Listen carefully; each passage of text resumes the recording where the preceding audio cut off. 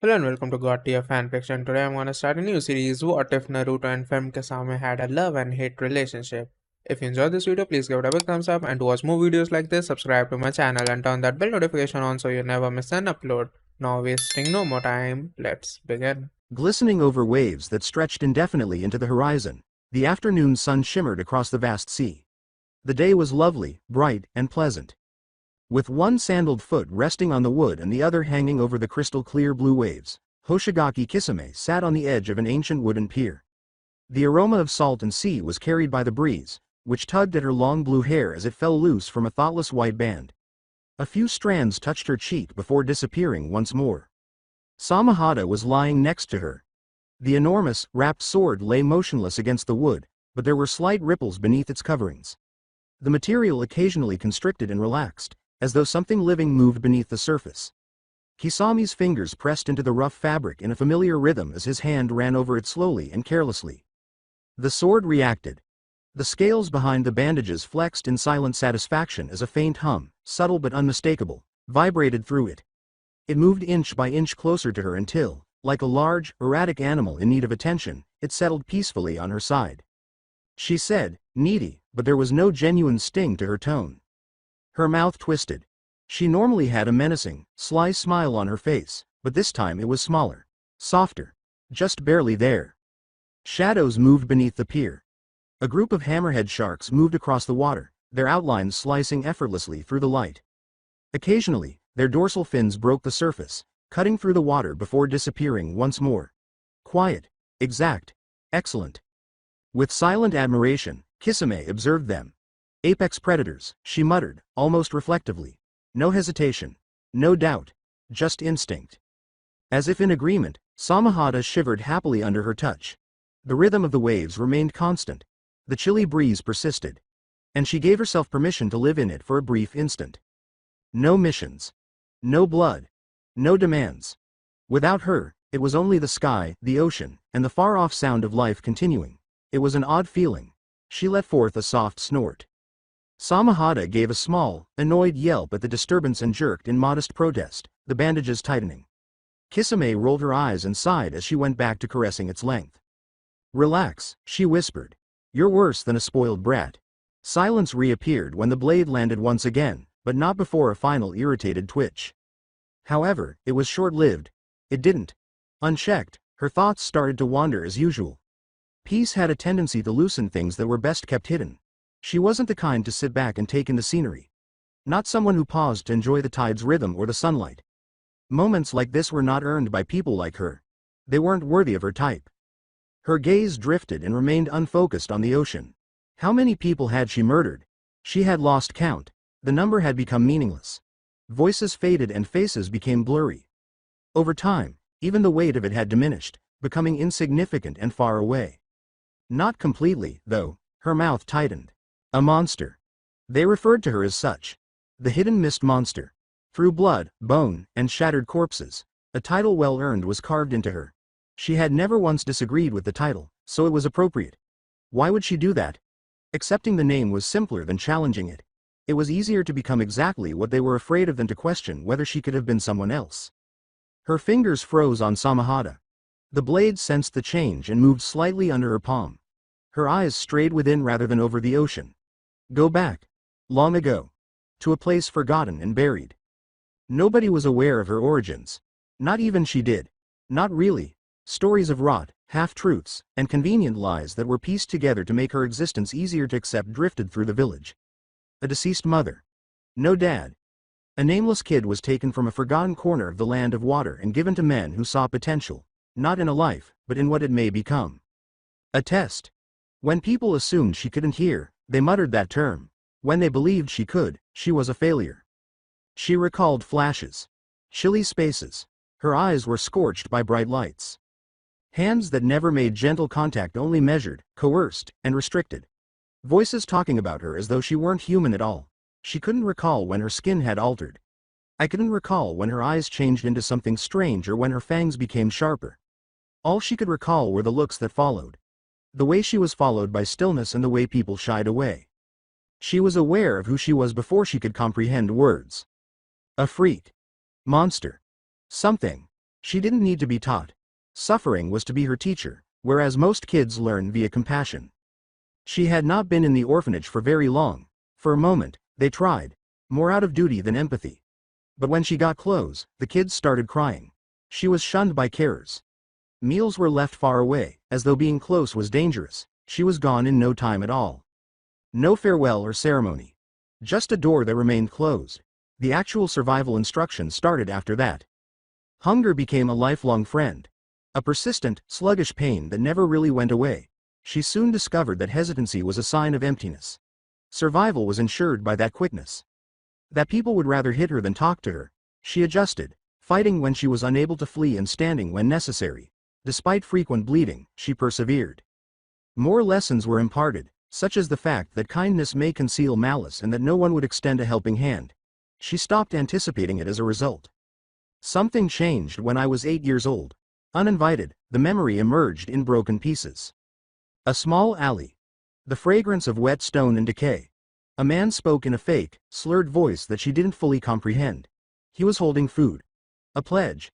She had trailed behind. She had, of course. Back then, instinct was subordinated to hunger. It did so every time. She was seized by his hands. Too harsh, too excited, ripping at her clothing.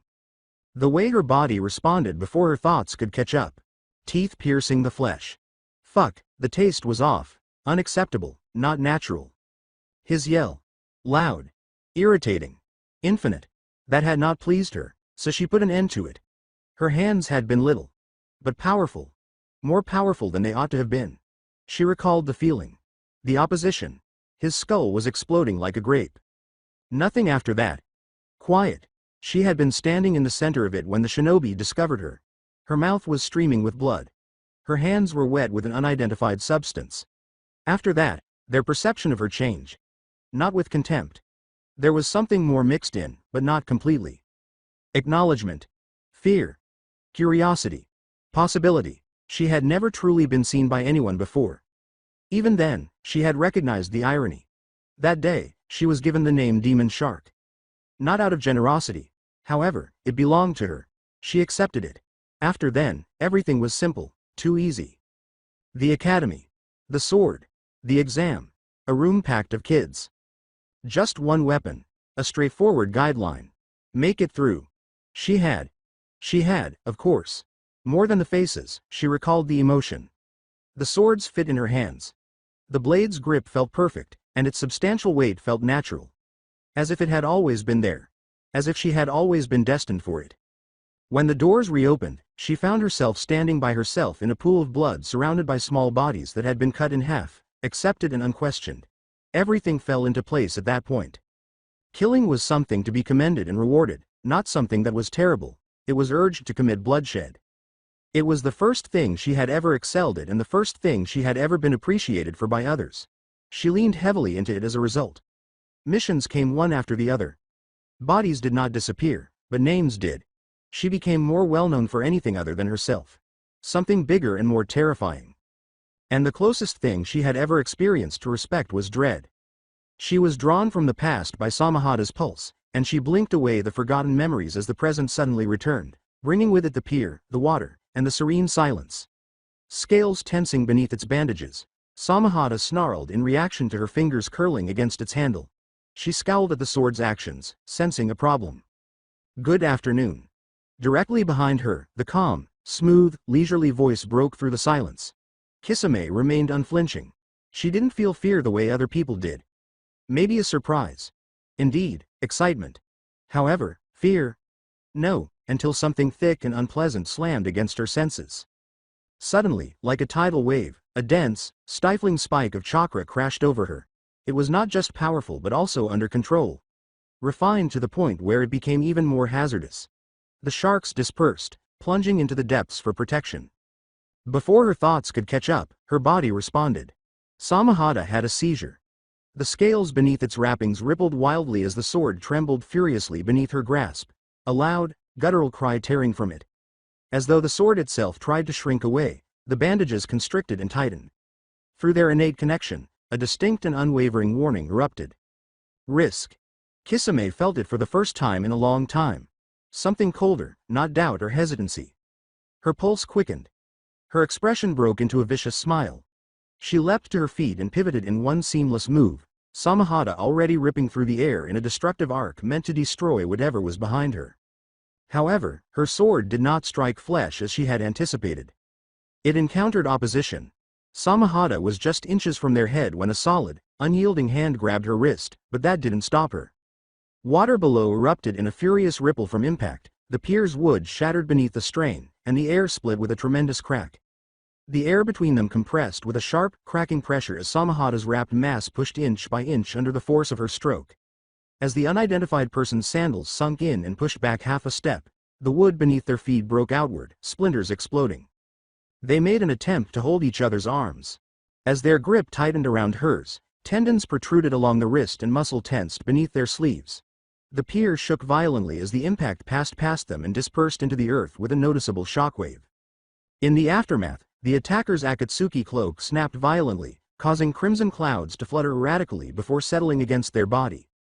A few blonde hairs escaped despite their other hand lifting just enough to apply pressure to the brim of a straw hat, stabilizing it against the waning gust. They stayed locked.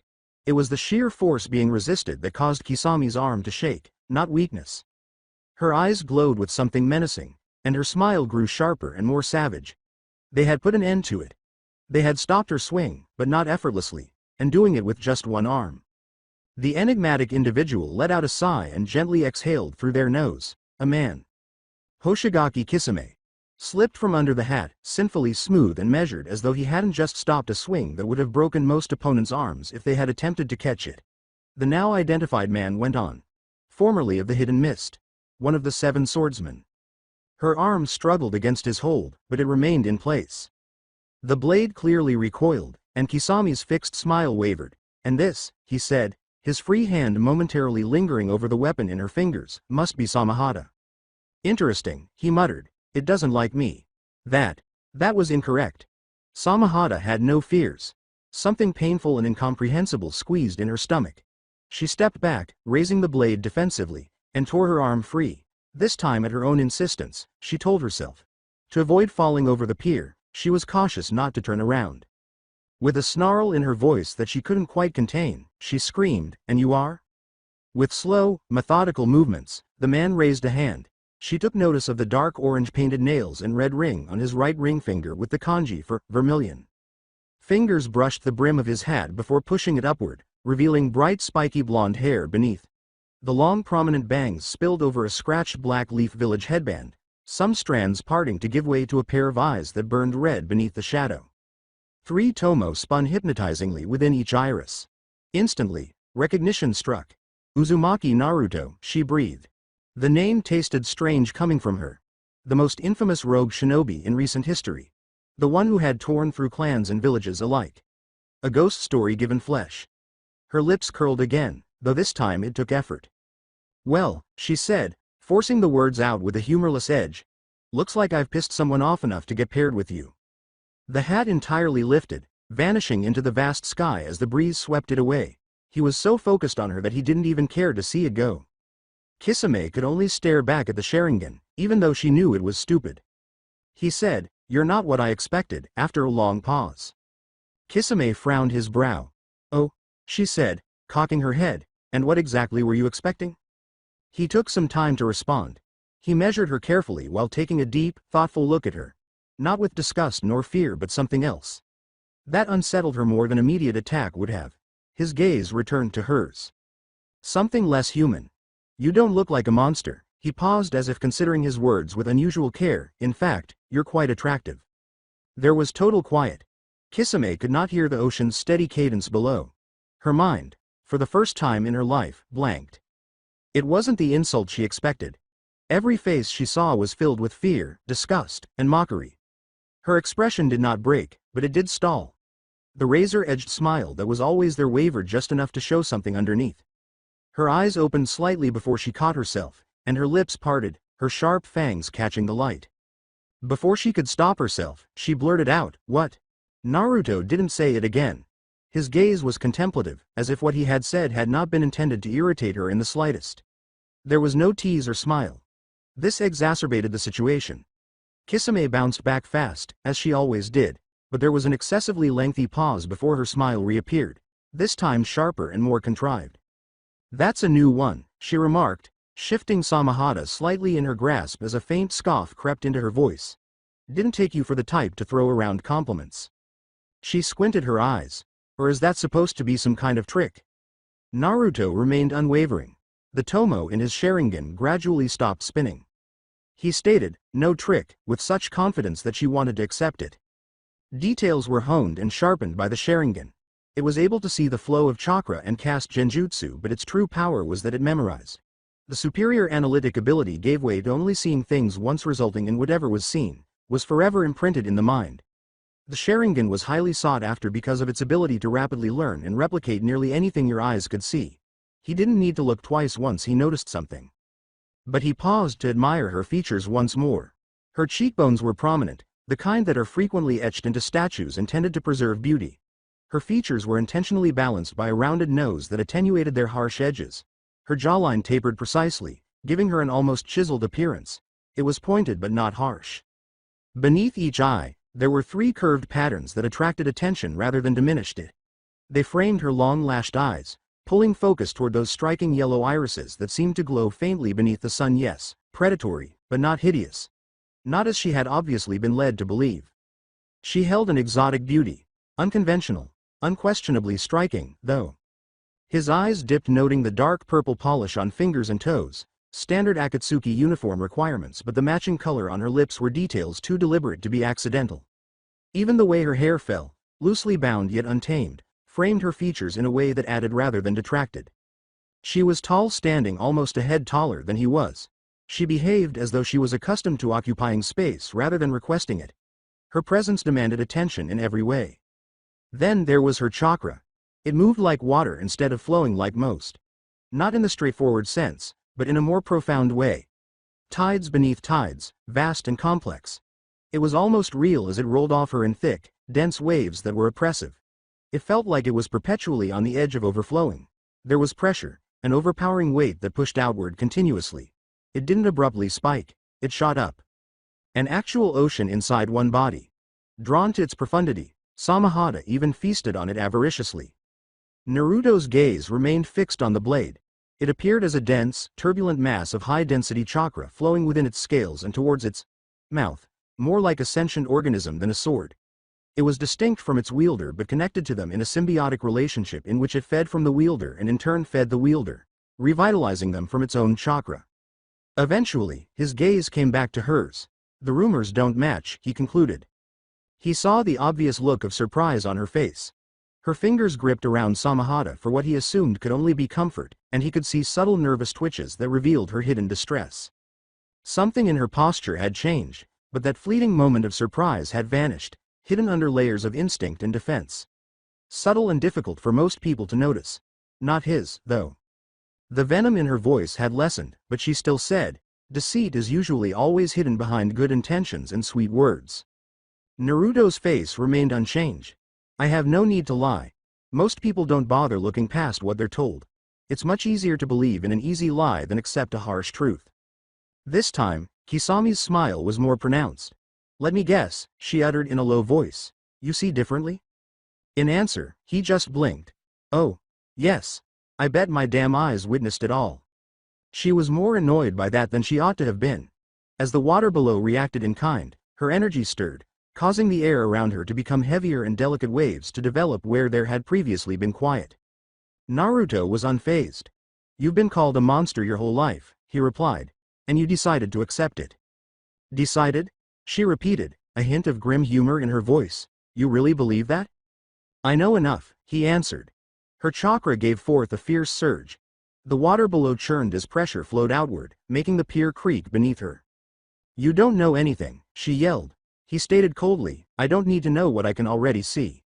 Like a wave retreating before it crashes, her surging chakra came to a diminishing standstill. Samahata remained motionless beside Kisame's side. She gazed at Naruto in thoughtful stillness for a considerable amount of time. Then she chuckled. "It starts out low, gets sharper, and eventually becomes more biting." She shifted her weight and said, "Well, well," as she placed Samahata on her shoulder, the blade pulsing slightly at the familiar proximity. "Look at you." Her full smile came back, but it wasn't merely predatory this time. It was accusatory and pointed. "You stand there with those pretty eyes of yours," she said, imitating his previous examination by softly stroking her own cheek. "Peeling me apart like I'm some kind of puzzle for you to solve." Unflinching now, her yellow irises fixed upon his Sharingan. She scoffed and said, "Figuring out what I am, what I've been through, and what I've chosen. Funny thing is you're not exactly in a position to judge, are you?" This time, the air changed with something heavier and more intimate rather than chakra. "Clan killer," she uttered with purposeful weight as the term rolled off her tongue. Each name hit like a flung blade. "Eye thief. The great usurper. Those aren't rumors," she said, cocking her head to examine him with the same intrusive attention he had applied to her. "Those are facts. The things you've done. People you've butchered. Stolen power you've taken." Her eyes took on a nasty expression. "So, tell me something, Naruto." She moved close enough to encroach on his personal space and make him raise his head to meet her gaze. "When you look at me with those eyes, what exactly do you see in yourself?" Then there was silence. The ocean appeared to be quieter as well. Most others would have recoiled at the mere sight of her, sensing the strain of her presence and instinctively retreating, but Naruto remained composed and unwavering. He simply acknowledged, wiping the look from her face, "You're right. I killed many who were deserving and many who were not. I ripped off the eyes out of a man I once called my friend to make my own and killed my own comrades." She was shocked by such unvarnished truth. "You don't deny it?" Naruto shrugged and said, "There's nothing to deny." With a chilly acceptance that Kisame detested, he concluded, "I too am a monster." Kisame kept a closer eye on him. "Then what exactly is your point?" she questioned, her voice and features betraying her frustration. "What's the difference between you and I if we're both monsters?" She was taken aback as Naruto walked to the edge of the pier, gently brushing past her. He sat down at the edge, copying her position, full of surprises once more. She was only able to observe with curiosity as his gaze swept across the horizon, committing the image of such a breathtaking vista to memory.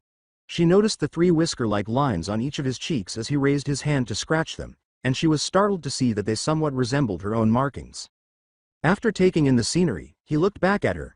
"The difference is how we got here, Kisame. You were made into what you are. The decision of what you will be already made and what you could have become robbed from you." Kisame's eyes widened, but she said nothing since she didn't want to stop him. "You adapted," he remarked. He said, "You survived. You became what you needed to be because there wasn't another option." His tone was one of quiet understanding rather than condemnation or sympathy. He faced the horizon once more. "I on the other hand chose it." The air itself seemed to change at his admission. Kisame sensed it, even though it was subtle. "I had options. Not good or easy ones, but they existed, and yet, I chose this anyway." Kisame remained silent for a considerable amount of time, unable to react. Naruto saw the reluctance on her face without having to turn around. Her countenance had changed to something she wouldn't be able to read when she looked in the mirror.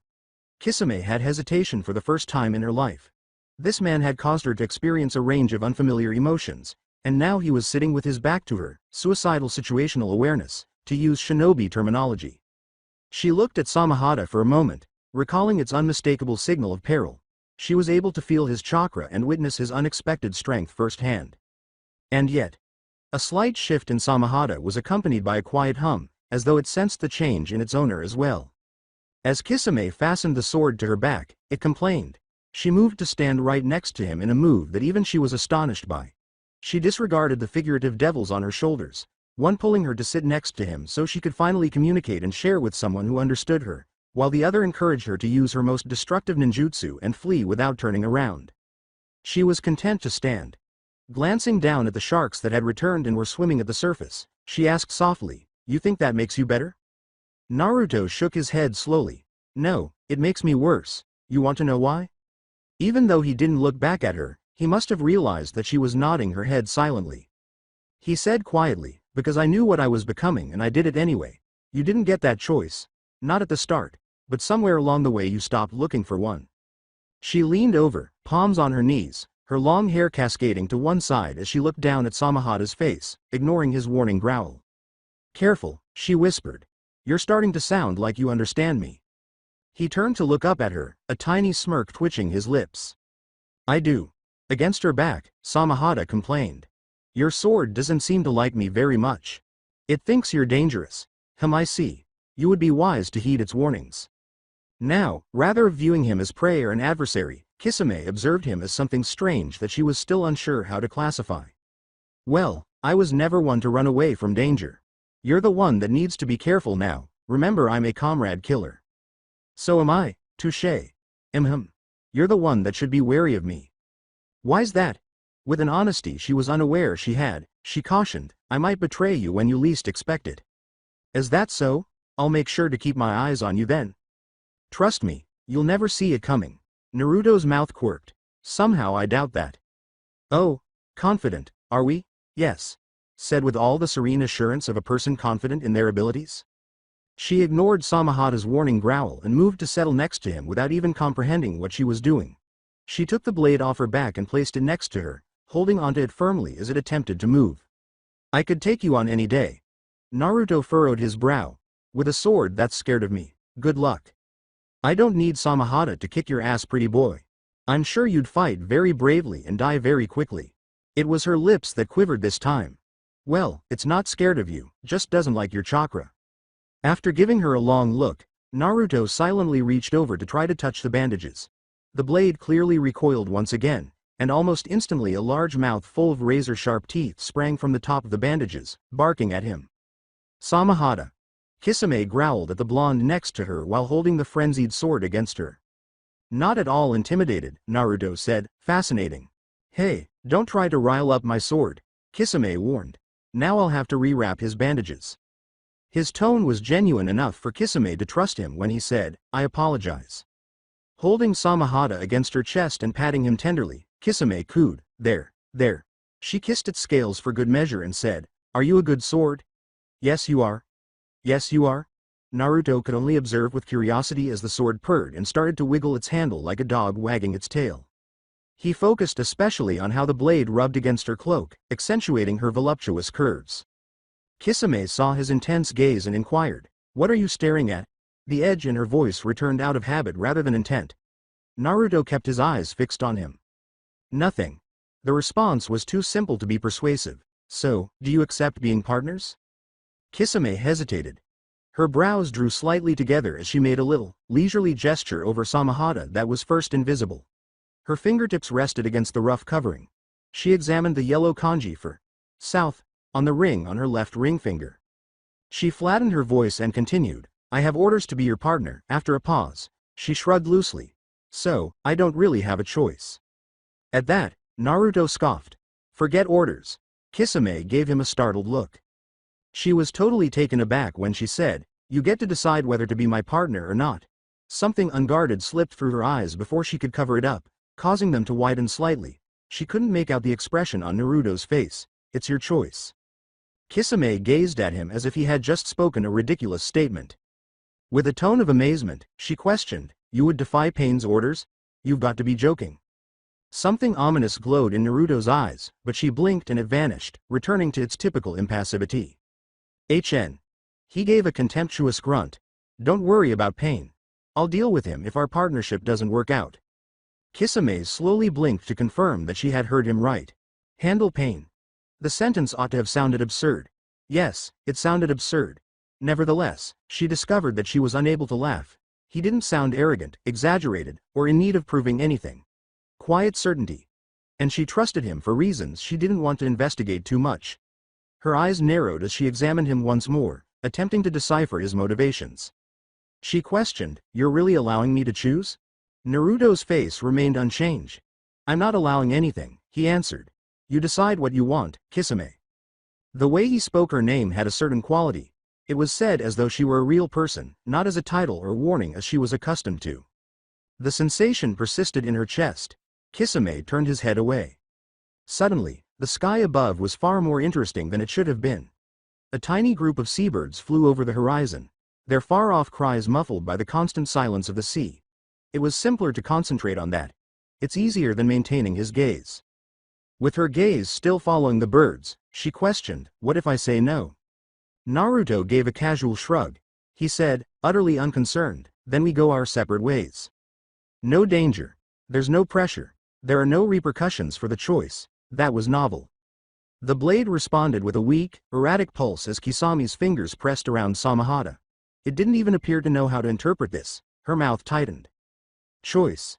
He continued to express it as if it were a straightforward statement. She understood what it meant as if it had just been cut out of her. The sky was empty as the birds vanished into the distance. Kisame looked slowly down into the ocean. Light was reflected from the surface in unending, restless patterns. Like something she was unable to fully understand. "You're a strange one," she whispered. Naruto remained silent. There was a cozy silence between them.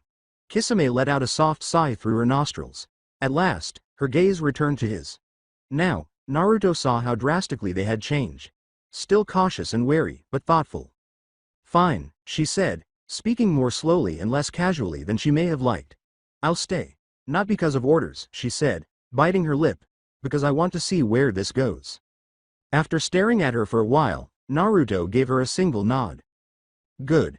The sound of the waves slamming against the pier was the only sound as the quiet returned. Making sure to mention his name, Kisame said, "Can I ask you something, Naruto?" Without saying anything, Naruto turned to face her, giving her his undivided attention. "The sensation that comes from killing your comrades," she said with a genuine, teeth-filled smile, "is indescribable, isn't it?" Naruto took a long time to respond, as long as Kisame believed she had upset him. Then a faint, scary smile appeared on his lips instead of a smirk. Samahata growled at her for a long time, alerting her to danger once more. His eyes started to swirl like a tomo. First slow, then quicker. Kisame's instincts screamed before her intellect could catch up, and she immediately focused onto them. There was a problem with it. The pattern had lost its fluidity and had turned into something strange that was starting to completely twist and warp. The pattern settled into what appeared to be 3 crossing ellipses, sending a shiver down her spine and making her hair stand on end. Samahata fell silent. "Yes," Naruto replied, "it is." Kisame's hold on the handle tightened, but not out of fear, rather, it was a sensation she became aware of as she spent more time with him. Acknowledgement. She silently gazed at him for a considerable amount of time. Her lips then slowly curled into the first smile she had ever shown anyone. "Yeah," she muttered, "you really are a monster." After more than 2 weeks, assignments had been assigned and finished, and the two had become accustomed to working together. The ocean was long gone and would soon be forgotten, but Kisame still missed it. She discovered herself in a dark forest with tall trees that absorbed light before it could reach the ground and a thick layer of moist dirt. The air was closer, more humid, and heavier. It didn't sit well with Kisame. Too much was hidden by forests. There are too many unseen spaces for things to breathe. A faint, restless hum vibrated through the wrapped blade as Samahata shuffled against her back. Since they had left the coast, it had not settled. To be honest, she hadn't either. They jumped through the trees at a rapid rate. They were searching for Nin, who had gone missing. One of the numerous bounty tasks required to keep the Akatsuki afloat. Uzumaki Naruto moved like a ghost in front of her. Without hesitation. No motion wasted. No needless noise. The movement was so smooth that it appeared to be flying. Kisame kept staring at his back. She said without receiving a response, "You always this talkative?" She tried again, frowning. No response to the question, "Or is this your way of building trust?" They went forward in quiet once more. "I'm used to being by myself. You're going to have to give me time to adjust to you." Naruto's voice broke the silence. "You'll have to forgive me." A rhythm. "Because frankly, you talk a lot." Kisame gave a blink. "Sure," she said more slowly than normal. Sometimes a nervous habit. Her hand strayed to Samahata's handle before she stopped herself. "I know I'm a chatterbox, so I can talk less if you like." Naruto decelerated slightly so she could keep up with him. He partially turned his head so she could see his face. Distracted enough that she almost miscalculated her landing, Kisame scowled back. His motions never faltered, even though he was not paying attention to where he was going. "What?"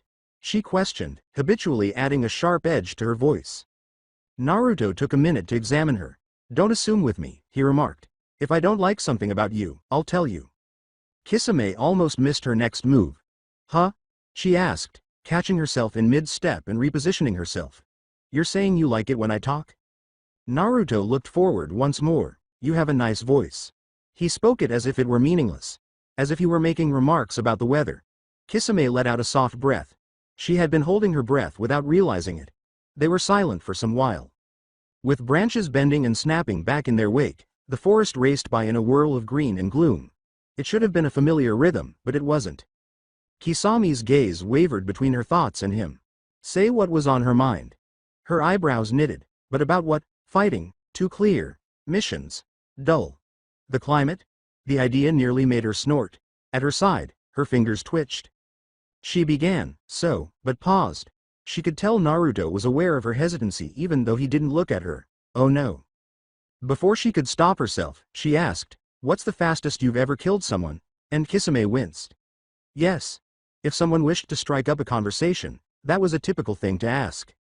Instantly, he said. She gave a blink. That's it? She inquired. No story? No dramatic build-up? He said bluntly. No. Kisame gave a quiet sigh. Right. There was a lull between them once more. She winced at the question. So what do you think your kill count is? Why was it so difficult for her to talk normally? She missed the smile on his lips. Eventually, he responded, very high. Kisame grinned. Me too. The smile vanished from her face as it took her a moment to comprehend what she had said. Her cheeks flushed, and she was grateful that he continued to look forward. When she felt ashamed, her skin tone turned purple. You're not very good at this, are you? She jerked her head in his direction. Excuse me? She shot back, more out of reflex than actual offense. Naruto gave her a quick look, talking normally. Kisame opened her mouth. Then shut off. I don't see you doing much better, she whispered. I'm not the one trying. That was irritatingly fair. She averted her gaze and muttered under her breath, TCH. This time, surprisingly, it was Naruto who asked a question. What's your favorite food? Kisame gave a blink. What? Your favorite food, he said again. You asked me a question, now I'm asking you one. She looked at him as if he had just uttered something ridiculous. That's your question? Yes. Kisame scowled as he considered his options. Food? What is her favorite dish? Something she liked to eat. Her expression shifted to one of uncertainty. I don't know, she admitted after a moment. Naruto furrowed his brow. You don't know? She rolled her shoulder, adjusting Samahada's weight. I never really thought about it, she admitted. Food's just food. She took another jump off a branch as she thought deeply. Fish, I guess. At that, Naruto gave a nod. Because you like it? Kisame sighed. It's available, she stated. Fish are easy to catch. Also, she said with a hint of contemplation, shrimp and crab. With his lips quivering, he said beneath his breath, like a shark. She saw it even though he tried to cover it by turning his face.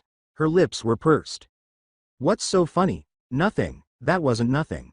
What was? Her eyes narrowed. You laughed at me. You heard me laugh? Her eyes become slits. No, but I saw you. Saw me laugh? Yes. Yes what? Huh. Yes what? The hell you on Naruto? Yes. What? Kisame snarled, a vein forming on her brow. You called my name and I'm inquiring why you called it. As her fingers moved in Samahada's direction, Kisame clenched her teeth and murmured, You were laughing at me earlier. Really? I don't recall. What were we talking about? At that moment, she would have swung at him. She didn't realize she was being played with until he turned to face her, his eyes full of laughter. You're annoying. She sighed, trying to cover off her flushed face with her high collar. With amused eyes, Naruto shrugged and said, So I've been told. At that, she sighed. They traveled in quiet once more, but occasionally she would get a glimpse of him out of the corner of her eye. Hesitantly biting her lip, she mustered the bravery to ask him a question that was bothering her. What's your favorite food? He said right away, shark fin soup. She slipped, which was embarrassing. Half an inch separated her foot from the branch. The world was slanted. Kisame's corpse fell. And stopped. A hand caught her wrist firm and steady. Her other foot scrambled for purchase as she blinked and briefly hovered in midair before pushing herself back up onto the branch. Naruto let her go right away. Kisame slowly straightened, and Naruto noticed her homicidal attitude and now purple cheeks. Her hands moved to Samahada's handle, seemingly challenging him to laugh, while her face remained deliberately expressionless. She clenched her teeth and whispered, I had that. With his best poker face, he hummed, It felt worse than anything he could have said. She avoided gazing at him and brushed off her cloak needlessly. A low murmur of amusement vibrated through the blade as Samahada twisted on her back. Don't start, she said to herself. She wanted to run Samahada's scales over his face. Talking to your sword again? She asked. All she could do was sigh. At least it responds properly. That's so? Yeah, she retorted. Doesn't give me one-word answers like a. She paused. Naruto furrowed his brow. Like a what? Kisame gave a tongue click. Nothing. His mouth quirked. Once more. This time, she saw it. As clear as day. She pointed an accusing finger as her eyes narrowed. You did it again. Did what? That? What? That thing with your face. Naruto had a completely neutral countenance. I don't know what you mean. You're mocking me. I'm not. You are. I'm not. After giving him a long look, Kisame scowled. You're enjoying this. He gave a shrug. Kisame's response froze as he concluded with a smirk. Maybe you're just easy to rile up. Naruto asked, shall we continue? Kisame was startled to realize she had been staring. She answered too soon, sure. With a sudden burst of speed, she leapt from branch to limb, and Naruto arrived beside her with almost no effort. They moved in sync now. Much nearer than previously. Not exactly side by side, but close enough that the separation seemed deliberate. Every now and then, she glanced between him and the woods. After a moment, in a softer tone, she continued, shark fin soup. You were joking, right? Naruto grunted. Yes. She scowled, and what? Kisame rolled her eyes. What's your favorite food? Ramen. Kisame furrowed his brow. Ramen? Yes. A large serving of miso ramen with roast pork fillet. That was strangely detailed. Never figured you for a ramen guy. It's my kryptonite. She gave a snort. Before a giggle escaped her lips, her shoulders trembled softly. She couldn't even recall the last time she truly laughed. She joked, okay Mr. Man of Steel. Have you had ramen before? Kisame gave a headshake. No, Naruto turned to face her. When we finish this assignment, would you like to go get some ramen with me? Her next leap from a branch was meticulously timed. She was gritting her teeth as she said, whoa there, moving a little fast aren't we? We just met a few hours ago and you're already asking me out? Is he requesting a date with me? Already? Naruto's face stayed expressionless. I'm not asking you out, this is strictly platonic. She smirked, trying to hide her disappointment, and said, but you do find me attractive, right? I do. Kisame blinked, startled by the simple admission. You said that a little too easily, she retorted, regaining her composure just enough to maintain her tone. She wanted to avoid slipping once more. You asked. That doesn't mean you answer like that, she retorted. How should I have answered? Kisame was at a loss for a suitable response. Not like that. He answered fairly unconvincingly, I'll keep that in mind. She gave him a serious look. You're actually serious about this plan to go eat? Yes. No bullshit? Zero. I don't believe you. I have no reason to lie. It felt irritatingly true. With a silent sigh, Kisame turned her head away and repositioned Samahata on her back to occupy her time. This is weird, she said, shaking her head slowly. She had never been invited anywhere before. You're asking me to eat ramen with you. So what? That uncomfortable twitch returned to his face once more. Are you going to eat ramen with me? Silently, Kisame stared at him through her long lashes. All right. Naruto nodded slightly. Excellent, you won't be disappointed.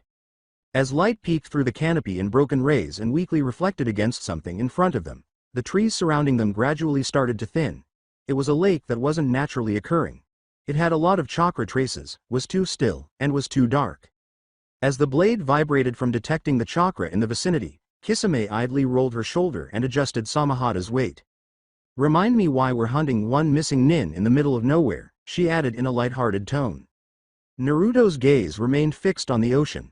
He accurately remembered the details from the bingo book, Motohira Tatsutora, 38, a rank. That caught her interest. Ooh la la, sounds like this is going to be fun. Former mist operative. Classified as dead 3 years ago. Kisame smiled more broadly. Naruto went on, he's been harvesting chakra through his water nature jutsu. Targets small settlements and isolated travelers. She snorted. Messy, she remarked. Sounds like someone who doesn't know when to stop. Naruto gave a grunt. Let's make this quick. His bounty is an easy 30 million. As they strolled leisurely along the lake, Kisame whistled in gratitude. The lake's surface remained serene. Neither their footsteps nor the unexpected breeze caused any commotion. The chakra that seeped from it like heat off stone only produced a constant, soseless hum. Interesting, Samahata said, turning over on her back. It gave off a low, greedy growl as it thrummed. As she ran her fingertips over the bandages, she whispered, oh, you feel that too? Naruto swiftly used the Sharingan to scan the lake's surface. He scowled and said, "I can't see through it." He saw only one large chakra mass. She prodded his shoulder and whispered, "Oh, you telling me your fancy eyes aren't working?" Just as a slight ripple that felt wholly abnormal appeared across the water, Naruto moved her fingers away before it swiftly subsided. Then the lake trembled, and before the water burst, the entire surface dipped inward for 30 seconds, as if something had inhaled beneath it. At the center, a column surged upward, purposefully twisting and forming. Gradually, limbs developed, followed by a torso, which eventually came together to create a head. He was completely nude. Average build, with blue hair and pale skin. Like a second skin, water clung to him, changing and reforming all the while. Only the whites of his sclera were visible in his eyes, which were incorrect and empty, with water dripping from them as though he were crying. With a voice that sounded like several currents speaking simultaneously, the missing nin said, "More bounty hunters? And with strong chakra signatures too. Absorbing you both will only make me stronger." Kisame gave a snort. Or should she have said dripping given his condition? "Yeah, good luck with that, buddy. You're a dead man walking." Tatsutora threw open his arms. "Fools! With this jutsu I can conquer entire nations. I will live." "Wait. Is that Uzumaki Naruto?" Naruto shot him a look that not even Kisame would want to receive, and it appeared that he had finally seen her friend. Something like terror flickered across the man's shape, then stabilized once again. As the lake started to stir, he rushed through hand seals as quickly as he could, shouting out in focus. The movement was accompanied by a significant chakra buildup. Kisame's hold on Samahata became more firm. She remarked to her fellow Akatsuki member, "Apparently you're famous." The lake suddenly burst outward. Out, not up. The entire shoreline was engulfed by a wall of water that surged toward them. With a broad smile on her face, the blade snarled in anticipation as her hands gradually lifted Samahata off her back.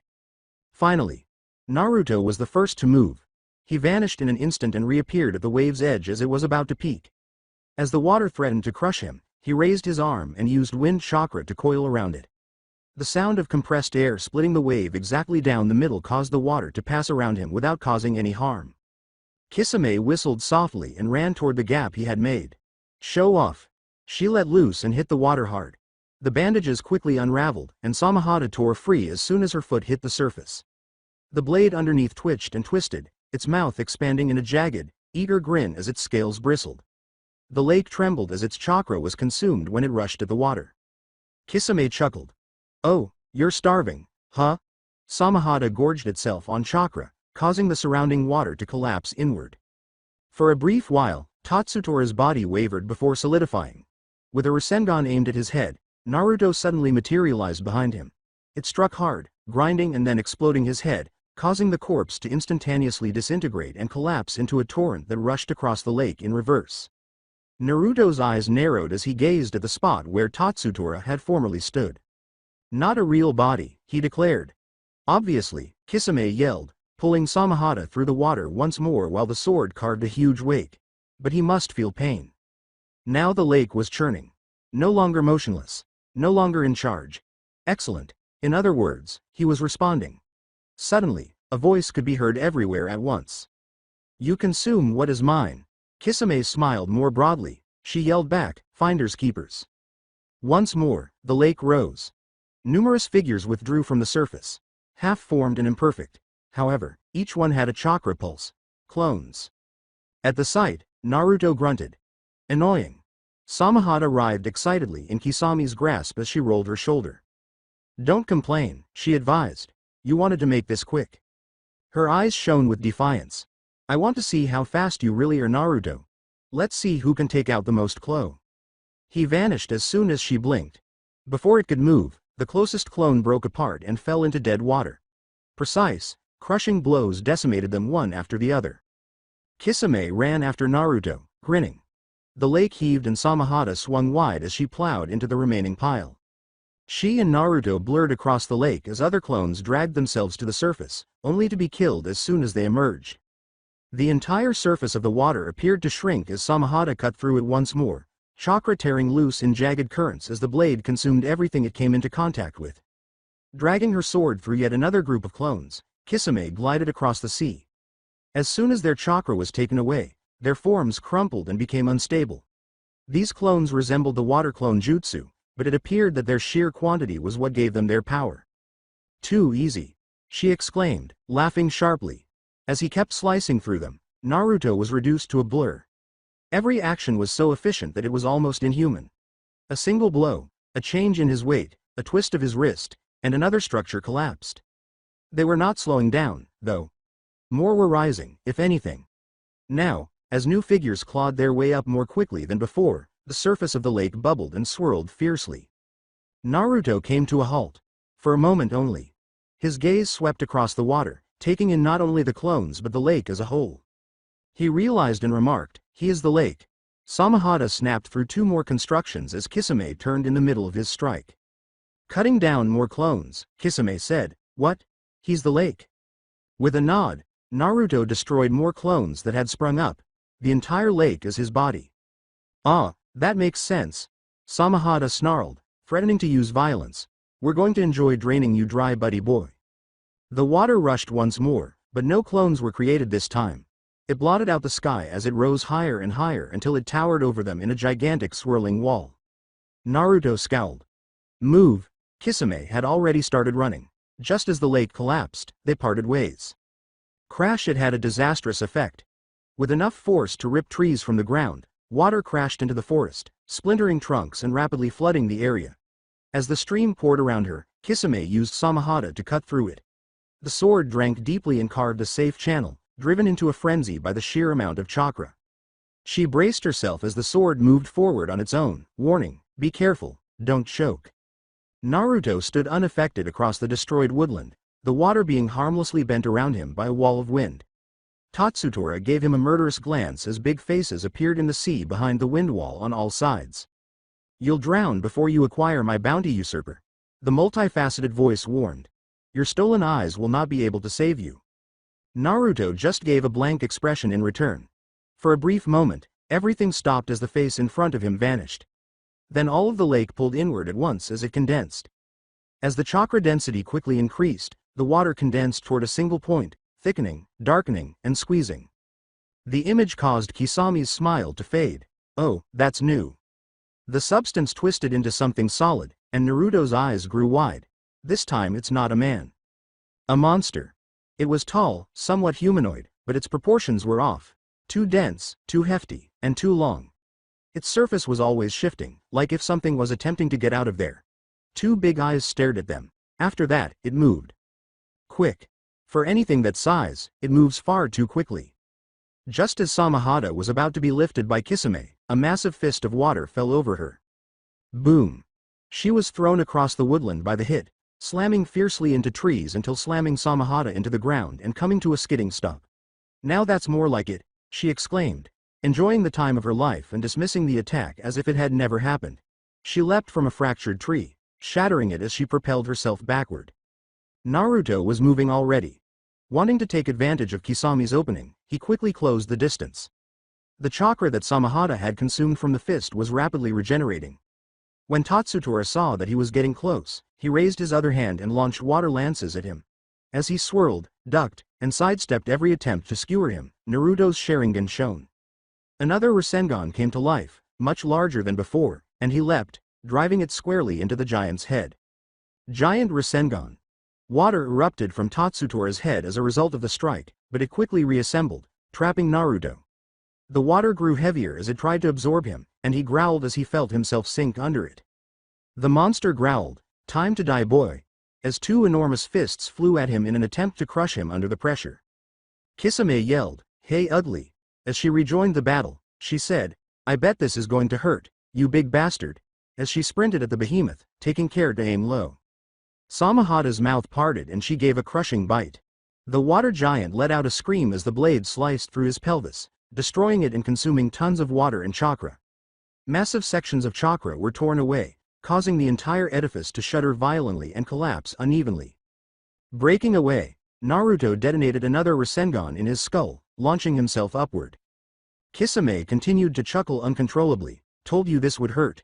A focused jet of vacuum air from above tore off the giant's fist as it swung at her. Naruto started concentrating chakra in his hands as he started to fall due to gravity. Feeling the enormous chakra buildup, Kisame thought, "Wow. In his hand, wind gathered. It sharpened and started to spin more quickly, turning into a thick shape with 4 blades starting to form. Before the air around the place started to warp, there was a loud screaming sound. Screaming into existence was a whirling mass of chakra and wind. He yelled, "Move back," as a warning. Kisame turned to run as quickly as she could after wrenching Samahata from its prey, jumping over branches and broken logs as the jutsu Naruto had planned started to light so brightly that it was blinding. Now that Kisame was out of the way, Naruto used all of his strength to go through the rocketing mass of devastation. Wind release. Rasen Shuriken. The world broke apart the instant it was connected. The jutsu grew in a tornado, its cutting force tearing through everything it touched, and the water construct didn't just burst. It disintegrated, with every layer of water and every strand of chakra torn, shredded, and destroyed from within. The approach carved through the entire mass in a single, deadly sweep, and the lake's only option was to collapse inward. Tatsutora's body was dismembered, ripped apart at the cellular level, and he died screaming. The chakra that kept the water in place dissipated, causing it to rapidly evaporate. The levels decreased until the devastated forest reappeared, bringing with it complete quiet. When Kisame came back, she discovered Naruto standing in the middle of a massive crater, his cloak billowing as the last remnants of wind energy vanished into thin air. He was calmly staring down at her as she got closer. She moved to stand next to him and looked over his shoulder at what was left of Tatsutora. Or rather, what remained of him. What had been a man was now reduced to a scarcely identifiable torso with no head or limbs at all. Oh no, she rolled her shoulder and placed Samahata back across her back, saying, "TCH overkill, you good?" Naruto turned to face her. "Yeah. Are you?" His robe and hair fluttered as a tiny blast of wind entered the crater. His blonde hair was illuminated by a single beam of sunlight that emerged from behind clouds, and the deep crimson of his eyes contrasted sharply with the black of his cloak.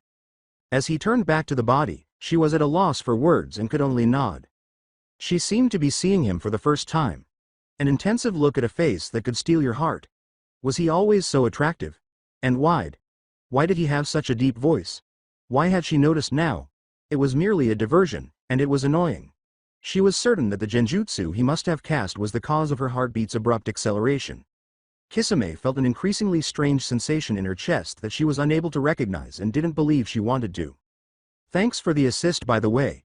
She made a valiant effort to resist the need to immediately touch him. Or was she struggling with herself?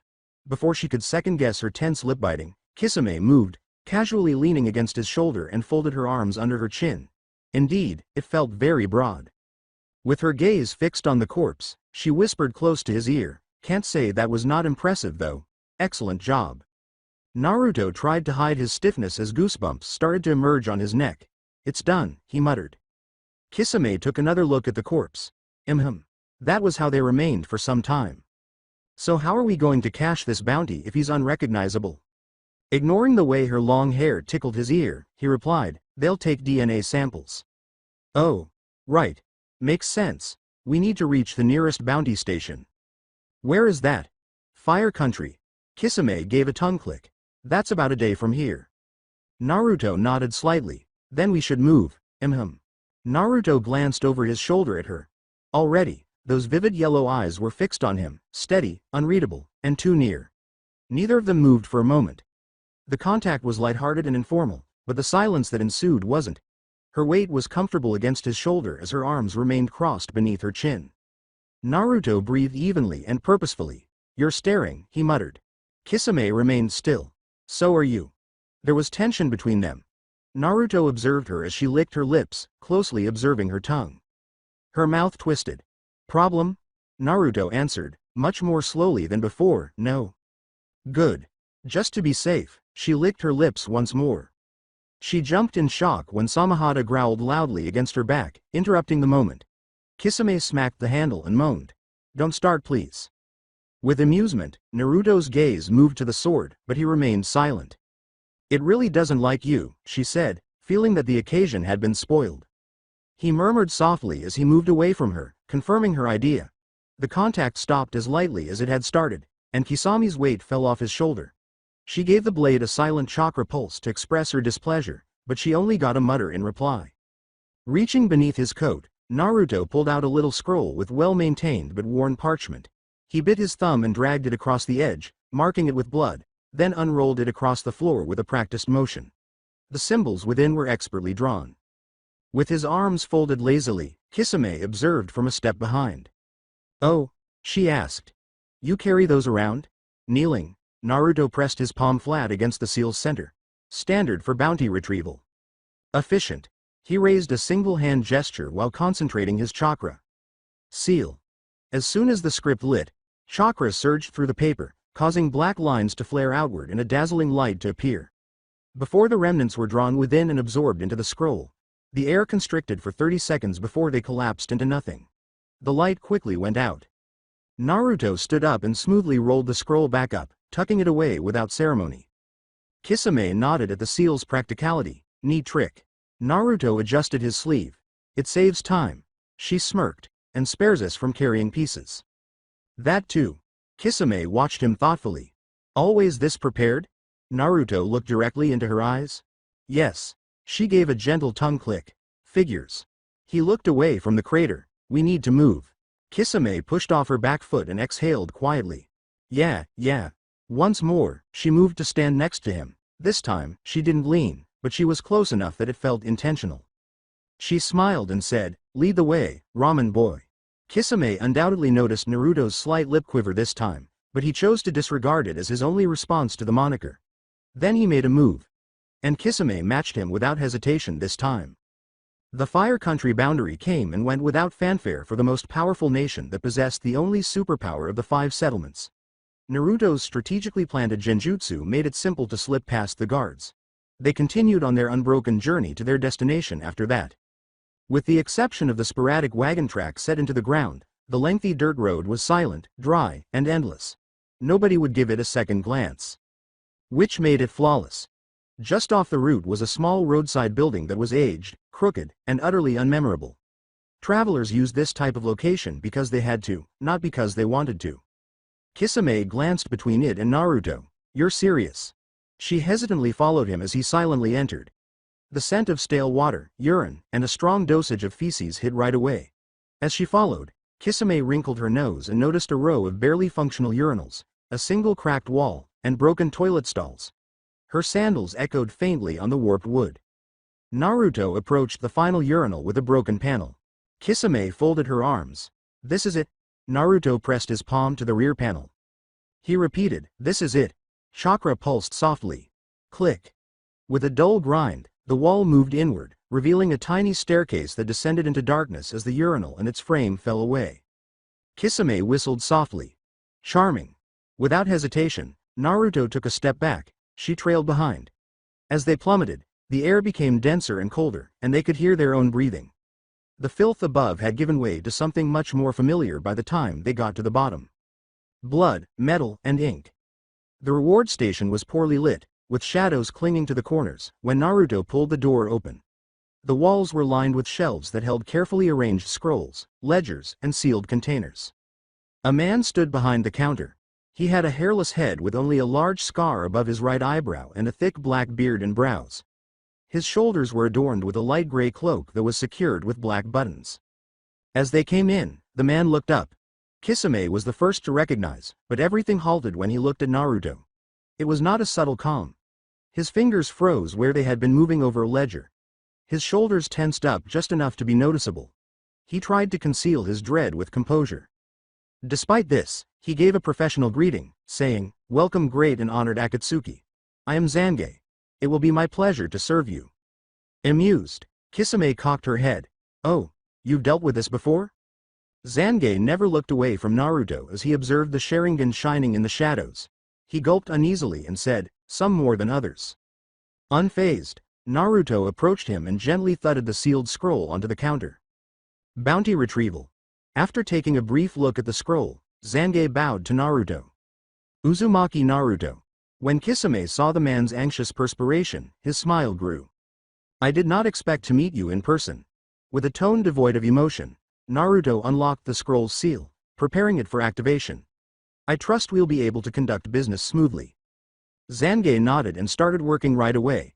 He swiftly activated the seal by grabbing the scroll. With experienced efficiency, he resealed the corpse after the script flashed and briefly revealed it for confirmation. No response. Simply put, business. "Motohira Tatsutora," he murmured, 30 million. He turned and took out a lockable case and a ledger. Naruto's Sharingan followed every motion he made, making his movements accurate yet a little stiff. He came back, opened the case, and put it down. Cash piles were arranged neatly within. He made sure to bow as he folded his hands in his sleeve and pushed it in the direction of the two. It's all there, meticulously counted. Naruto nodded down, delighted with the professionalism. Excellent. Zange gently stood up and let go of the breath he had been holding. Kisame utilized her high collar to conceal her delighted look as she buried her snort with a cough. Naruto closed the case with a happy nod to the man after counting all the money in a single glance. The air changed and became heavier before he could move. Even older. Suddenly, the room was filled with a presence. Someone emerged from the shadows on the far side of the station. Skin that has been sewn. Akatsuki's dark cloak. Pale emerald eyes without pupils that conveyed an age considerably greater than anything in the room. The elder shinobi quickly made Kisame smile more broadly. Kakuzu. The man acknowledged with a grunt and a slight nod. Kisame. His voice was rough and menacing, with a deep rumble. His menacing gaze shifted to Naruto and remained there with cool calculation. Naruto was the first to move, reaching out to the older man. After giving him a long look, Kakuzu clasped it tightly while examining him from head to toe. He noticed that Naruto was nearly at eye level with him and remarked, "You're taller." A smile appeared on Naruto's lips. It's been a while. Kakuzu tightened his hold, testing. When Naruto's grip matched his own, he hummed happily. Silently observing, Kisame was taken aback by the man's comment, "You've grown stronger." However, she sensed an underlying tone that she was unable to understand. "How old are you now?" 18. Kakuzu let go of his hand, focusing especially on the Sharingan. "Have you mastered those flames of yours?" "Yes, sir." As Kakuzu gave Naruto a shoulder pat with an attitude that was dangerously close to pride, Kisame's perplexity increased. What the hell? For a moment, Kakuzu's eyes strayed to the case, and Naruto unwillingly gave it to him. After all, he is their organization's treasurer, but he is still an avaricious jerk. Without hesitation, Kakuzu took it and weighed it once before opening it. Before turning back to Naruto, there was a glimmer of satisfaction in his eyes. "Trouble?" he asked. Naruto gave a headshake. It was straightforward. "You hunting out here?" "I've been tracking a potential partner," Kakuzu replied. "Someone difficult to kill." At that, Naruto grinned. "Until they make the mistake of pissing you off you." Kakuzu's gaze changed to one of menace. "That depends. Rumors are he's some sort of immortal." At that, Naruto cocked his head. "Immortal?" Naruto concurred, saying, "Doubt it. Nothing in this world lasts forever." He observed Kakuzu approaching a desk to swiftly count the cash. At the antics, Naruto nearly shook his head. "Old man, never change," he thought to himself. Naruto looked over at Kisame. "Let's go eat." Kisame raised an eyebrow. "You're serious?" Naruto furrowed his brow. "I said we would." "Fair enough," she remarked, a tiny smile pulling at the corner of her mouth. Kakuzu stopped Naruto as he turned to face him and put the briefcase at his side. "Before you go," he said. He approached the younger man who was staring at him. Tension erupted in the room as green eyes boldly gazed into the Sharingan. Kakuzu abruptly exclaimed, "The river still runs black," which caused Kisame's eyes to widen in perplexity. "Only when it's full," Naruto said in an equally mysterious manner.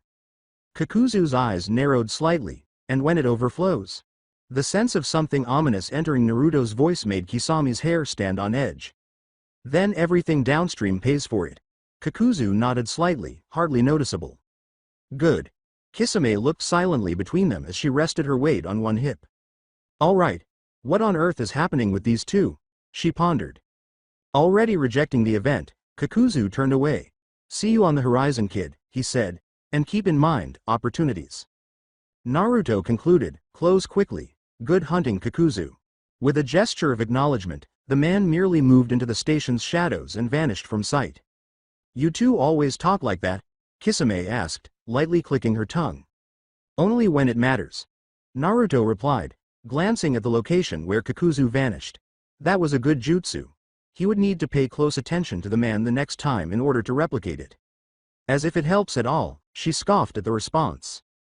Kisame followed Naruto's gesture in the direction of the stairs, and they ascended a short distance before Naruto abruptly halted and turned to face the final person in the chamber. Zange. When his name was called, the man jumped, happy to stay like a fly on the wall while 3S-level shinobi went about their business. He reluctantly looked up to see the red eyes shining in the station's shadows, staring down at him. Yes, he admitted to maintaining a constant tone.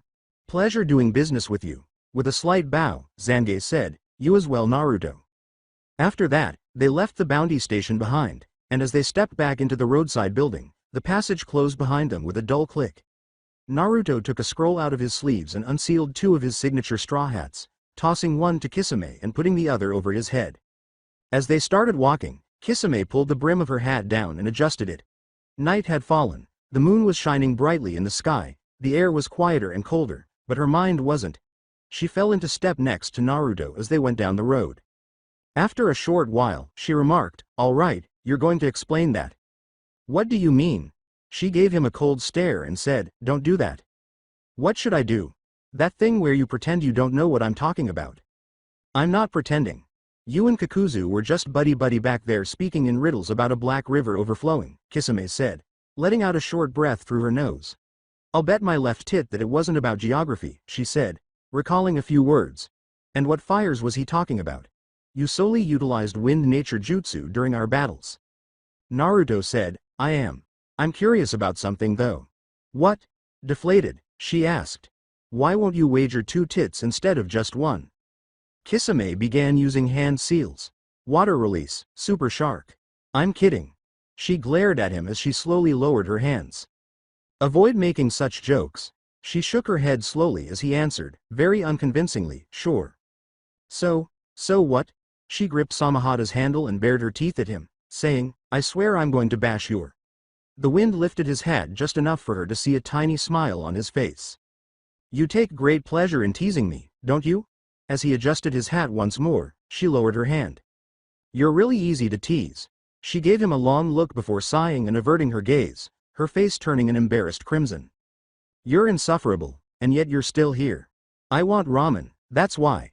Bring me there, shoving him, she said. He readily consented, saying, yes ma'am. As he led her down the road, she clicked her tongue, a habit that Naruto secretly found endearing with her cute huffing. Shortly after, a town appeared, with lanterns flickering to life as darkness descended. Warm light spilling across the dirt streets, and the quiet hum of night life filling the air with voices, parties, and the clink of dishes. As they approached the town, Kisame adjusted her straw hat once again, keeping her features shadowed, while Naruto mirrored her. They strolled side by side down the street, passing little merchants and booths, until Naruto came to a stop at a sign that said, Kintan Ramen.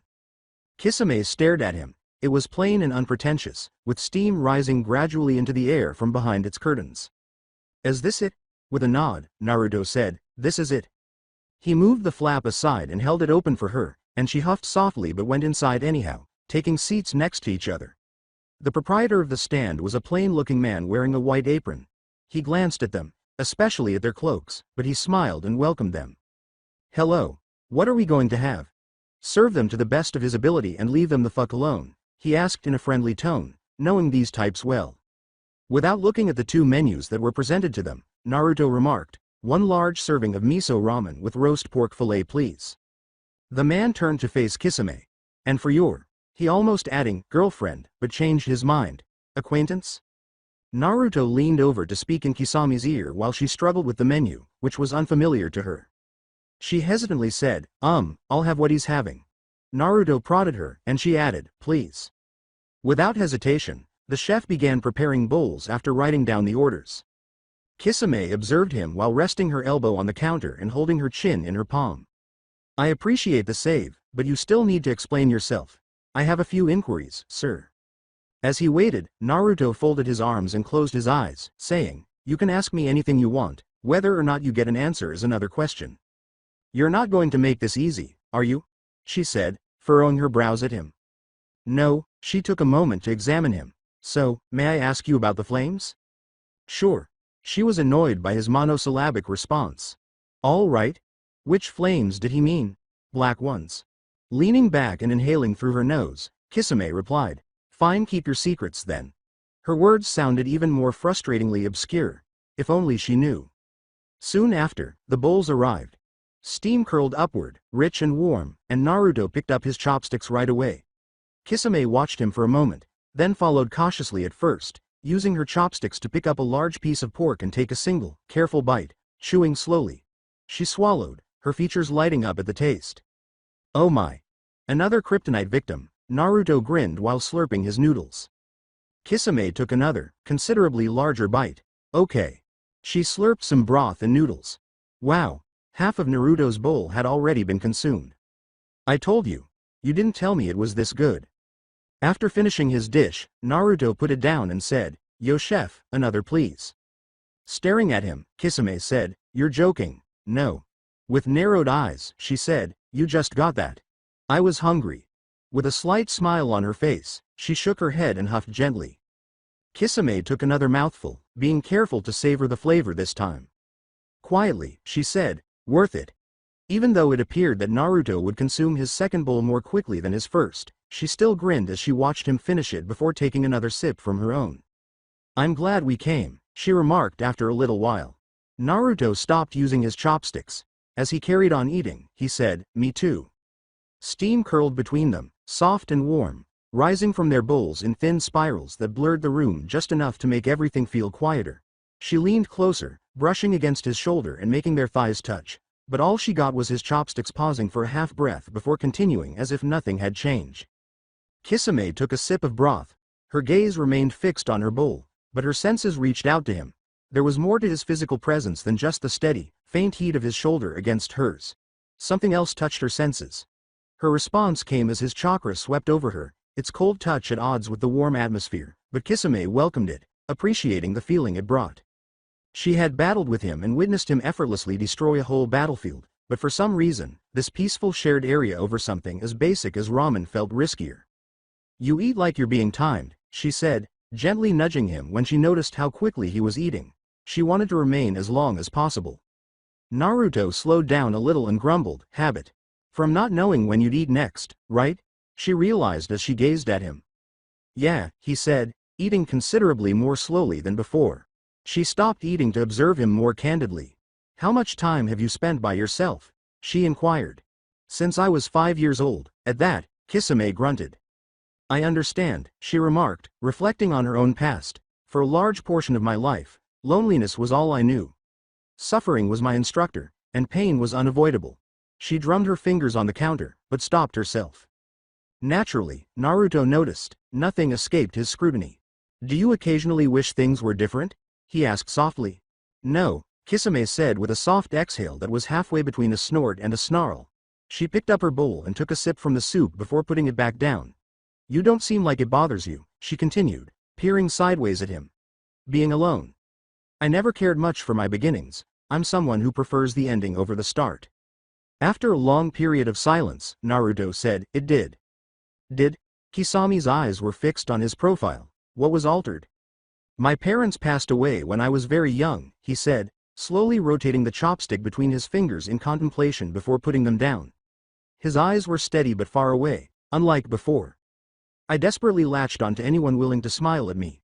Back then I was stupid and dangerously naive. He exhaled a little. I was unable to distinguish between genuine and artificial smiles. Being used sucks, but finding out you've been used for most of your entire life sucks dick, he added bitterly. As I grew, I realized too late that I was being used by both friends and enemies for my legacy, the son of the great yellow flash. Kisame listened intently. Naruto looked at his reflection in the broth. My purported best buddy then attempted to murder me.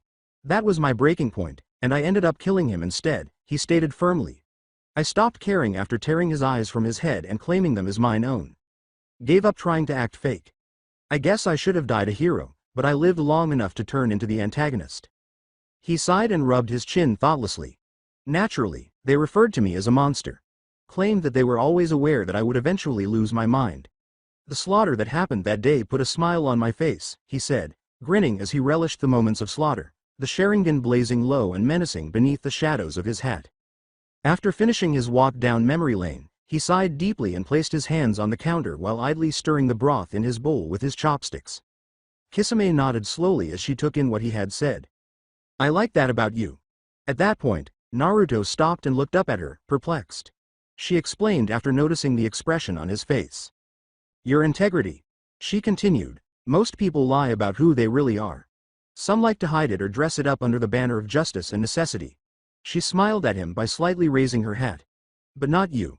Someone who knows exactly who they are and doesn't feel the need to lie about it is hard to come across in this day and age. This time, there was no room for doubt as her hand slowly raised and moved in the direction of his face.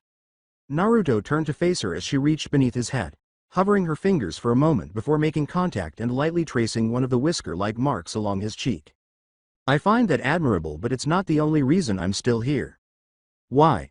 As her hand palmed his face and started to caress his cheeks sensually, his breath caught. Are you still here then? Naruto was pulled to the action as she licked her lips and grinned, saying, well, I do find you quite attractive. She said, careful, but her tone was much more seductive than a caution. Naruto's breathing slowed. Kisame's fingers tightened around his face as the distance between them completely closed. Their hats collided as their lips touched. He turned in his seat and angled his body close to her, and she mirrored him and leaned in fractionally. The world narrowed, sound dulled, and the intimate tension between them sharpened into something electric. The curtains of the ramen stand flew open. I said we ought to have arrived sooner. Yes, exactly, and I told you to quit taking so long.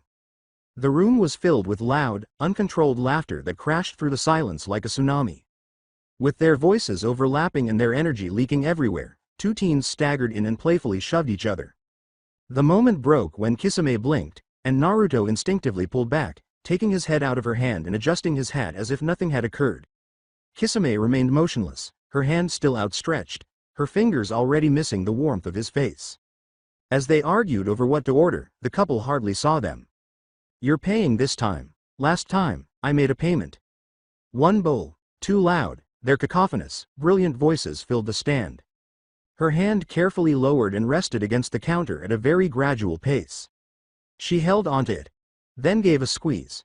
The pressure caused the wood to creak quietly. Pardon us, ignorantly, one of them shouted to the chef, 2 big tonkatsu, additional eggs. Make that 3 if you're still hungry, the other shot back. I'm constantly hungry. With a leisurely sigh through her nose, Kisame lowered her head just enough to hide her deadly expression in the shadow of her hat. Beneath her fingers, the poor, undeserving wood split. Naruto grabbed her hand as he saw the bloodbath coming. Want to leave? Kisame had already risen from her seat. Yes. In one fluid action, she moved off the counter, adjusting her hat as she stood. Naruto had already started to move, silently leaving payment behind. The teens were so engrossed in their fight that they hardly noticed them as they went by. If you take my pork again, I swear, eat more quickly. As she stepped outside into the night air, Kisame rolled her eyes. Idiots were unaware of how near they had come to death. Naruto trailed a step behind them as the curtain closed behind them. Suddenly, the noise was replaced by cool air, peaceful streets, and the gentle flicker of lantern light stretching across the road. Kisame gave him a sidelong glance as the two strolled aimlessly for the time being, not hurrying because they had some downtime from assignments, paying particular attention to their clasped hands. You were about to do something, she teased. A noticeable grin spread across his face as his gaze gradually shifted to her. So were you. Kisame's mouth twisted. I like to finish what I started. So do I. Her tone was light, but her look suggested something devilish. We should find a place for the night so we can finish it thoroughly. Naruto responded right away. You better believe it. The clerk, who was probably accustomed to couples checking in late at night for a single reason, didn't even look up as they entered the inn, which was small but ideal for their requirements and easy to discover. A key was pushed across the counter and one room was requested. The room had a bed, a table, a television, a window, and a shower, but neither of them seemed to notice any of it. Their eyes remained fixed on each other until the door latched behind them, and they tossed Samahata and their hats to one side. In one fluid action, Kisame's fingers stretched up and unfastened her cloak, causing it to fall from her shoulders and onto the ground. Naruto's mouth fell open as he followed the motion. He was drawn to the contrast between it and her tight, cropped black tank top and matching slacks, which clung to her body like a second skin. Her waist narrowed sharply before flaring into prominent hips, the curve clean and deliberate striking against the otherwise disciplined lines of her body. Her visible abdomen was flat and toned, each subtle shift in her posture highlighting the strength underneath. Her breasts were large and strained against the tight fabric, jiggling with every breath, and lean muscle traced along her arms and shoulders, defined but not bulky, built for speed and precision. She turned around, revealing a characteristic calipigian shape with a balanced, natural fullness that left little room for interpretation in the fit of her jeans. His eyes gleamed with sexual excitement, and his own pants clearly pitched a tent in them. Without giving him a chance to undress, Kisame's hand flew out with unexpected quickness, grasping him by the front of his cloak and forcing him to retreat. Crack.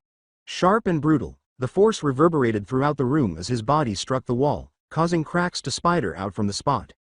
Kisame didn't even bother to look at the damage, and Naruto remained motionless, his smile sharp and amused. With one hand resting next to his head and the other holding the front of his cloak, she muttered, "Wasting time isn't really my style," a darker tone creeping into her voice. Grabbing both of her arms, Naruto said, "I can see." His eyes glittered. Kisame's world literally turned upside down. Crash. When Kisame realized she was on the other side of the room, she giggled and looked up to see Naruto staring down at her, his red eyes shining with a mixture of amusement and need watching as she blushed that lovely purple that was now becoming his favorite color. Her back slammed into the floor with enough force to rattle the room. The bed broke, the TV fell off its stand and broke on the floor, the table cracked, and the window shattered. "Are you going to make a girl wait?" She bit her lip and rubbed her chest as she asked. Grabbing his cloak and tossing it aside so she could see his blue t-shirt and matching slacks, he straddled her, leaned down to caress one breast, and grasped her hip as their lips met. "You two are loud." Both of them froze. What could only be called a Venus fly trap appeared from the fractured wall, phasing through it like water, opening to reveal a humanoid creature with green hair and pupilless yellow eyes, perfectly divided down the center in black and white like a yin-yang symbol. Zetsu looked at the two with an eerie, broad smile. "Hey," came from the white half, pleasant and high-pitched. "Were you two going to have sex?" Like something unwanted, the voice crept into the room. Kisame muttered dangerously calmly, "Zetsu. Fuck you. Ew, gross." "No thank you, Kisame." The white half dared to say, looking irritated. "Hey, I didn't realize you went purple." The look Kisame gave him would have been terrifying, but from her position it made her look foolish. "Are you ill?" "Some folks, I know, turn." "Whoa." White Zetsu winced as Kisame pushed Naruto away from her, body flickering to one side of the room. Had Naruto not grabbed both of her arms and pinned her to the now damaged bed, she would have been on the receiving end of Samahata. "I'll destroy that look of aloe vera." Naruto turned to Zetsu, looking irritated, and slapped a hand over her mouth. "I trust you have important information for us to interrupt with such audacious timing." This time, the dark half said, "Indeed. Orders directly from Pain." One folder was thrown upon the bed. "Sasori needs assistance finding a new possible companion. You must depart in order to meet him." "It can wait." Immediately. At that, Naruto's eyes narrowed. With the black half staring at Naruto and the white half crying at the glance Kisame was giving beneath Naruto's fingers, Zetsu began to melt back into the wall. As Zetsu disappeared, he gave Naruto one last warning. "Don't get distracted, Naruto. Details are inside." After being freed by Naruto, Kisame charged forward and destroyed the wall by swinging Samahata at Zetsu's location. She then cratered the already broken floor with her foot. To heck with it all. Why are there so many disruptions today? She calmly ran a hand through her hair for a few moments before letting go of the stress in her body with a deep breath and turning to face Naruto, who was already going through the file's contents. As he held out a photo of Sasori's possible new companion, she approached him and stood next to him, resting on his shoulder. He was incredibly young, with blonde hair and a face younger than even Naruto's. His profile photo was peculiar, with him purposefully sticking out his tongue and shoving both of his hands forward, revealing their mouths, which made Kisame gasp. Knock, knock, knock. Both of them turned to face the door. "The clerk is this person. I had to come in by law after hearing loud bangs and feeling tremors from downstairs." The sound of keys jingling came from behind the door, and the man hurried inside with a flashlight.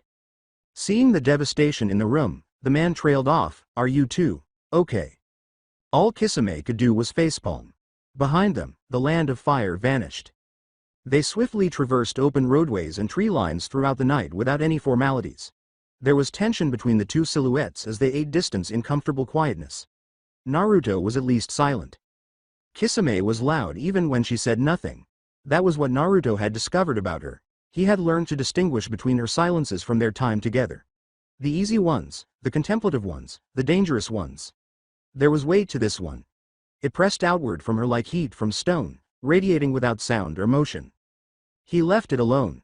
They covered kilometers of wilderness quickly. They had entered the land of grass and now neared the border between it and the land of earth. Samahata hadn't made a sound since they left. Even the blade seemed to understand the underlying mood of its master. What's wrong?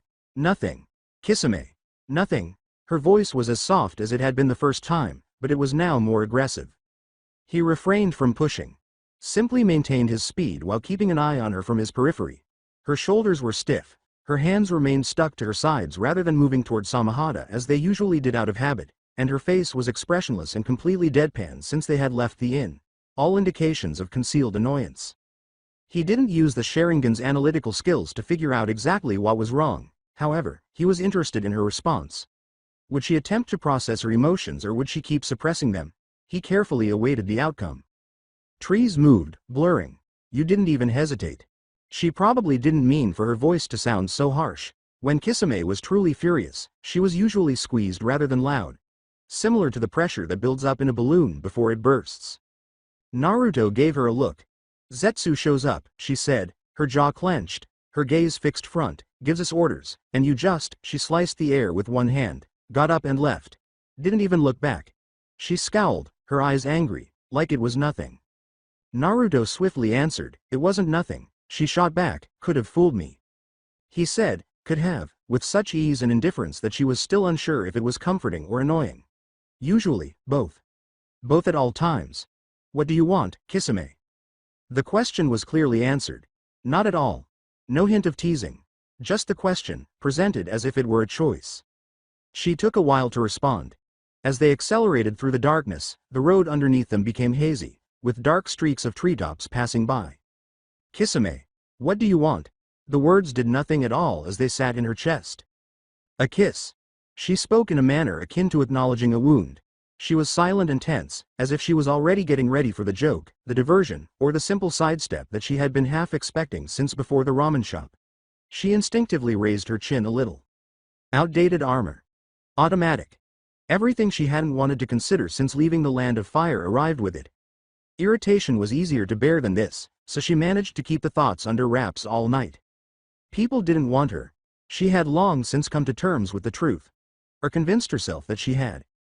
Instead of feeling attracted to her, many felt the unique animal instinct of anything coming into contact with a predator. There was always the rebound. Instantaneous. Involuntary. Every face she had ever been near enough to read had it. Even those who made an effort to conceal it. There were other eyes besides the Sharingan that could see what individuals tried to hide. The few times in her life that she had desired something tangible, she had accepted it. Not precisely by harshness, but more through the straightforward truth that nobody was going to provide. Waiting to be selected was a luxury that didn't belong to someone who looked like her, as she had discovered early on. She then gave up waiting. Stopped anticipating. Stopped making room for the rejection that would inevitably occur. Then, as if it were insignificant, Naruto had described her as pretty on a pier, had followed her to an inn, sat next to her over ramen, allowed her to lean on him, and stared at her like. After that, he simply departed. Stood up. Grabbed the folder. I began to read. As if everything had been developing between them over the past 2 weeks was something he could just put down and go without incurring any costs. She was familiar with the emotion. She was well aware of it. They discovered their limit and discreetly retreated from it, just as they had always done with her. He hadn't recoiled, at least. He had at least been respectful of it. Compared to most, that was more truthful. She was Hoshigaki Kisame, so she asked for a kiss and lifted her chin, bracing herself because she didn't collapse or beg, and she would accept whatever he said next and move on. That would be the end of it, and she would be damned. Okay, he replied, stopping. His feet struck and gripped a stout branch. She turned around and pulled up a beat behind him. She was trying her hardest to convey that she didn't give a damn about what occurred next. When she realized what he had said, she blinked. Okay. He didn't move right away. His gaze remained fixed on her, closely examining her. Her jaw was fixed, her chin was raised, and her face was carefully covered in blankness. His expression changed in some way. Not sympathy. Something more accurate than that. I owe you an apology, he said. She didn't anticipate that. Before she could stop it, a small break appeared in her countenance. What? He met her look and said, when Zetsu came. He gave her a contemplative look and said, I prioritized the mission without acknowledging what I was walking away from. That wasn't consideration. I'm sorry. Kisame gazed at him. She was at a loss for words as the apology hovered between them. She desired to divert it. Use something simple and pointy to bat it away. Inform him that she was fine the entire time and hadn't noticed or cared. She remained silent. Naruto's tone remained steady. You've spent a long time not saying what you want, expecting that saying it won't matter, or that it'll be used against you. His gaze remained fixed. So, when you feel something, you bottle it. Let it sit until it comes out sideways as anger because anger is easier to carry than the alternative. Her jaw clenched. I'm not, he interrupted, not rudely but truthfully. You walked the entire first half of tonight in silence because you didn't want to say it, he remarked. And when you finally did say it, you braced like you were waiting to be hit. The loudest sound she had heard all night was the hush that ensued. That's not weakness, he went on. Saying what you feel instead of burying it. It's not something to be ashamed of. It doesn't make you easier to hurt. It makes you harder to lie to. Anything shifted behind his gaze. Don't stop doing it. Kisame gave him a long look. The lump in her throat was swallowed. You're very annoying, she muttered. You know that. His mouth's corner shifted. So I've been told. Then, in a move that took her by surprise, he moved to kiss her, putting one hand on her jaw. Not a brush or a peck, but a real, authentic, tender kiss that makes your toes curl, gives you goosebumps, makes your heart race, and is thrilling. For precisely 1 second, Kisame remained still. Then something inside her suddenly came loose. She gave him a fierce kiss that shocked even herself, both hands clenched into the front of his cloak. Nobody was entering. No sword interfering. No teenagers. No annoyances in the guise of plants that phase through walls with awful timing and even worse manners. Just woods and an open road, and at last. She couldn't put her feelings into words, lacked a context for it. Her body had evidently chosen to deal with the unfamiliarity by completely avoiding her brain, even though she had previously desired things like a good fight, blood in the water, and the unique joy of a clean kill. Her hold became more firm. The hand at her jaw served as her only anchor in a position where her instincts were acting without her consent as she stepped into him and then farther. There was a sound in her throat. She pushed forward, then even farther. There was no strategy. No plan. Just the tremendous, unwavering insistence that she would not give up. He firmly stopped her by putting his hands around her wrists. Still, she pushed forward obstinately. She did her best, though. Oh no, she had forgotten how powerful he was. Kisame. She disregarded him. Kisame. His hands were still holding her wrists, preventing her from shutting it again, but he took a gentle but complete step back, establishing a space that she instantly hated with her whole body. Before she caught herself, she produced a sound that was painfully similar to a whine. We're in the open, he declared. She tried to break free from his hold but was unsuccessful. I don't care. I do. There was no apology. Just be constant. Anyone moving through tonight sees exactly who we are. Then let's go somewhere hidden and, Kisame. He spoke in an unwavering, annoyingly composed tone. When it happens, it's not going to be near the grass-earth border at 2 in the morning. The smallest delay. Payne's timing is terrible. Mine isn't. She fixed her gaze on him. Her hands were still in his, her lips were still warm, and she wanted to say a number of things, none of which were very sensible. Her face had turned a deep, noticeable purple that she was unable to stop. Instead, she answered, fine, with a great deal of disgruntled pride. Slowly, he released her wrists. She pulled them back and turned, exhaling through her nose in one long controlled breath. Behind her, she heard something. Nearly a chuckle. She turned on him in time to watch him make a poker face with his features. Don't, she cautioned. I didn't do anything. You were about to. Was I? She scowled. Or attempted to, her lips quivering. She just rubbed her head. Keep moving, Naruto. He accelerated once again, and she resumed her pace next to him. Samahata let out a long, deep moan from her back that sounded unbearably arrogant. You too, she whispered to the sword. They ran through the trees in silence. Suddenly, the slap hit her butt. Give a clap. Kisame gave a yelp. Before she could stop it, the sound leaped out. It was sharp, disrespectful, and completely unlike anything she had ever spoken in her life. She turned to face him, managing to keep up even though her face was turning purple so quickly that she could feel its heat. Naruto was already facing forward, his hands by his sides, his demeanor neutral, and his pace entirely unaltered. As if nothing had occurred, as if he hadn't simply. Why you? Was the choked word. She felt the swell of his handprint as she clutched her butt. Her face was a disastrous shade of purple. She trailed off, unable to think of anything to say. Naruto continued to advance without saying anything. His complete calmness was an admission in and of itself. Kisame shut her mouth. Once more, she opened it. Then shut it. With the stiff posture of someone who had made a decision regarding their immediate future. Silence, she gently raised her collar as high as it would go and gazed straight ahead. Absolute quiet. For as long as it took for her face to revert to its natural color, which, at the current pace, would be far into the land of Earth. Laughing, Samahata vibrated against her back. She didn't even respond to that with dignity. Dawn appeared in rust and gray tones. The light of the land of Earth was different. It was more exposed, more difficult, and filtered by elevation and dust instead of canopy. As they pushed farther inland, the soft forest floor gradually gave way to compacted gravel and pale stone. Where ancient fissures had filled and healed over generations, dark, stratified rock formations protruded sharply from the earth, covered with thin mineral lines. Wherever it could, little greenery clung. Stubborn bushes sandwiched by rocks. Trees that had wrestled their hold on solid rock with roots that had gone sideways instead than down. Out of habit, Kisame scanned the ridgeline while rolling her shoulders. Sasori's meeting us outside the hideout? Having memorized the route, Naruto took the lead, according to Zetsu's coordinates. Which means he doesn't want us inside, or he simply doesn't trust us inside. Kisame gave a tongue click. Same thing.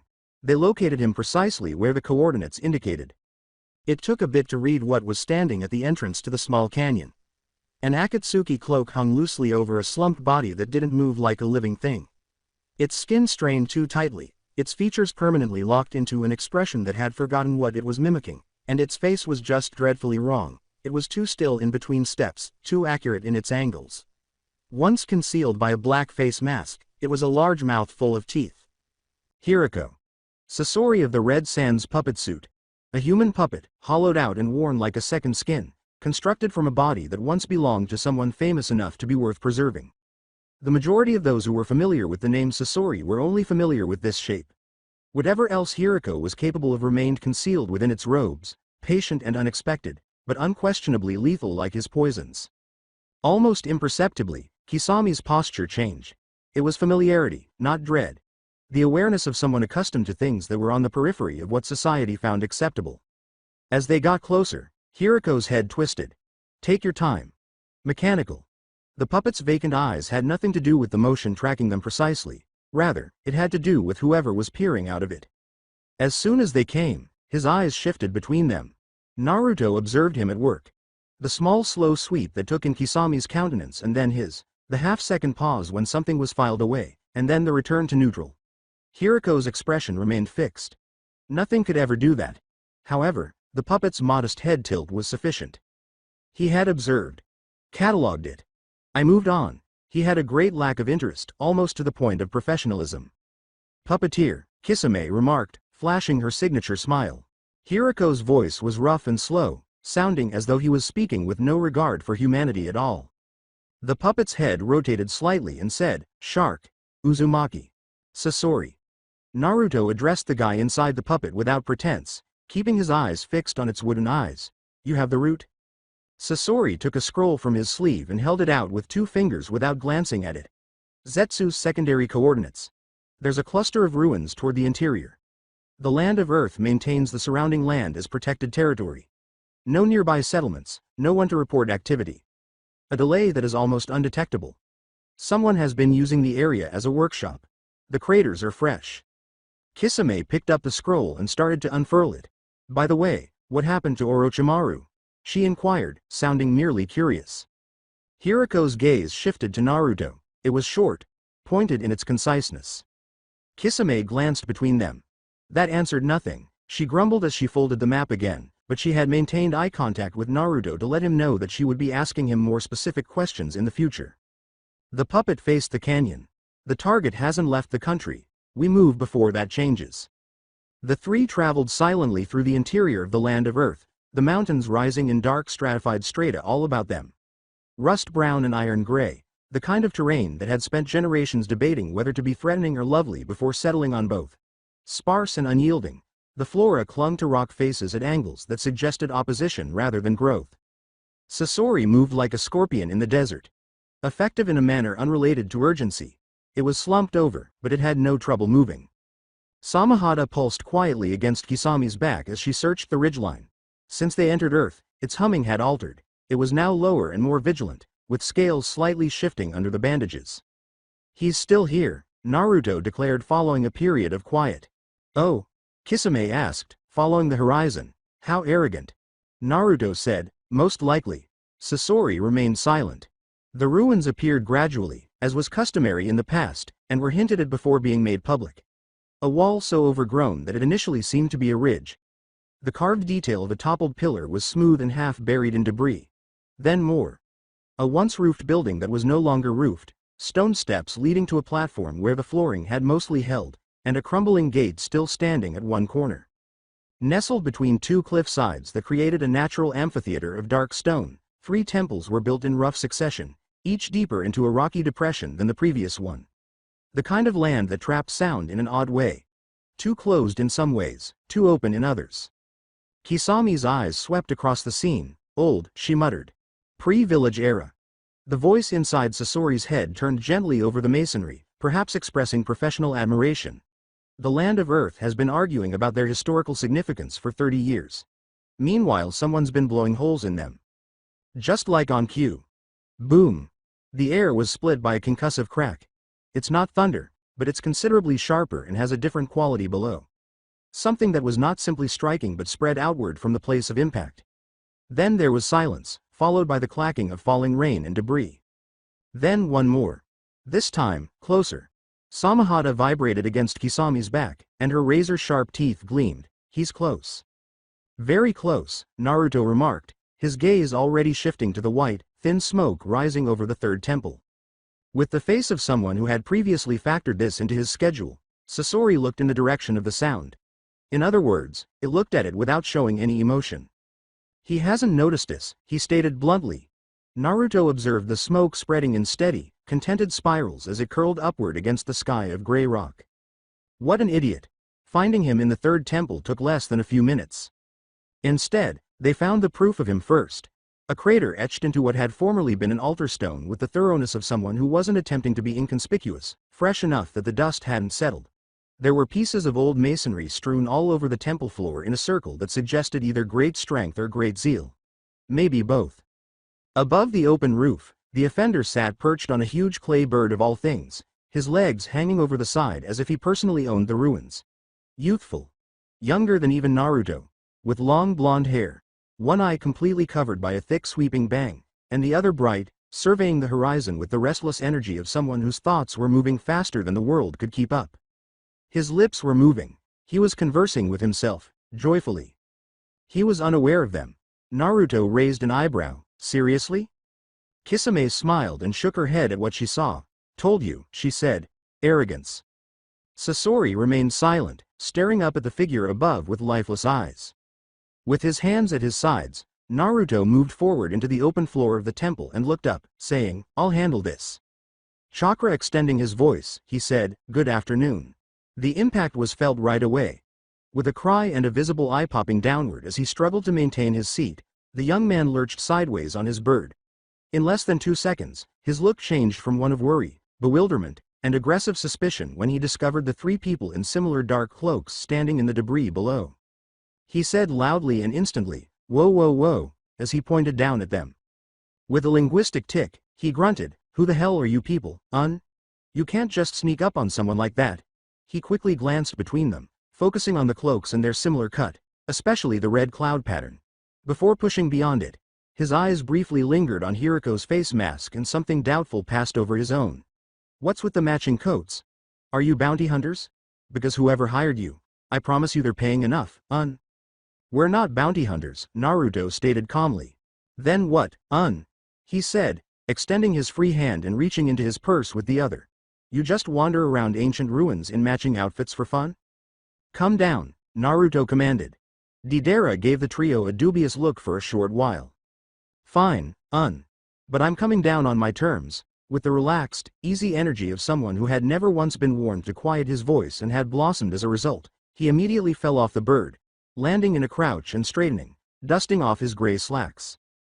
When viewed up close, he was considerably thinner and shorter than anticipated. His long bang fell across half of his face, and his lone visible eye quickly and sharply assessed the three of them. It seemed to decide that Naruto was in command after lingering on Sasori for a half-second longer before snapping back to him. "Okay," he said, speaking loudly than was appropriate given their distance from one another.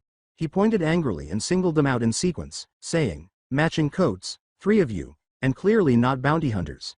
He crossed his arms over his plain-looking green kimono and said, "So, Larry, Curly, and Mo, what the hell do you want with me?"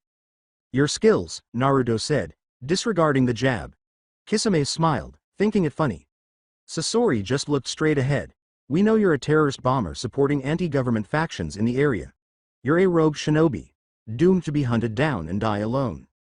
Naruto studied him closely, watching his chakra flow, observing each twitch and micro-reaction. He waited to see whether Deidara would recognize the words, but all she did was grimace. "We are the Akatsuki. We believe your abilities are suitable to our goals and will like to make you an offer of invitation." Deidara gave a blink. Then he immediately and sharply laughed, tipping his head back. He shook his head and smiled broadly. "Akatsuki? You tracked me across Earth Country to offer me a job, he exclaimed. "Not interested. I don't work for organizations. I don't work for villages. I don't work for anyone who thinks they can point me in a direction and call it purpose. Yeah." He crossed his arms with the finality of someone who had made this argument before and intended to keep winning it. "The only thing I work for is my art. Full stop, At that, Sasori's head twisted slightly. "Art?" Deidara's eye brightened as he noticed the change. "Yeah, my creations," he said, uncrossing his arms and starting to pace with the energy of someone who had been waiting for no audience at all. He pointed widely at the destruction all around them and said, "Art? That's what this is about. That's what everything is about, yeah. You look around at what I've done here, and what do you see?" "A heritage site with structural damage," Sasori said in a monotone voice. Kisame said, "An arrogant whelp." Naruto said, "A maniac." "Expression, pure and total expression," Deidara continued, seemingly oblivious to their words. He turned on his heel and gestured to the biggest crater. With a dismissive wave of his hand, he said, "Art is not about what's left behind. Paintings, sculptures, buildings. They just sit there, yeah. Getting older. Collecting dust. Slowly rotting into irrelevance while everyone pretends that's somehow meaningful." His voice rose with real passion, easily filling the destroyed temple. "That's not art, that's just time winning." He paused and turned back to face them. He put both hands to his chest and said, "But an explosion. With reverence, an explosion lives, Every millisecond of it is something different. The pressure wave. The light. The sound before the sound. The way everything in its radius becomes part of it whether it wants to or not." His visible eye was bright and absolutely genuine. "It exists completely and then it doesn't. Nothing left behind. No decay. No compromise. No slow surrender to time, yeah. That is art. That is the only honest art there is." He held out his arms. "Art is a blast." The proclamation echoed off old stone and vanished into thin air. "Disgusting," Sasori said. Kisame cocked her head. "Is he finished?" Naruto looked at Deidara with the expression of someone completing a quiet calculation. "You look like the type to blow yourself up," he replied. Deidara's eye twitched violently. "That is, I would never," he sputtered, regaining himself. "That completely misses the entire point of everything I just said, Fight me," Naruto declared. That made him freeze. "What?" Naruto said in a neutral tone, keeping his hands at his sides. "One fight. You win, we leave. You lose. You hear the rest of what we have to say and make a choice." "What choice?" asked Deidara. Naruto's Sharingan whirled enthrallingly. "To join us or not?" Deidara gazed at him. His gaze shifted from Naruto to Kisame, then back to Sasori's expressionless face. Before the confidence roared back in, there was a fleeting flicker of what could have been caution. "One fight," he said again. Naruto repeated, "One fight." A gradual smile appeared on his face. "You're going to regret this, Just so you know. I'm giving you one chance to walk away right now, yeah, and you're not taking it, so whatever happens next is on you, Naruto only inquired, "Are you prepared?" Deidara said, "I was being courteous," as she started to move. His hands moved quickly, things pulling and forming in midair as clay rose with trained speed from the bags at his sides. Spiders, insects, and birds proliferated as chakra gave them life. As explosive chakra prepared them for detonation, they launched downward in a quick, dense, synchronized swarm, each one behind the others. Naruto observed their arrival. Ram Hand Seal. Earth Release Ninjutsu. Employs clay as an explosive chakra medium. Weak to lightning, most likely. His Sharingan concurrently recorded every trajectory from the timing, the angles, and the minute differences in speed that distinguished primaries from decoys. His face remained unchanged. With a single hand gesture, he vanished. Deidara blinked as his world turned upside down. He was in the temple. However, the temple was mistaken. There was a problem with the light. The angles at which the shadows fell differed from those of the sun. The three individuals beneath him had expanded, reorganized, and then completely disappeared, leaving him alone in a room that appeared to be right but felt profoundly, viscerally wrong. His clay monsters struck non-existent targets. Strange detonations reverberated, engulfed by improperly behaving air. In an attempt to break it, he shook his head. It held. His blind side was struck by something. Not difficult enough to harm. Sufficiently difficult to move him. Already reaching for more clay, he spun around and saw nothing. The genjutsu suddenly fell when a hand closed around the back of his collar, and the actual temple crashed back into position before he could feel the pressure. In opposition to his left eye, millimeters away from it, an orb that rotates dangerously. Its chakra was tugging at his eyelids as it spun at a frequency he could feel in his teeth. The spinning was so near that the borders of his vision were distorted. He became motionless. His creatures made of clay fell motionless on the ground. The hand at his collar was hard and uncompromising. He heard Naruto's voice just behind him. Done? Deidara remained silent. The spiraling ball of chakra was so near to his face that his visible eye was riveted on it. He was working quickly on the math. Yeah, he responded cautiously. Done. Before retreating, the Rasengan held a beat longer, just long enough to make the point. Deidara took a step back without realizing it when Naruto unbuckled his collar and turned to face him, peering down at him because of their disparate heights. What's going on with this man's eyes? He pondered anxiously. He had never experienced anything like the sensation of his chakra. Even the elderly Onoki lacked such passion, and his jutsu. He took a swallow. They would be clearing his brain matter from everywhere if it struck him. With a look torn between hurt pride and sincere reevaluation, Deidara slowly straightened, her gaze darting between Naruto's face and his hand. He parted his lips, but Naruto lifted his hand once again, palm facing up. In his palm, the Rasengan was reconstructed, but this time it was different. There was no change in the rotation. There was a difference in density. A hollow point of pressure that pulsed with a characteristic never present before had opened up at its heart. Deliberately unfinished and waiting. Deidara shut her mouth. Give me your hand, Naruto commanded. What, With a focused Sharingan, Naruto repeated, your hand. Channel your chakra into this. Kisame's eyes narrowed a little. Even though Sasori was already still, with the cloak dangling about it, his head moved slightly. Deidara gazed at Naruto, who calmly stared back at the spinning sphere of death. He lifted his hand slowly and placed it beneath Naruto's open palm with the look of someone who has come to terms with whatever lay ahead. It met his chakra. The response came right away. When the core ignited, Deidara's explosive chakra caught in the rotation and compressed, spinning more quickly as his and Naruto's chakras grinded against one another until they fused instead of grinding. With an explosive force, the jutsu consolidated, smashing nearby loose debris as it drew into a single, cohesive mass that screamed at a frequency that vibrated the ancient stone beneath their feet and glowed white gold at its heart. Even Sasori crouched down, ready to act swiftly if needed, while Kisame took a tentative step back. Naruto raised his gaze to the exposed ceiling. With his muscles bulging from the strain, he cocked his arm back and tossed it with enough force to make Deidara's teeth rattle. Before it exploded, the explosive Rasengan blasted through clouds and tore upward through what was left of the temple ceiling, soaring higher and higher into the safety of the sky. It was the light that came first. A little sun flared so brightly that staring at it would instantly cause blindness. It persisted for a short while before fading. Then the sound was heard. Boom! Every cloak was instantaneously moved by the massive explosion that blossomed forth in a perfect radial burst, sending a tremendous shockwave sweeping down through the open ceiling in every direction in a warm compression of air. Expanding and peaking, the explosion held at its pinnacle for a period that seemed longer than it should have before collapsing inward on itself. A brief flash of light appeared as it folded back through its own center in a spiral that precisely mimicked the Rasengan's revolution. Silence reappeared after a brief period of time. From the small spectacle, Kisame whistled. Wow. Sasori looked up into the sky where the explosion had occurred before turning to face Naruto. The nature transformation presentation was really amazing, dangerously so. Deidara remained still. His face was wide open, probably for the first time in years, as he gazed up at the vanishing cloud above the destroyed ceiling. He had a damp eye that was evident. He fell to his knees, palms outstretched as though seeking to capture the fading light, a tear streaming down his cheek.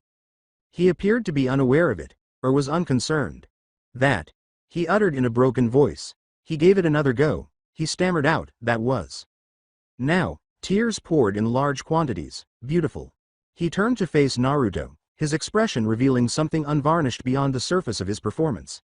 As like he were a messiah, he physically crawled up to him on his knees and grabbed for Naruto's cloak. He exhaled, "You're an artist," as if it were the best thing he could say. As if he were bestowing a holy gift. Naruto just blinked. Kisame's shoulders started to tremble with silent laughter as she covered her snort with a cough. With the same calm steadiness that he applied to other things, Naruto looked at Deidara. He declared, "You have lost. Now after you hear how our organization works you." He was interrupted by Deidara, who raised a hand. He stood up slowly and used the back of his hand to wipe his face. After taking a single sniff, he squared his shoulders back into a position that resembled calmness, albeit with much softer edges. "I'll join." Naruto furrowed his brow. Kisame was giggling silently, and her face was getting purple. Naruto asked, "You don't even want to hear what I have to say?" Deidara answered, "Nope, with all the confidence of someone who had made a choice and was completely content with it. With what dignity he still had, he brushed off his knees. "I already know everything I need to know." Kisame put her mouth to the back of her hand. It was ineffective. "How?" In a way that appeared to address every question, he said, "Your jutsu." "You watched me make one jutsu," Naruto remarked. Deidara raised a finger and said, "One perfect jutsu, His lengthy bang shifted as he tilted his head and said, "There's a difference. You didn't just use my chakra, you listened to it. You let it become something it had never been before. You understood something just now that most people spend their entire lives missing." His voice had the clarity of someone stating an unquestionable truth, but his visible eye was still red at the rim. A person who can do that is either an artist or a genius and, in my experience, those are usually the same thing. With a completely undignified groan, Kisame turned away once more, his shoulders trembling. "That's your criteria," Naruto stated. It wasn't a query. "That's my criteria, They gazed at one another. "You haven't asked about pay, safe houses, the important things." Deidara gestured with her hand. "Details, missions. Also, details, who you'll be partnered with." At that, Deidara hesitated. His gaze flicked to Kisame, who had regained her composure and was grinning broadly, and then to Sasori, who gave him his customary blank stare. His face changed in some way. "Okay, that one's mildly relevant, he acknowledged, but still secondary." Naruto studied him for a considerable amount of time. "You're going to be difficult," he remarked. "Not a charge." The tone of someone revising an internal paper is more appropriate. Without hesitation or regret, Deidara said, "Probably, Kisame continued to smile while clicking her tongue. "He's going to fit right in." Sasori's head tilted slightly in her direction. His voice was final and lifeless. He turned back to the blonde who was fixated on explosions and said, "Don't say that. I can't believe I'm supposed to take this brat on as my partner. He looks to be the type to die young." "Hey, I heard that." Deidara pointed a finger and yelled. "And I'm 16 years old by the way, you Pinocchio-looking bastard, Sasori responded, "I'm aware," with the particular flatness of someone for whom such knowledge made matters worse rather than better. His long scorpion tail twitched angrily beneath his robes in response to the Pinocchio remark. "Then you should know that 16 is plenty old enough to blow holes in protected historical sites and cry at your own jutsu," Kisame said. Deidara's index finger swung in her direction. "That was an emotional response to genuine art, there is nothing wrong with." "You crawled," she said with a deadpan expression, "on your knees, across the floor." "I was moved. You grabbed his cloak, he's an artist. He made one Rasengan. One perfect, you already said that." Deidara parted his lips. Closed it. With the attitude of someone looking for an ally and identifying the least helpful option, Observing the exchange with the patient neutrality of someone who had nowhere else to be, his visible eye cut to Naruto. Deidara asked him directly, "Are you going to help me out here, No, Naruto murmured inanely. Deidara sounded genuinely outraged and said, "Why not?" "Because she's right." Deidara let forth a sound of deep betrayal. The thrill of someone winning a conflict they hadn't intended to start made Kisame smile more broadly. She gave Naruto a wink, and Deidara noticed that he pretended to wink back. Hey, what the hell is this? You two picking on me?" "Yes, yep," they both said simultaneously while unashamedly gazing him down. Deidara glanced between them. Then at Sasori, who had already turned away and seemed to be using the energy of someone mentally escaping an unwelcome circumstance to study the secondary coordinates. "This organization," Deidara murmured slowly, his eyes narrowing as the truth of what he had just consented to started to sink in. "Is it always like this, Naruto gave that some serious thinking for a moment. "No," he replied. Deidara let out a sigh of relief. "Sometimes it's worse," Naruto concluded. The breath came to an end. Once more, Kisame let out a loud, uncontrollable laugh that echoed off the old stone and filled the abandoned temple. In any other situation, Samahata's deep, rumbling pulse against her back could only be characterized as joyful. Deidara looked at the ceiling where the explosion had occurred, then back at the three individuals he had just freely decided to live with for the foreseeable future. He whispered to himself, "Worth it," so softly that only he could hear. Once more, his gaze lifted to the spot where the light had blossomed, folded, and vanished. "Yes. It's still worthwhile." With his hands on his hips and his gaze darting between the three of them, he questioned, "So, what do I call you lot, With the vigor of someone who had made a decision and was now quickly moving on to practicalities. Naruto gave him a look. "Uzumaki Naruto." Deidara's visible eye widened. The arrogance faltered. For a moment only.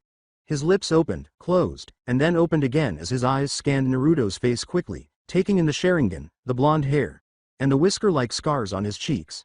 Pieces he should have put together earlier but hadn't since. To be honest, the past hour had been too much. "Uzumaki Naruto," he murmured softly. It was more of a man doing arithmetic aloud than a hello. He coughed uneasily. "The clan killer. The eye thief. That Naruto, Kisame said. "Is there another one?" Bravado returning, Deidara gestured to her. "And who the hell are you?" She gave him a toothy smile and said, "Hoshigaki Kisame." The color that had vanished from his face instantly returned. To his credit, he made a speedy recovery. "Right," he replied. "Cool. Great. Fine, He turned to face the final person, looking as though he was anticipating a revelation for the third time in a row. "And you?" With steady, robotic precision, Sasori's head pivoted to face him, its expression unchanging. He briefly removed his facial covering and spoke in a flat, completely unconcerned tone. "Sasori of the Red Sand." Deidara gazed at him. At the face that has been preserved. The big mouth full of teeth belonging to someone else. Whatever was hidden behind the cloak remained untouched. One of the world's most dreaded puppet masters was behind the hollow eyes that had been staring at him the entire time.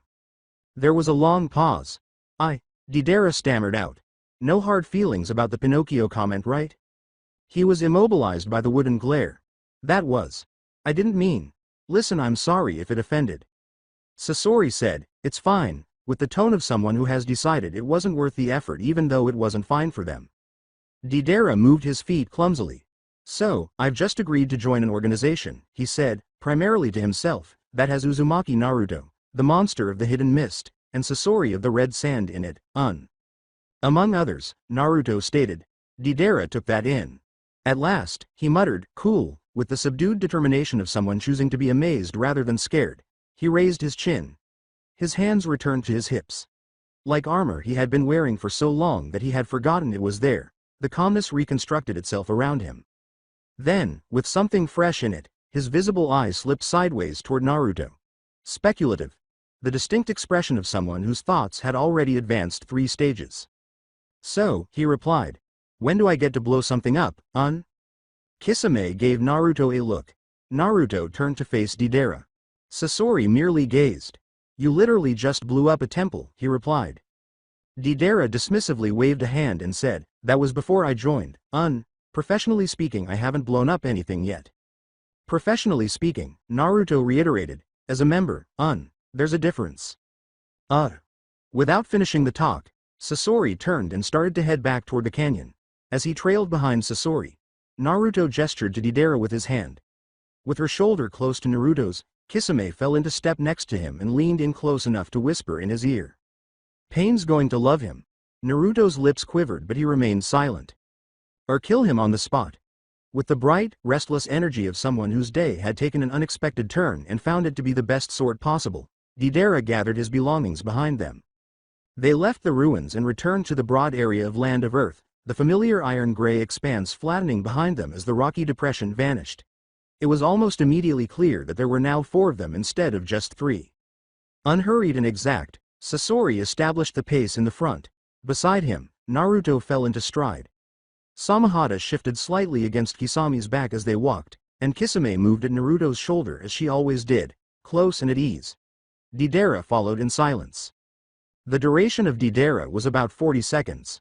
So, he murmured, keeping pace with them with the restless vitality of a person whose tongue and head had completely different schedules. Akatsuki. That's what you lot are called, Nobody answered.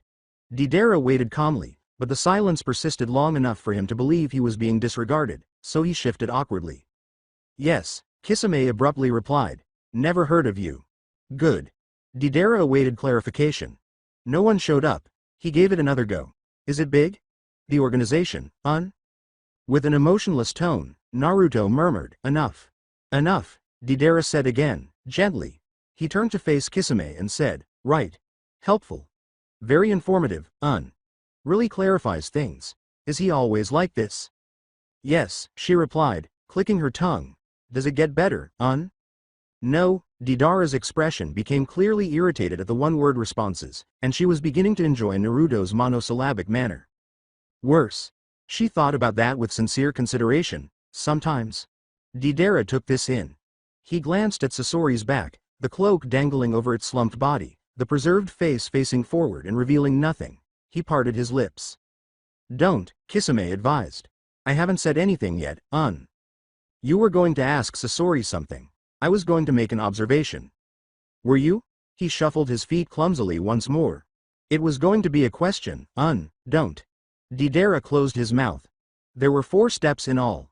Okay, but the puppet thing. Is that a full-time situation or? Without losing his gait, Hiriko's head spun around 180 degrees. The flat voice said, yes, before turning around once more. Right, Deidara remarked, seeming troubled. Cool, completely normal, moving on, Kisame frowned his brow. Since the temple, she had been sitting on this. She questioned, why do you do that, Naruto found it difficult to contain his laughter when he heard that sound coming from Kisame of all people. Deidara gave a blink. Do what, That, she murmured. That sound at the end. Every sentence. Without fail, She accurately and purposefully mimicked his final grunt. Naruto's shoulders trembled. Sasori looked up at him, but remained silent. Deidara gazed at her. I don't know what you're talking about, You just did it again. Did what, He was genuinely perplexed. That. I genuinely don't, she exclaimed. Naruto's face was flushing. Deidara gave a shrug. That's just how I talk, Kisame looked across at Naruto.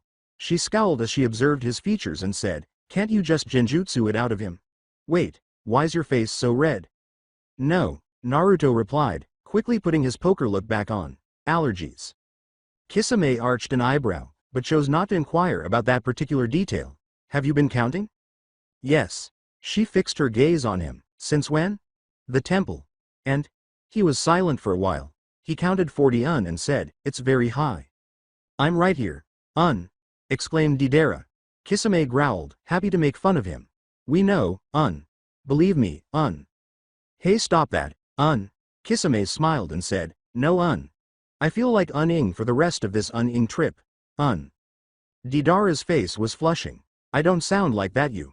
Kisame put a hand to her ear and said, what, I can't, hear, you, Why you? At this point, he was turning into a dark cherry.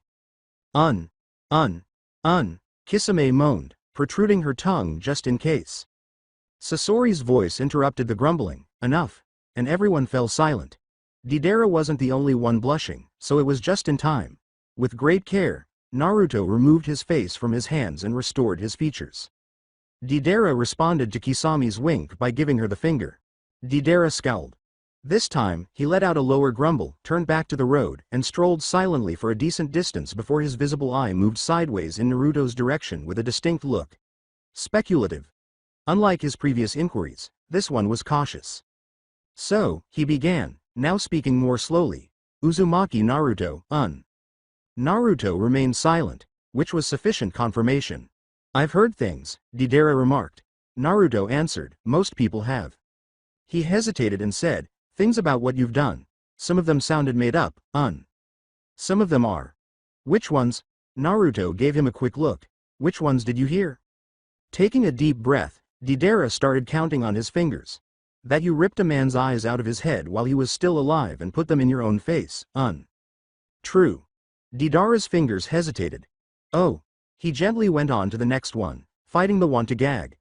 That you killed an entire clan in one night, Not true, Naruto said. Just some people. How many, Enough. Deidara gazed at him. You're going to keep saying one-word answers, aren't you, Yes. With a grumble, Deidara returned his attention to his fingers. That you can set things on fire that don't go out, At that, Kisame's brow wrinkled. True. Deidara's finger hesitated once more. He slowly lowered his hand and turned to give Naruto a new level of focus. What kind of flames, Black ones. Kisame's gait faltered. Just a little bit. Just enough. She took a quick half step back, keeping her eyes forward and her look neutral. However, something had occurred behind it. Something that had already committed to shore and was now traveling with the slow, relentless momentum of a wave. What sort of flames? Black ones. From the ramen stand, she heard her own voice. Pushing past what she thought was a wall he was building, she leaned over the counter and asked him directly. What kind of flames? He had also given her a look, and stated. Black ones. Word for word. The exact same response. To an outsider. Without prompting. Informally. In the midst of a discussion. As if it were a whole sentence. As if that provided any kind of explanation. Thus, to him, it was always a whole phrase. Thus, he hadn't been dodging at the ramen stand. This meant that even though she believed she had received nothing, she had sat across from him and heard the complete, uncut truth. Her expression lost its neutrality. You, she began in a cruel and malicious tone. Naruto gave her a quick look. She said in a hushed voice, the ramen stand. Too quiet. I asked you. What kind of flames? And you said. Black ones, he said, sounding like a man excavating his own tomb. She was astounded by the sheer chutzpah of him repeating it with the same perfectly straight face and even unconcerned tone. She was squeezing her fist so fiercely that her knuckles became white. Black ones, she said again, her voice languid and low, with a hint of volcanic undertones. I asked you the same question he just asked you. Word for word. And you gave me the same answer. Word for word. And I spent days thinking you were being difficult. Naruto gave her a raised eyebrow. It's only been a couple hours, not days. Besides, you didn't ask a follow-up, he said coolly. Kisame gave him a look that suggested he had developed a second head, because I thought you were deflecting. I wasn't. The calm broke cleanly in the midst when she said, I know that now. Scales tightened under the bandages as Samahata bristled against her back. You just answered a 16-year-old you met an hour ago with more clarity than you gave me over a shared meal. I gave you the same answer. You gave me 2 words and a straight face and watched me stew over it. Before it was too late, Naruto failed to recognize the threat. Maybe you should be more specific. Her hand shifted. Crack. His head was snapped sideways with such force that his hair whipped with it. The slap was clean, sharp, and definitive. Like a thunderclap, the sound divided the wide air. Mid-step, Sasori halted and pivoted. Deidara made a sound that wasn't quite a word and took an instinctive step back, visible eye wide enough to show white at the edges. Nobody spoke. Naruto slowly straightened, turning his head back. He pressed his hand to his cheek with the careful expression of someone taking stock. Kisame looked him in the eye, breathing steadily and calmly. For those who watched, it was about the omission. The rest, only she knew. That, she replied, as for the omission and the other slap. A rhythm. Fair, Naruto replied. He continued to walk, facing forward. As if nothing had happened, Kisame fell into step next to him. Hirako remained still for a further moment, its countenance unchanging, before resuming its stride with mechanical precision, as though it too had needed a moment, as though even Sasori, within his puppet, behind his frozen visage, had needed a moment to comprehend what he had just seen. Deidara was standing precisely where he had retreated, gazing behind them. The casual, carefree space between them appeared to be exactly the same as it had been prior to all of this. To catch up, he jogged. For an astonishingly long stretch of road, he remained silent. Then, softly, in the cautious voice of someone who has observed everything and made their own judgments. "Are you two dating, No," Kisame answered too hastily. Before turning to face Naruto, who stared back blankly with a noticeable crimson handprint on his cheek, Deidara sent her a look that made it clear he didn't believe her at all. He bit his lip because he knew that the strength in those eyes would kill him if he even cracked a smile. He turned to face Kisame, whose cheeks had become a striking shade of purple. He looked straight forward. "Right," he muttered. "Okay, And sensibly, for once, said nothing more. He was there for 30 seconds. "So," Deidara remarked as he pulled up to Kisame with the renewed vigor of someone who had processed a shock and put it away in favor of forward motion. "The sword, With a sigh, Kisame looked at him. "What about it?" "It's alive, Partially." "What does partially mean, "It means what it means." Deidara turned to face Samahata. Scales rippled slightly beneath its bandages as the blade moved against her back, seeming dissatisfied and aware that it was being addressed. "Does it have opinions, Strong ones." "About what, She paused and said, "Most things. People especially." Deidara thought about that. "Does it have an opinion about me, Samahata let out a noise. Low, thoughtful, neither friendly nor antagonistic. The shrug with a blade. "Jury's still out," Kisame said with a laugh. "Is that good, Better than the alternative." Deidara turned to face Naruto. "What's the alternative, She cast a sidelong glance. "It doesn't like Naruto." Deidara turned to face Naruto. "The living sword doesn't like you, No," Naruto concurred. "Why not? My chakra bothers it." Deidara glanced between Naruto and the sword.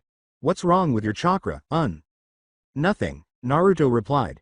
"Then why? Some things just no," Kisame remarked plainly, sounding like someone who had long since given up on the idea. With renewed reverence, Deidara gazed at Samahata. "Incredible, He saw the blade move once again, scales pressing and releasing in a frantic pattern beneath the bandages. "Does it eat, Chakra," Kisame murmured. "It feeds on chakra." "Whose, Anyone's. Enemies preferred. It gets particular about quality. It has favorite flavors, Kisame's lips twisted. She reached back and gave the handle a single pat, saying, "Dense chakra. High concentration. The richer the better, it's spoiled." Samahata gave a loud purr. Deidara observed the conversation with the look of someone who had experienced something truly novel. He turned to face Sasori and said, "That's the strangest and most wonderful thing I've ever seen. Do you have a sword, Without hesitation, the flat voice emerged from within the puppet. "No." "Do you have weapons?" There was a purposeful pause. "Yes." "What kind, The kind that would end this conversation very quickly." After that, Deidara was silent for a considerable amount of time. For a while, they strolled silently. The landscape had started to change, becoming less hostile as the rough rock formations of Earth Country's interior gradually softened as they pushed toward its western frontier. Above, the gray sky had given way to a pale, washed-out blue, thin cloud cover that was disintegrating under a constant wind. Deidara asked, "Can I ask you something, You've been asking things for the last hour," Kisame remarked, becoming impatient. Naruto added that she spoke a much. "Something different, Fine." For a moment, he was silent, which was rare enough to be noticeable. The exuberant edge had subsided into something more sincere as he spoke again. "Akatsuki," he murmured. "What do you actually want, Organizations like this always want something. Power, territory, money." He faintly said, "What's the point of it all, Compared to his previous questions, this one landed differently. Naruto gave him a sidelong glance. "That's a longer conversation," he replied. "We have time, Not enough for that one." Deidara scowled. "That's not an answer, It's an honest one." Without making any accusations, he said, "I joined without knowing what I'm actually joining, Simply put, it was turned over and examined. I joined because of a jutsu. Because of what you did with that orb of yours. And I don't regret it, he said hastily and with all the conviction of a true believer, but I'd like to know what I'm part of eventually, Naruto gave him a brief glance. Eventually, he replied, you will. Deidara appeared to agree with that. He turned back to the road after giving a single nod, his lengthy bang changing as he did so. The landscape ahead of them was long, flat, and jagged, with a serrated line of dark rock against a pale sky in the horizon. They climbed a long ridge. The border was still a long way off. He examined it. Where are we going anyway, Hidden Rain, Naruto said. Deidara came to a halt. None of the other three did. To catch up, he jogged 2 short steps. Hidden Rain, he said once more. That's not in Land of Earth, No, that's far. Yes. Naruto nodded, fearing the arduous trek in private. That's very far, Still yes. Deidara turned to face the road that stretched out in front of them. On the horizon. Once more on the road. Behind his visible eye, something glowed with the unique light of someone whose greatest thought had suddenly become incredibly pertinent. I can get us there faster, he declared. That struck a different chord than his earlier remarks. Kisame gave him a quick look. Sasori's stride remained unbroken, yet there was a noticeable shift in its quietness. How? Naruto murmured. It's not exactly a question. He smiled instantly and broadly. My bird can carry all 4 of us easily, We cut travel time down significantly. He spread his hands out, and before anyone says anything, flying is statistically the safest form of travel. Documented fact, No, was Sasori's quick, decisive, and flat response. You didn't even consider it, I considered it. In the half-second between me suggesting it and you saying no, It was sufficient. Deidara whirled in his direction. The structural integrity of my birds is flawless, I have been flying since I was 12 years old. My chakra control at altitude is. Getting on a clay bird built by someone I met 1 hour ago, Sasori began with the particular patience of someone who had already made up their mind and was only waiting for the conversation to catch up. 40 minutes was more than enough time to establish. No, with the desperate look of someone soliciting votes, Deidara turned to face Kisame. Eventually, she asked, can it hold all our weight? Everyone in attendance registered it, and it wasn't a no. Deidara grinned broadly and contagiously. He started working right away, saying, it's strong enough to carry all of us with room, The clay responded with the fluid ease of something that has been done so many times that it no longer required thought, moving quickly beneath his fingers. As chakra flowed through it and locked it into something solid, it developed, spreading outward in both directions, forming wings with a truly astounding span, and smoothing and firming the surface. The bird's head was the last to form, rising from the body with a calm emptiness that contrasted oddly with its creator's violent past. He took a step back and gave it a satisfied look. Beautiful, he murmured, more than anyone, to himself. Kisame examined it. She tested the density by walking around the near wing once and tapping the surface with 2 fingers. It didn't flex. The long wingspan caught her attention. The 4 of them would sit in the wide, level center. Samahata groaned from her back in a low, apprehensive voice. She said to the blade, stop, and climbed atop the wing. The bird settled after shifting slightly beneath her weight. She took a seat in the middle and turned to face the rear. She couldn't resist returning Deidara's dazzling smile. It's comfortable, right? The lift at this elevation is excellent and the wind currents coming off the mountains are ideal and If you drop either of us, Naruto cut in. Deidara halted. Naruto hadn't spoken up, hadn't really changed his expression, hadn't moved at all. The sentence ended precisely where he had left it, incomplete in a way that made it even more menacing, and he just stared at Deidara with those red, whirling eyes. There was a long period of stillness. He repeated, if you drop either of us, which sounded much more sinister to Deidara. Deidara's confidence underwent a quick and complete recalibration. His visible gaze shifted to the Sharingan, and his casual, unconcerned demeanor revealed that he was every bit as dangerous as the rumors had claimed. Understood, he replied. Extremely cautiously, no dropping, completely, absolutely, 100% understood. Good. A rhythm. For the record, Deidara said in the calm voice of a man carefully selecting each word, I have never once dropped a passenger in my life, Today would be a poor day to start, Naruto remarked. Yes, Agreed. Entirely agreed. Like a statue, Sasori stood. The intensity of his wooden gaze pinned Deidara once more. If I fall, the flat voice finally said, you won't, Deidara exclaimed too quickly. The quiet came back. Sasori glanced between Deidara and the bird, as he walked on with the stiff methodical dignity of someone operating in direct contravention to every internal mandate they possessed and had made peace with. Something like to a grumble emerged from beneath the mask. Naruto came last. Without any formalities, he stepped on the bird, took a seat in its center, and turned to face Deidara. Deidara turned to gaze behind her. The Sharingan.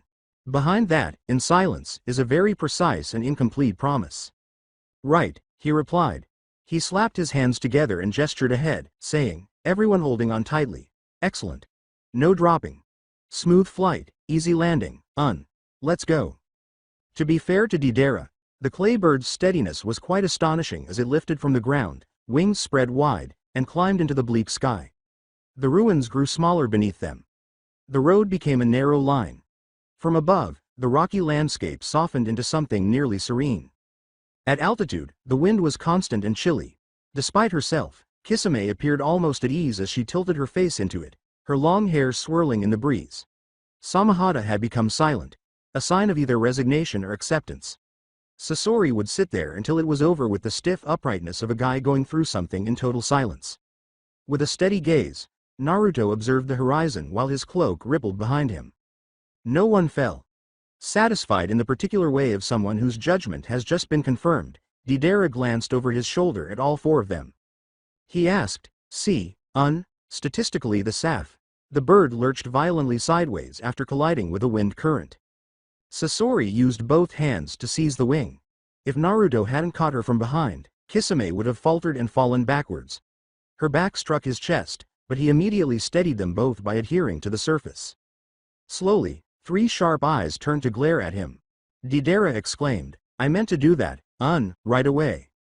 No one took him seriously, but after a while, they stopped staring at him, and he quietly let go of the air he had been holding. The land of Earth's border passed beneath them, the terrain gradually changing from dust and pale stone to something greener and more irregular, the first indication of the geology that separated it from the land of rain. As they ascended higher, the wind increased, slicing coldly and sharply across the open sky. It was easy for her to convince herself that the bird's gentle banking and adjustment brought Naruto and Kisame closer together at the center. Kisame no longer pretended that it was. His hand was solid against her tummy, catching her when she staggered, and she could feel his steady warmth against her back. Neither she nor he had moved away. Both of them were aware that the bird was too big for them to technically need to be where they were, but they didn't really care. From the corner of her eye, she glanced at him. He was keeping an eye on the horizon. The late afternoon light captured the angles of his face in a way she was completely unaware of, and the wind blew through his hair, pushing the noticeable bangs sideways. Behind him, his cloak rippled. His hands were comfortably at his knees. Her eyes strayed to his cheek, it's still crimson. In terms of how it made her feel, she would not be meticulously analyzing the thin but discernible outline of her hand resting against his skin. That was what she had done. She was responsible for that, for perfectly legitimate reasons. She averted her gaze, hoping it would disappear. It was still there when she turned to look. The wind continued to scream past them. With the carefree attention of someone performing a task they have performed 1,000 times, Deidara was looking straight ahead and reading the air currents. As usual, Sasori sat silently and rigidly. Neither of them had anyone's attention. That was the only explanation, she persuaded herself. Without making a sound, she carefully leaned in and kissed his cheek. Her lips lingered, silent and steady, then swiftly withdrew, a moment that ended nearly as soon as it began, there and then gone, taking its fire with it. She stood up straight and turned to face the horizon. Naruto remained motionless. He hadn't looked away. However, the slow, deliberate, extremely light breath he released through his nose indicated that he was far more conscious of the previous 3 seconds than his posture revealed. She reached out to grasp his hand as it tightened around her. Deidara's visible eye at the front of the bird had shifted sideways just in time, or, depending on your point of view, the precise correct one. He managed to catch it. The entire thing. As brief as it was. He instantly turned to gaze front and said nothing at all. He simply grinned slightly and exuded the silent contentment of someone whose previous conclusion had just been validated once more. As they entered the land of rain, the bird continued to soar. Arriving like a danger was the hidden rain village. Gradually, it emerged from the clouds, first as a shadow, then as a shape, and lastly as something that was difficult to describe. Steel and iron rose from the ground in thick vertical columns, towers reaching heights that had no place in a shinobi hamlet, their surfaces black and slippery from constant rain. Steam vented from joints at random intervals through pipes that flowed between structures like veins connecting organs. This place was devoid of wood.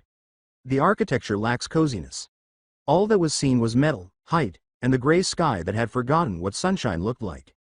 As well as rain, it rains mercilessly, completely, and continuously. Driven by a wind that had no intention of stopping, it descended in sheets that moved sideways as frequently as down. With the efficiency of something that had been doing this for a very long time, it hammered the clay bird's surface, banged on their cloaks, and found every space between collar and flesh. With a look of deep personal offense, Deidara saw it from above. "Does it always do this, Yes," Naruto said calmly. "Every day. Every day."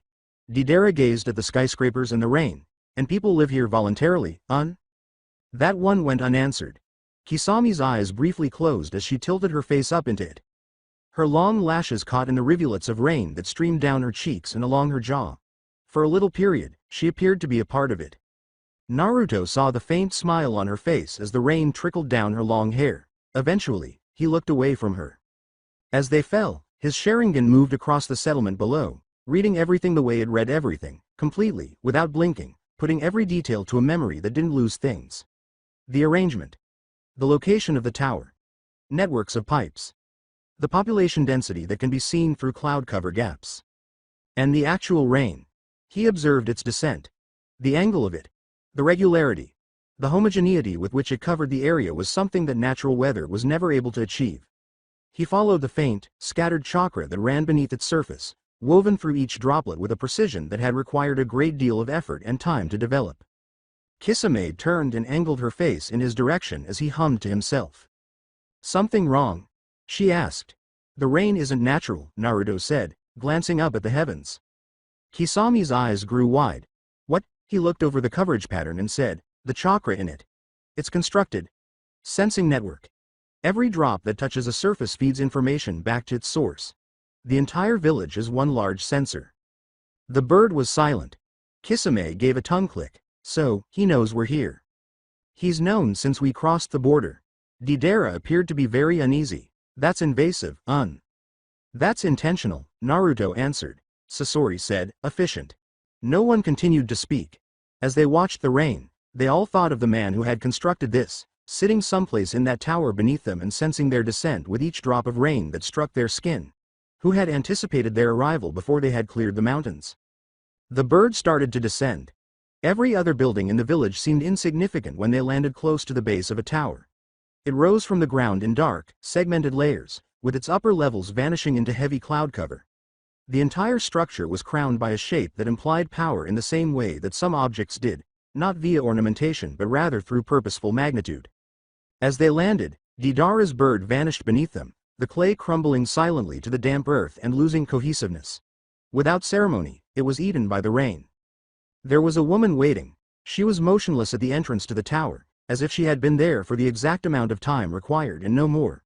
Her short, straight blue hair flew in the wind, but the matching paper flower in her hair seemed unaffected. She was tall and calm. The scarlet clouds caught the gray light as her Akatsuki cloak slipped smoothly off her shoulders. With the silent efficiency of someone taking stock, her amber eyes scanned the newcomers.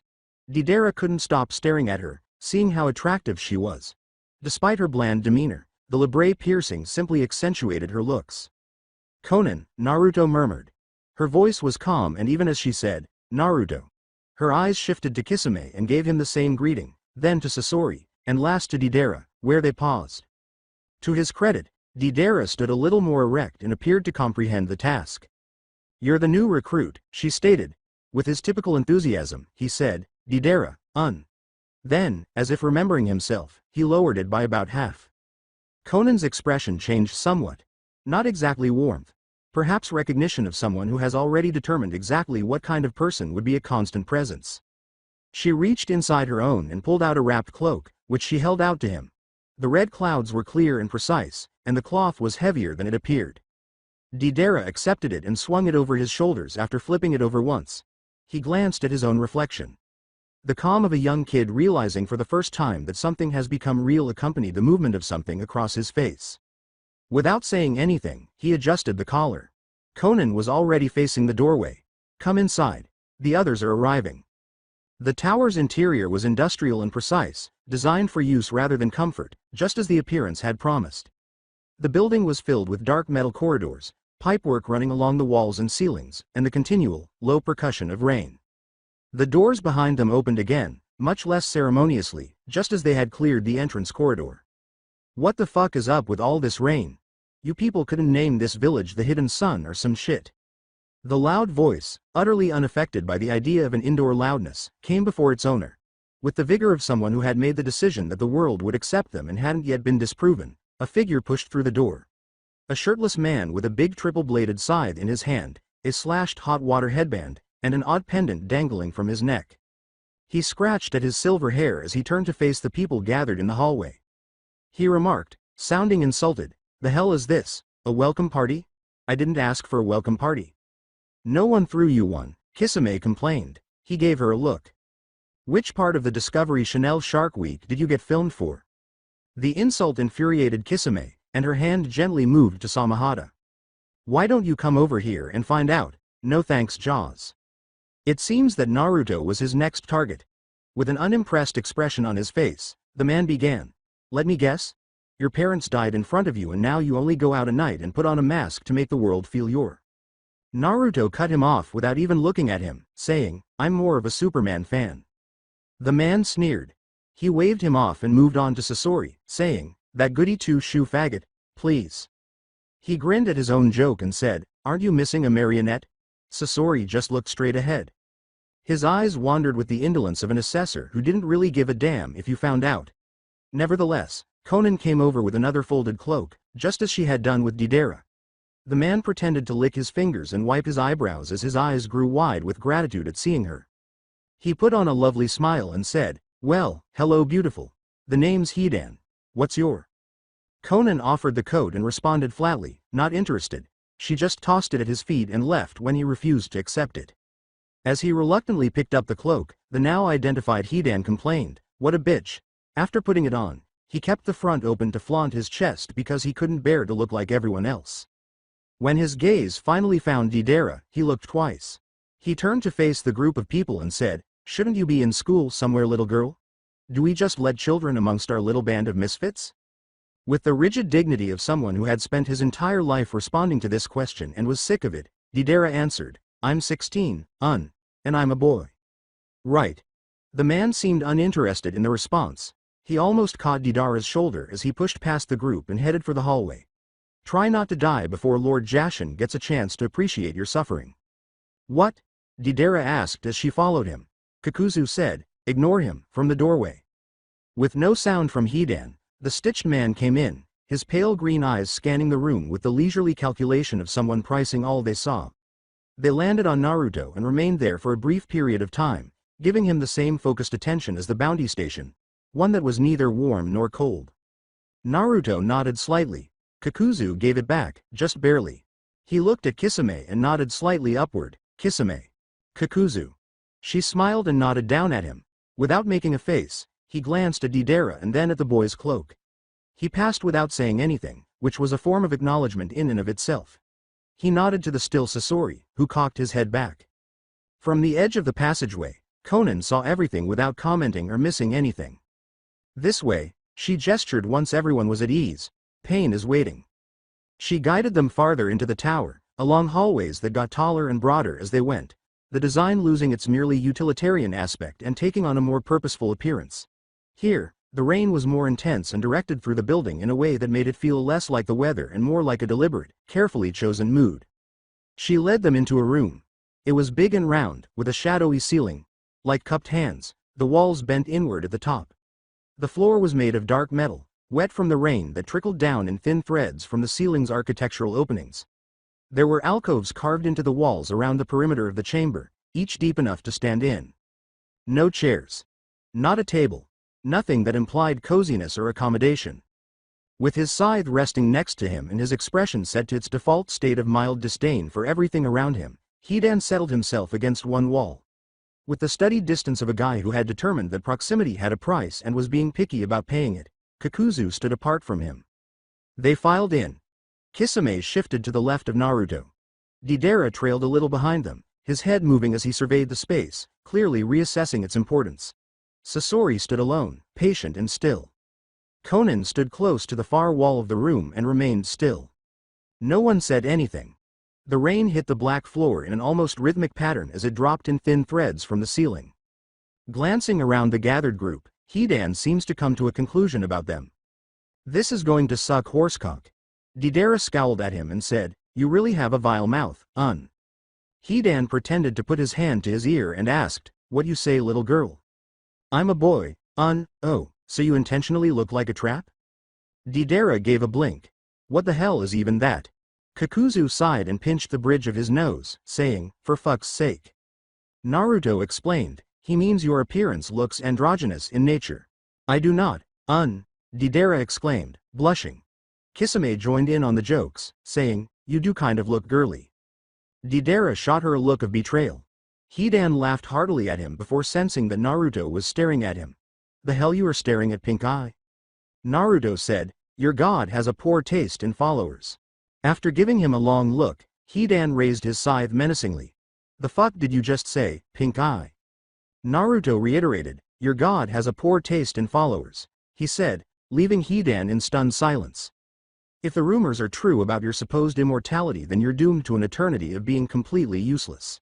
With a broad smile, Kisame shook her head at that. "Ooh damn, not even the endless rain here can put out a burn like that." That made Kakuzu laugh. Hidan's pulsating figure caught his eye. He said, "I wouldn't if I were you." Just as Hidan was charging forward with a furious yell, he warned. "Hello." Hidan skidded to a stop as the ground in front of him changed, revealing a black and white humanoid with a perfect split down the middle as the Venus flytrap phased up through the metal floor. "Hey everybody," exclaimed White Zetsu. Backpedaling, he yelled, "What in the actual fuck?" "It's Man-Thing," exclaimed Deidara, who was hiding behind Naruto. White Zetsu said, seemingly delighted by the response, "I have a name." "Nobody asked, Deidara retorted from behind Naruto's shoulder. "You just said, White Zetsu excitedly gestured to him. He glanced around the group to get confirmation, saying, "Do you always do that? That's so funny. Hey, does he always do that?" "Yes," replied Sasori, Kisame, and Naruto simultaneously. Deidara let out a sound of pain. Hidan had moved far away from Zetsu and was aiming his scythe at the plant man with the particular energy of someone who has made the decision that, regardless of Lord Jashin's view on the matter, he himself did not want to get involved. "What the actual hell is that thing?" "Zetsu," Naruto replied. "He's one of us. That is not a person, that is a plant." "Technically I'm both," White Zetsu said in a friendly manner. Hidan yelled, "I don't remember asking," as he watched the aloe vera-looking creature entirely rise from the floor and stand upright. At last, Zetsu's black half, which had been watching the mayhem with its customary bland indifference, spoke. The voice sounded like it was scraping across stone. "Annoying. This is not the time." The white portion began to wilt a little. "You never let me have fun." "We are not here to have fun. You're literally never fun." "I know." Hidan watched Zetsu with the cautious skepticism of a man who had not ruled out the possibility that things could grow worse, and he lowered his scythe a little. "Does it just come up through floors? Can it do that anywhere? Can it do it right now under my feet?" "Yes," Black Zetsu bluntly replied. Hidan retreated one more step. With her arms crossed and her teeth bared, Kisame observed the entire event. She spoke casually to no one in particular, saying, "I want everyone to take a moment and appreciate the fact that this is our organization." "Don't," Kakuzu murmured, sounding like a man who had sincerely regretted the decisions he had made in his life up to this point. Hidan started to speak, but stopped when the atmosphere abruptly shifted. At first, it was subtle. There was a change in pressure, similar to what happens before lightning strikes, and the atmosphere felt fuller than it had moments before. After then, it developed. The room had already been informed of what was about to happen, whether it was ready or not, so it moved slowly and steadily with the patience of something that had no need to hurry. As soon as it stepped inside the room, Naruto felt it. It was enormous, cold, and self-assured. He was familiar with its shape and had felt it previously. He raised his head and bided his time. Kisame's hand moved a little next to him, then stopped. Against her back, Samahata had become utterly silent. This was not because she was uncomfortable, but rather because an animal would go motionless when it perceived a potential predator. Deidara moved his weight across the room. His expression had changed. The bright, restless energy had been subdued without his consent and had been replaced by something more instinctive. He raised his visible eye. Hidan had straightened as well. He didn't appear to know why. Without seeming to seek for it, his hand had located his scythe. Sasori and Zetsu both slowly raised their heads. He arrived from above, not by a tunnel or a door. As if the darkness had been keeping him in reserve, he descended from above through the shadow that gathered at the ceiling of the room. No surface from which to shove. Not a wire. There is no jutsu that is apparent to the unaided eye. He simply descended without hurrying, his descent bearing the unique serenity of something that had determined that the customary norms were a courtesy it extended to the world rather than a restraint it operated under. As he dropped, the room transformed and the chakra fully materialized. It pushed outward in waves with true physical weight, something older and more basic than the dense pressure of a vast chakra bank. With the serene tenacity of something that had never once contemplated the possibility of opposition, it swept through the chamber like water filling a space, seeking every corner and pressing against every person in it. Deidara's knees gave way. His jaw tightened as he instantly caught himself, but it was clear that he was making an effort to remain upright. His respiration had changed, his color had somewhat changed at the margins, and his visible eye was wide. Hidan gritted his teeth. The knuckles of the hand holding his scythe had turned white. His shoulders indicated that it was costing him, yet he was still standing from sheer resolve rather than poise. Sasori, Konan, Naruto, Kakuzu, and Kisame all endured it with a composure that came from constant practice. Black Zetsu was untouched, while white Zetsu appeared to shrink in on himself. Like a hand pressing firmly against a door, Naruto felt the chakra settle against him. He stood behind the door, neither retreating nor revealing his own existence. With the Sharingan's quiet, focused attention and contemplation, he observed the drop. There was no sound when the man's feet reached the ground. He was stunning in the sense that objects constructed for a certain use were remarkable, not ornamental, but precise. His face was sharp, still, and youthful in its shape, and his hair fell in orange spikes about it in a way that contrasted oddly with everything else about him.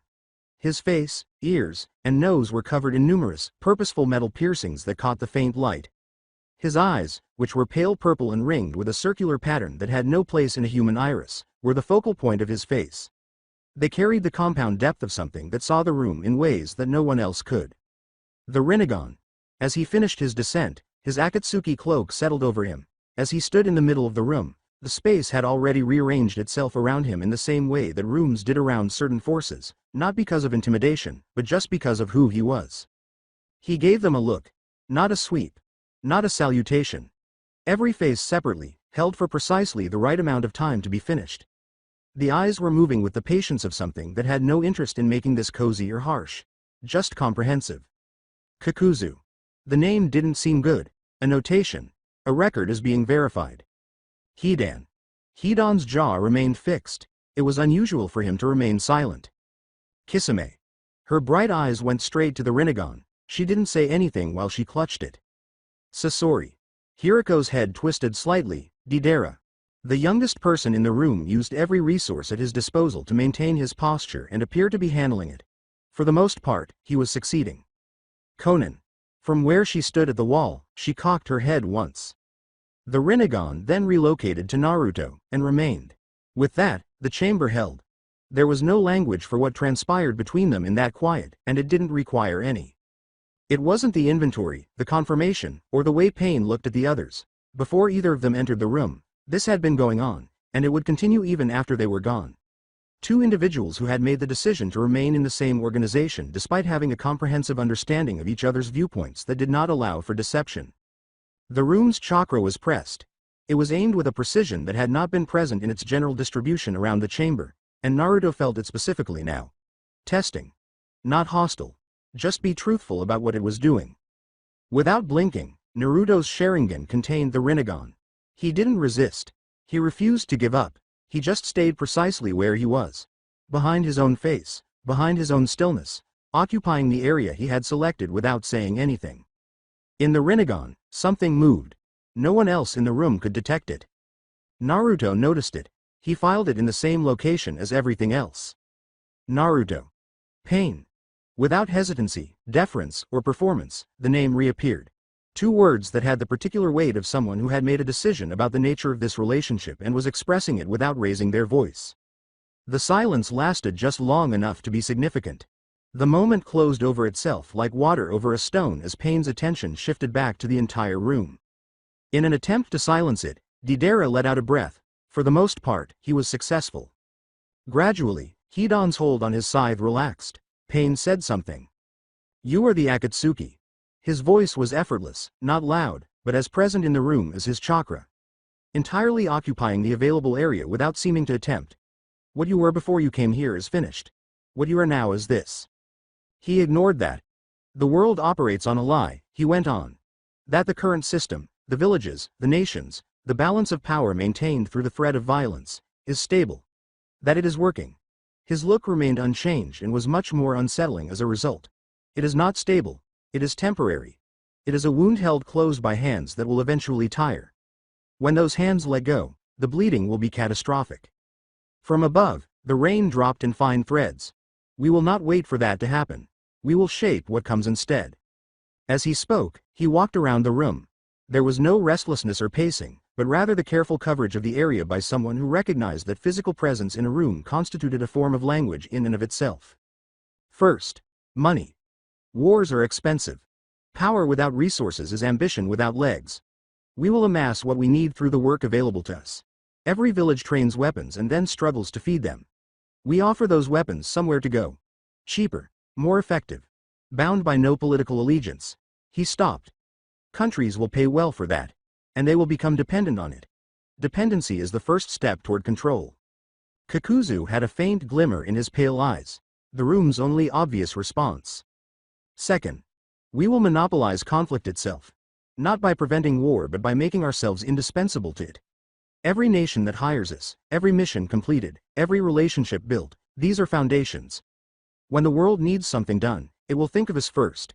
And what thinks of us first answers to us eventually. Hidan gave a shoulder roll. "Get to the part where we kill things," he whispered. From across the room, Payne gave him a precise, surgical look. With wisdom, Hidan shut his mouth. Third, Payne went on without pausing, "the tailed beasts." The environment of the chamber changed. The words that land have a different weight than the ones that came before them. The Rinnegan crossed the room and said, 9 in total. Scattered. Sealed within human hosts or left to their own ruin where their containers have been lost. We will collect them. All 9. The power contained within them, united and controlled, represents a force that no village and no nation can stand against. When that power is ours, the final stage begins. He came to a halt. "True peace," he whispered. "Not the peace of treaties that last until they don't. Not the peace of exhaustion. The peace of a world that has experienced enough pain to understand that the alternative is extinction." His tone did not elevate. It was not need to. "We will give them that understanding. And then we will give them the peace that follows it." Quiet. Didera was motionless, his visible eye moving with the concentrated attention of someone who was still getting used to something they hadn't anticipated finding interesting. Hidan had located the section of the speech he had been anticipating. Behind his gaze, something had glowed.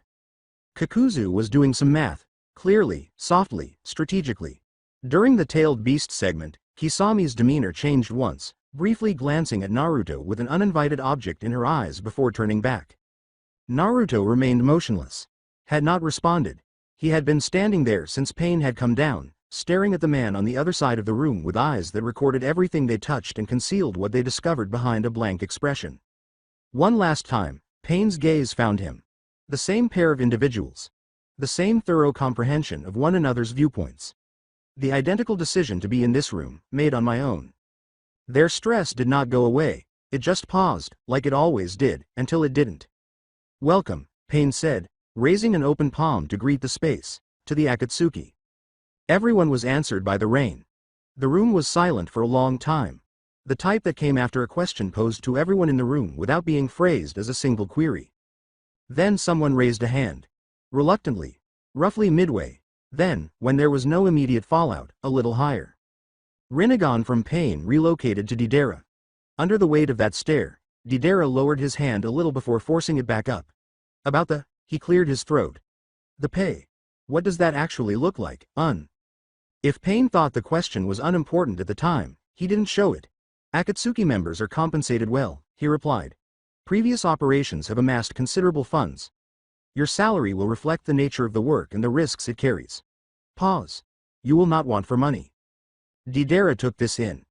The person who had been wondering about that since the temple was relieved to receive the answer, but didn't want to appear as though they had been thinking about it since the temple, nodded once. The pain persisted. He looked around the room and said, the hidden rain is our base of operations. This village and everything within it are under my protection.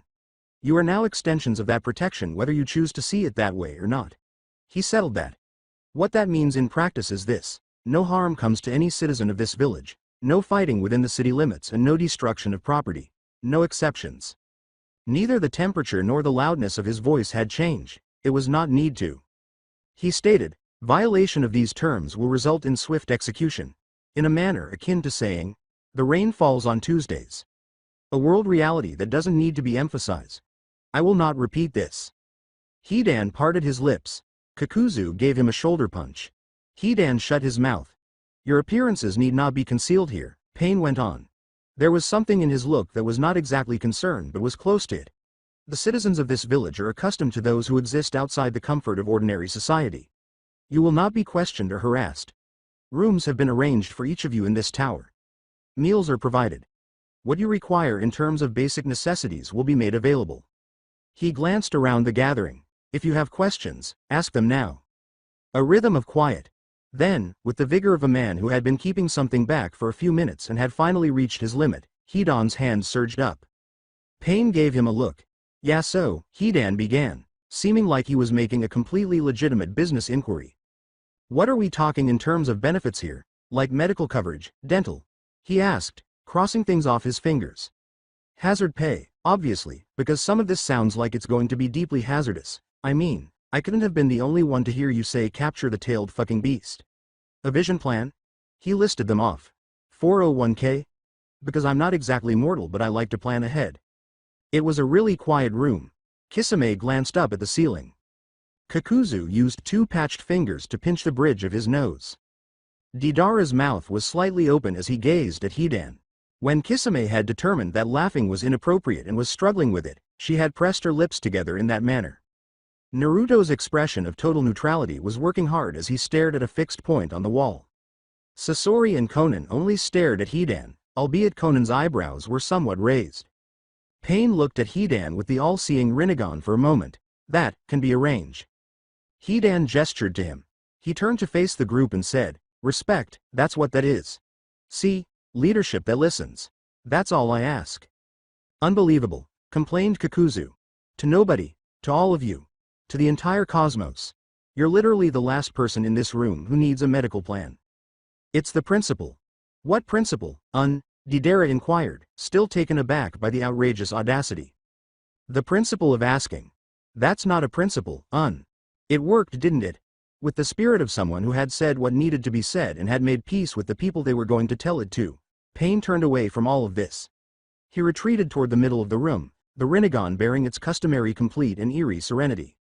He glanced across the room at Naruto one last time. The same appearance as previously. The same two individuals who had been at a standstill from the start of this meeting. The patient, unresolved undercurrent that runs beneath the surface of everything. Without making a face, Naruto held it. This time, Pain turned away first. It wasn't a compromise. They were both aware that it wasn't. It was just the moment coming to an end, like all moments do, till the next one. Konan will show you to your rooms, Pain stated. As he soared back into the shadow of the chamber's ceiling, gravity extended its politeness and then withdrew it as he levitated upward, just as he had descended. Naruto shifted. Not right away. He turned and moved toward the far side where a maintenance corridor split off from the main room, waiting just long enough for Pain to cross the upper threshold of the chamber. No announcement. No justification. Just the silent, firm step of someone who knew where they were headed and had already made up their mind to go there. The sound of his footsteps heading in the wrong direction caused Kisame to turn. She observed him leave.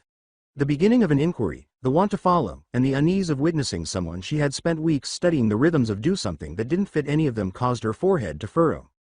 He took one look back. Only once. Short and precise, his Sharingan located her across the room with the same accuracy that it found everything.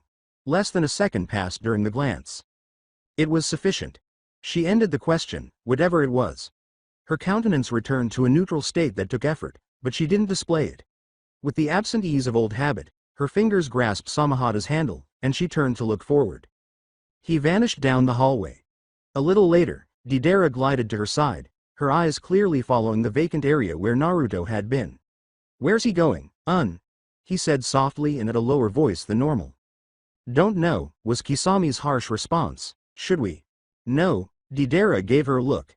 At the way her jaw was set and the palm that was partially resting against Samahata. He didn't inquire further. Paper flowers pallid in the low light, Conan arrived at the bedroom entrance and surveyed the space with the deft sweep of a head count. Her gaze briefly lingered on the vacant area next to Kisame before continuing. She remained silent about it. "Follow me," she said, turning into the hallway. The group made a move. Hidan is already grumbling about something. Kakuzu is already disregarding him. Before stepping into step, Deidara gave the vacant entryway one more look. The final person to exit the room was Kisame.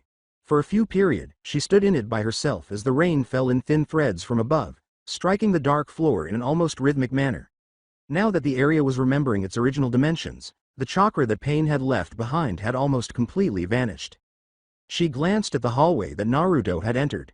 She then pivoted and trailed the others. He was not going to tell her what lay at the end of that hallway this evening. She was aware of that. It was not necessary for her to like it. Against her back, Samahata gave a faint, unsure pulse. "I know," she whispered. Without turning around, she stepped out into the hidden rains-drenched hallway. Conan guided them higher. The elevator, which was incorporated into the tower's core with the same industrial precision as everything else, opened onto a floor that was unrelated to the chamber below it. The contrast was complete and instantaneous. This floor had been planned around something completely different, wide open space, while the remainder of the tower was made of metal, shadow, and the austerity of a building built around a purpose. The living room swept outward from the elevator, giving the impression that the walls were spacious and the ceiling was far away. The enormous, thoughtful pieces of furniture were made of dark materials that absorbed the gray light from the floor to ceiling windows without adding weight to the space. The city below was reduced to steel forms and hazy light as the rain ran down the window in long, continuous lines. This had been thought out by someone, much thought. Deidara exited the elevator and came to a halt. Slowly, his visible eyes scanned the room, taking stock. "Whoa," he exclaimed. Not as a query or an assertion. The sound of someone's mind catching up to their eyes. Hidan passed him and came to a stop also. He glanced up at the ceiling, at the windows, at the furnishings. He slowly spun around once. He rubbed his chin and murmured, "Huh," which was essentially reverence for him.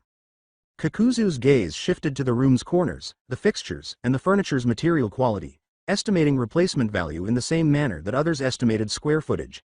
Whatever number he came up with caused a slight, unintentional change in his countenance. Kisame was standing by the window.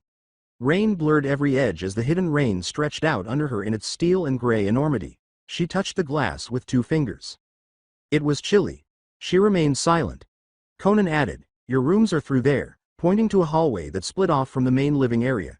She expected Hidan to open his mouth and say, "Each one is individual. Sizes are equal. No, you cannot trade." Hidan shut his mouth. She turned to face the far end of the living area, where the room opened into something that immediately caught the attention and held it. There is a shared bathing facility at the corridor's end and individual smaller ones in each room. The kitchen. It was huge. With dark stone surfaces, appliances that suggested both budget and purpose, a range that occupied most of one wall, overhead ventilation, and a central island that could have easily accommodated half of the company while still having space for prep work. It was professional in both its size and its equipment. Above it, cookware made of steel and copper caught the light in warm tones that contrasted oddly with the rain-gray environment beyond the windows. 3 individuals in white chef's coats stood at different stations within it, moving with the practiced efficiency of mid-service experts. It emitted a complex, multi-layered scent that caused something in the back of the brain to perk up and pay attention as it spread around the living area. Deidara's visible eye widened. "Is that? Your meals are covered," Conan affirmed. "The chefs have been briefed on dietary requirements to the extent that we had information available. If you have specific needs or preferences, make them known and adjustments will be made."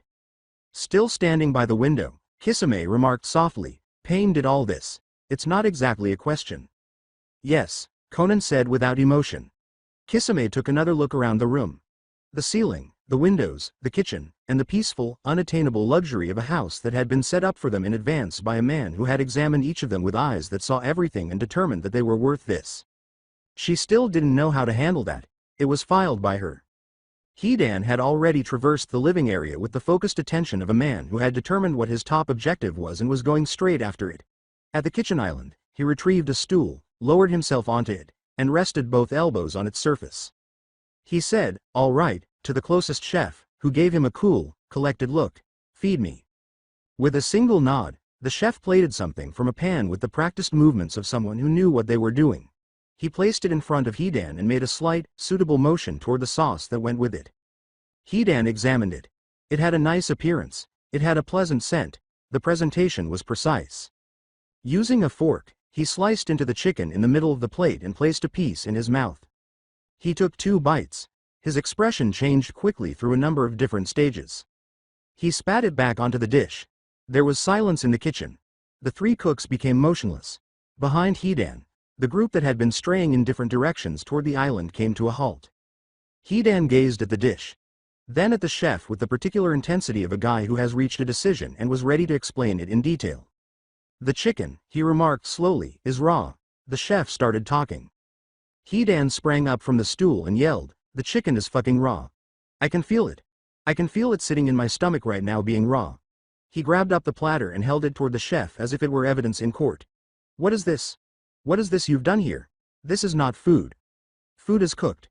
This is a crime against the animal that died for this, which at least had the decency to be dead when you served it to me, unlike whatever this is, which is somewhere in between." "Sir, the internal temperature. Tell me about internal temperature. I know what cooked chicken feels like. I have been eating cooked chicken for longer than you've been alive, and sometime after you'll be dead." Hidan pointed a finger at the 3 of them and said, "Do not," setting the plate back down with a controlled precision that was somehow worse than if he'd thrown it. You, and you fuck off and get out." Under Hidan's scowl, the poor man started to tremble. "We've been assigned to." He gestured to the elevator and added, "I said out. Go. Leave. You're fired. All 3 of you, fired. Get out of my kitchen, I'll do it myself." Conan caught the chef's attention. Conan gave the cook a look. There was a communication between them that accepted that no one could change the course of events. With differing degrees of respect, the 3 cooks took off their aprons and made their way to the elevator. The doors shut. In the kitchen, Hidan was by himself. He examined it. The surfaces, the hanging copper at the range. He gave his knuckles one snap. Then, with the sudden deliberate energy of someone who had been anticipating this moment, he stepped behind the island, rolled up his sleeves, and threw his scythe against a wall across the room. There was silence in the living room. He unlocked the fridge, stood in front of it, took stock, swiftly scanning its contents with the fast judgment of someone who could see a meal in its raw ingredients without having to think about it. He shut it. Opened a cabinet. Using 2 fingers, I quickly read the labels on the spice rack. He activated the range. Before it was finished, Hidan had a pan in his hand as the burners caught with a low sound. "Okay," Didera whispered to Kisame. "What the hell is going on?" She remained silent. Her expression was trying very hard to seem neutral as she watched Hidan walk around the kitchen. He was competent. Not capable at home. Not acceptable, technically sound, in fact. It was evident in the way he handled the pan, the way he changed the heat without consulting the dial, and the way he chopped a shallot into 3 pieces without stopping to inspect his job. He navigated the area as though he had already mapped it, grabbing items before he required them and synchronizing various components without seeming to pay attention to them. The range started to emit a distinct odor than before, quicker, more truthful. Kakuzu appeared to be doing his own secret accounting of something after finding a chair in the living room, yet his gaze kept shifting to the kitchen. They continued to move there despite every sign that he didn't care. As always, Sasori stood apart, eyeing the kitchen while the Hiriko puppet offered nothing. With his elbows on the surface and his chin on his hand, Didera had drifted to the island and was observing Hidan's movements with the focused attention he usually saved for truly remarkable things. "Where did you?" Didera began. Hidan said, "Don't ask me questions while I'm cooking," without raising his head. Didera gazed at him. "Did you just, I will throw you out the window." Didera shut his mouth. Kisame reached the island next to Didera. Watching, she leaned on it. With the cadence of someone who has done this so many times that it had become bodily memory rather than thought, the pan sounds had developed a rhythm that was its own kind of language. She cast a sidelong glance at the vacant entryway that Naruto had yet to enter. Next, returned to the kitchen. After 10 minutes, Hidan placed a plate on the island. Then another, portioning with an eye that didn't require measuring instruments, moving backward with the same efficiency that he had moved forward. Sitting in a pan sauce that had reduced to a glossy, dark color with brown butter, shallots, and thyme, along with a splash of wine that had boiled down until it concentrated into something rich and almost sweet, were pan-seared chicken thighs with skin turned a deep, even gold. Simple roasted veggies next to them, nothing fancy, just the right amount of heat and seasoning to get the job done. It appeared to be what it was. Not a theater, not even architecture, just meals prepared by someone who knew what they were doing and didn't need to demonstrate it through display. He took a step back, folded his arms, and examined his creation. "Eat," he told everyone in the room. For precisely 1 second, nobody moved. Deidara then extended his arm and sliced into the chicken. The skin was clean. Using a forkful of the sauce, he placed a bit in his mouth and remained motionless. Chewed slowly. His gaze shifted to Hidan. "Wow," he uttered softly. This had a very different meaning this time. Kisame drew a plate in her direction. The butter, thyme, and reduced wine in the sauce hit first, followed by the chicken, which was just what chicken was meant to be but so infrequently was. She put down her fork. Picked it up again. There was nothing to say that the second bite didn't say better, so I took another one without saying anything. Without anyone following him, Kakuzu emerged from his chair toward the island. He was staring at the plate with the expression of someone who had failed to form an opinion after deciding not to. As he always did, he took a piece, pulled down his mask, and ate it standing, meticulously. He remained silent. Another large amount was taken by him. At the edge of the island stood Sasori. He spent a long time staring at the plate. Then Hiriko's mask moved slightly with the methodical, careful motion of someone performing what they had determined to do and weren't going to talk about. One piece of chicken vanished. No one made any comments about it. No one gave it a direct glance. With the collective grace of those who had concluded that certain things were just not their concern, the moment passed. With his arms still crossed, Hidan observed all of this with the pleasure of someone whose point had been stated without the need for more words. Deidara questioned, "Where did you learn to cook like that, Un?" Hidan gave him a look. "You can ask me questions now," he declared. "Cooking's done." "So where, Un?" Reaching for his own plate, Hidan uncrossed his arms and shrugged one shoulder. He picked up his fork and said, "You spend enough centuries keeping yourself alive, you figure out how to do it properly. Turns out raw chicken stops being funny after the first 100 times. Centuries, Un?" Without looking at the amulet, Hidan tapped it on his chest. "Jashin provides," he added in a tone that was simultaneously utterly genuine and, in some ways, humorous. Deidara gazed at him. "You're actually immortal, Un? Try me and find out, little girl. I'm a boy, Un." He dismissively waved him away, saying, Sure, whatever." Throughout it all, Conan had stayed at the edge of the kitchen, motionless and perceptive in the same way that she was perceptive about everything. With the same expression she used at mission briefings, member intake, and everything else, she had observed Hidan firing the chefs, moving around the kitchen, and observing the reactions across the island. She now resides on the island. The room became aware. Deidara stood up a little. Kakuzu's eyes followed the motion as well. Conan's action carried weight because of something about her stillness. She grabbed a piece. Grabbed a fork. With the exact economy of someone who didn't do anything, including eat, cut into the chicken. She raised it to her lips. Chewed. Put down her fork. The room was waiting. Her amber gaze shifted to Hidan on the other side of the island. The expressionless stare that had met him at the door, watched him dismiss 3 experienced cooks without blinking, and offered him nothing at all since he had entered. "Delicious," she said. Hidan uncrossed his crossed arms. He raised his chin. His demeanor was one of a guy who had been justified on a level that mattered to him personally and wanted everyone in attendance to completely recognize it. It was an instantaneous and complete expression of smug satisfaction. He parted his lips. Before he could say anything more, Conan added, "That your attitude isn't as good as your cooking." Her tone and demeanor remained the same, and her remarks arrived with the same bland calm as everything else. It was quite quiet in the kitchen. Deidara pushed his lips together till they were white. Kakuzu glanced up at the ceiling. With a determined expression, Kisame turned to face the window.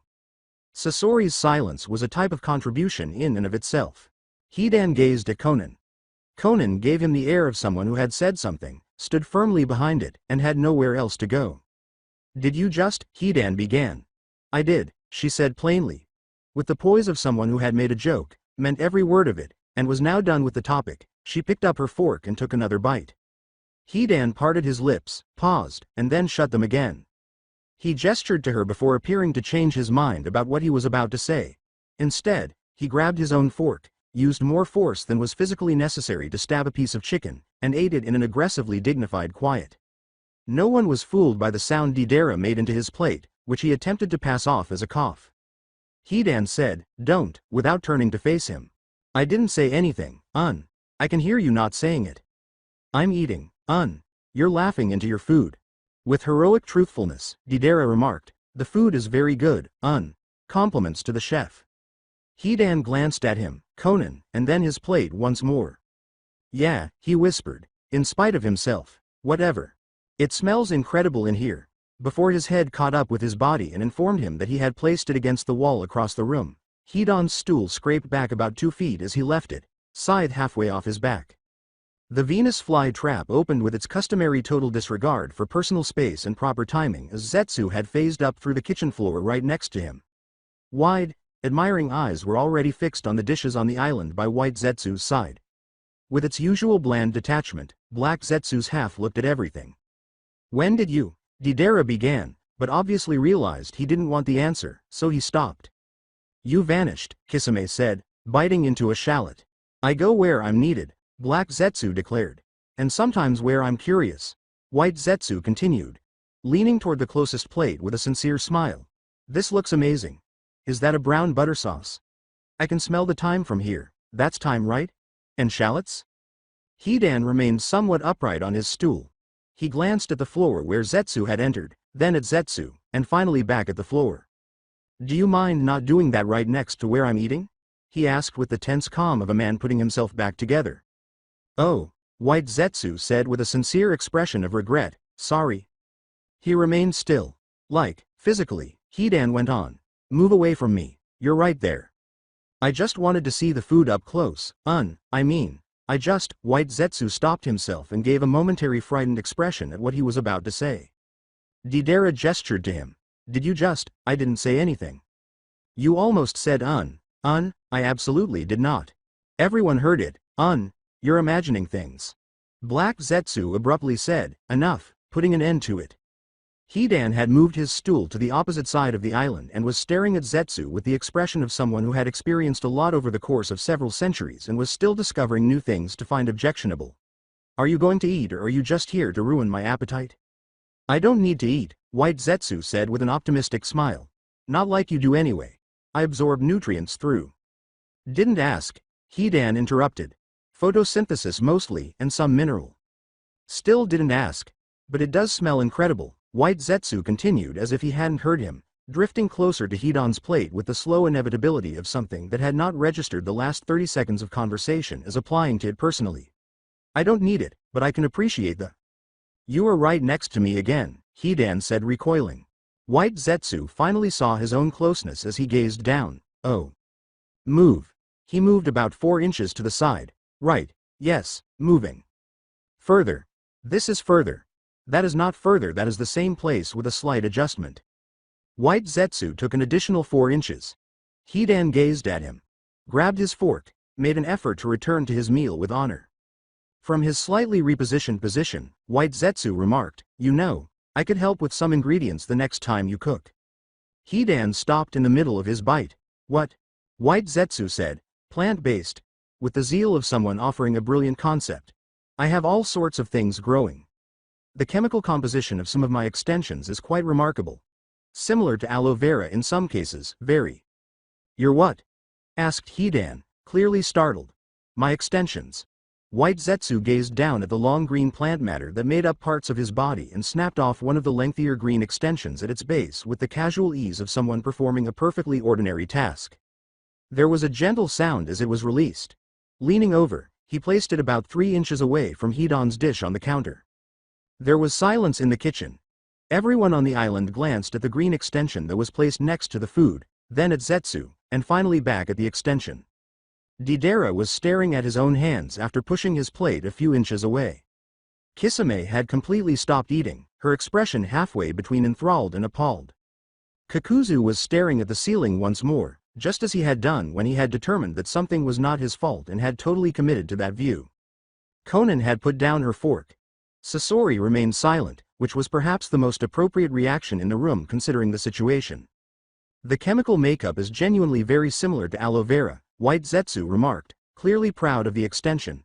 Anti-inflammatory properties, very good for. With a terrified and apoplectic expression, Hidan's chair scraped back. Get that off my fucking counter right now. It's perfectly clean, it came off your body. Plants shed all the time, it's completely natural. Get it off my counter, get yourself away from my food, and get out of this kitchen, Hidan said as he stood and pointed decisively at the living area beyond. All of that, now, in that order. White Zetsu glanced at Hidan and the extension. He muttered, it really is very similar to aloe vera. Hidan growled, I will find a way to kill a plant. I have centuries of experience and significant motivation. Do not fucking test me. With a little, regretful gesture, White Zetsu took up the extension and tucked it back into himself, which, if anything, made matters worse for everyone observing. Fine, he said with a dejected expression, his customary brightness having significantly faded. The Venus flytrap reassembled around him with its typical fluid ease as he started to blend back into the floor. For a little while, his head stayed above the ground as he surveyed the assembly. By Kisame, he exclaimed. She shook her head and muttered, Bye. By Deidara. Still staring at where his plate had been before he moved it, Deidara murmured, Bye, By Kakuzu. A grunt. By Sasori. Hiriko's head twisted slightly. By Konan. Konan said, Goodbye Zetsu, with the patience of someone who had been doing this for a while. He turned to face Hidan. Hidan gestured to the ground. The brightness of White Zetsu temporarily returned. By Hidan. He exclaimed with resolute joy. Get out. Hidan bared his teeth, getting out. He fell to the ground. Behind him, the surface sealed seamlessly. There was silence again in the kitchen. Everyone turned to face the location where he had been. Next, at their meal.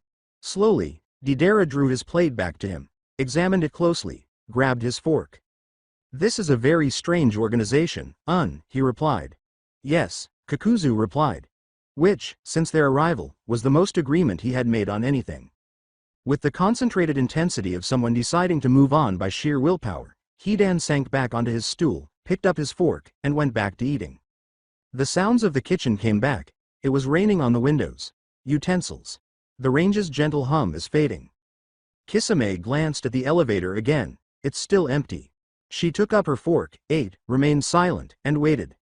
The room was purple. A lone light hovered over everything below it, creating a violet wash that deepened shadows and softened edges without completely eradicating either. 3 inward-facing chairs set in a triangle. There are 2 occupied. One is on hold. With his hands free between them and his elbows resting on his knees, Naruto Sheridan tracked the room with its silent, focused attention. His irises appeared to be burning at a low temperature when the purple light caught the tomo twirling in them. Pain sat across from him, still as if it had never learnt to be restless. The Rinnegan gave Naruto the same thorough care that it gave everything. A type of statement was made by the purposeful ease with which his hands rested on the recliner's arms. There was silence in the room. The rain outside was unrelenting and uncaring, pressing against the skin of the skyscraper. It had been quiet long enough for the silence to become a posture in and of itself. By carefully calibrating what they refused to say first, 2 persons in the same room were able to communicate what they needed to. It was Naruto who spoke first. He did so because he made the decision to, not because he lost. Nagato. Like something dropped from a height, the name fell into the room. Not very loud, just precise. The guy was reduced to the 2 syllables he was born with, stripped of the title and mythology, and urged the world to use them in place of something bigger. In the Rinnegan, something moved. You would do well to remember where you were and who you were speaking to, Pain cautioned, his voice lacking the usual intensity. I remember exactly where I am, Naruto said coolly. He gripped the Rinnegan without blinking and said, I'm speaking to Nagato. In a tower he built. In a village he controls. None of which changes what his name is. The silence that ensued was not the same as the last one. A child, Pain began, her voice exact but neither elevated nor sharpened. Wielding power that was never yours. Sitting across from me as though the eyes you stole give you something to stand on. Naruto shot back, says the man parading around in his dead friend's body. The space trembled. Not from anything that could be seen. No physical force, no jutsu. Only the chakra of two individuals who had neglected to keep it in check, thrusting outward at the same time and discovering that there was not enough air between them. Overhead, the lone purple light wavered slightly. A deep, sourceless groan came from something inside the walls, the tower's metal reacting to stresses it wasn't designed to handle. 3 feet of violet-lit air separated the Rinnegan and the Sharingan. They didn't move. The room's temperature had shifted. The type of transformation that had place prior to anything being irreversible. Now, from the third recliner came the voice. Which was occupied. They hadn't noticed him coming. The fact that neither of them had sensed his arrival spoke volumes about what was currently sitting in that chair. The Sharingan, a masked figure with a single eye visible through the aperture and an orange mask swirling in the purple light, was spinning with the ease of something that has been spinning for a very long time. With his hands folded in his lap, he sat in the leisurely manner of someone who had entered many situations over many years and found them all to be bearable. There's no need for this, the modulated, multi-layered voice said with an air of intimacy and purposeful obscurity. He glanced between them with his one visible eye. He said, "You two are practically family. Clan members. Brothers, in the ways that matter." His voice had the distinct weight of someone who had purposefully chosen their words and intended them to be felt. "This is beneath both of you." The room's chakra gradually receded. Not right away. With reluctance.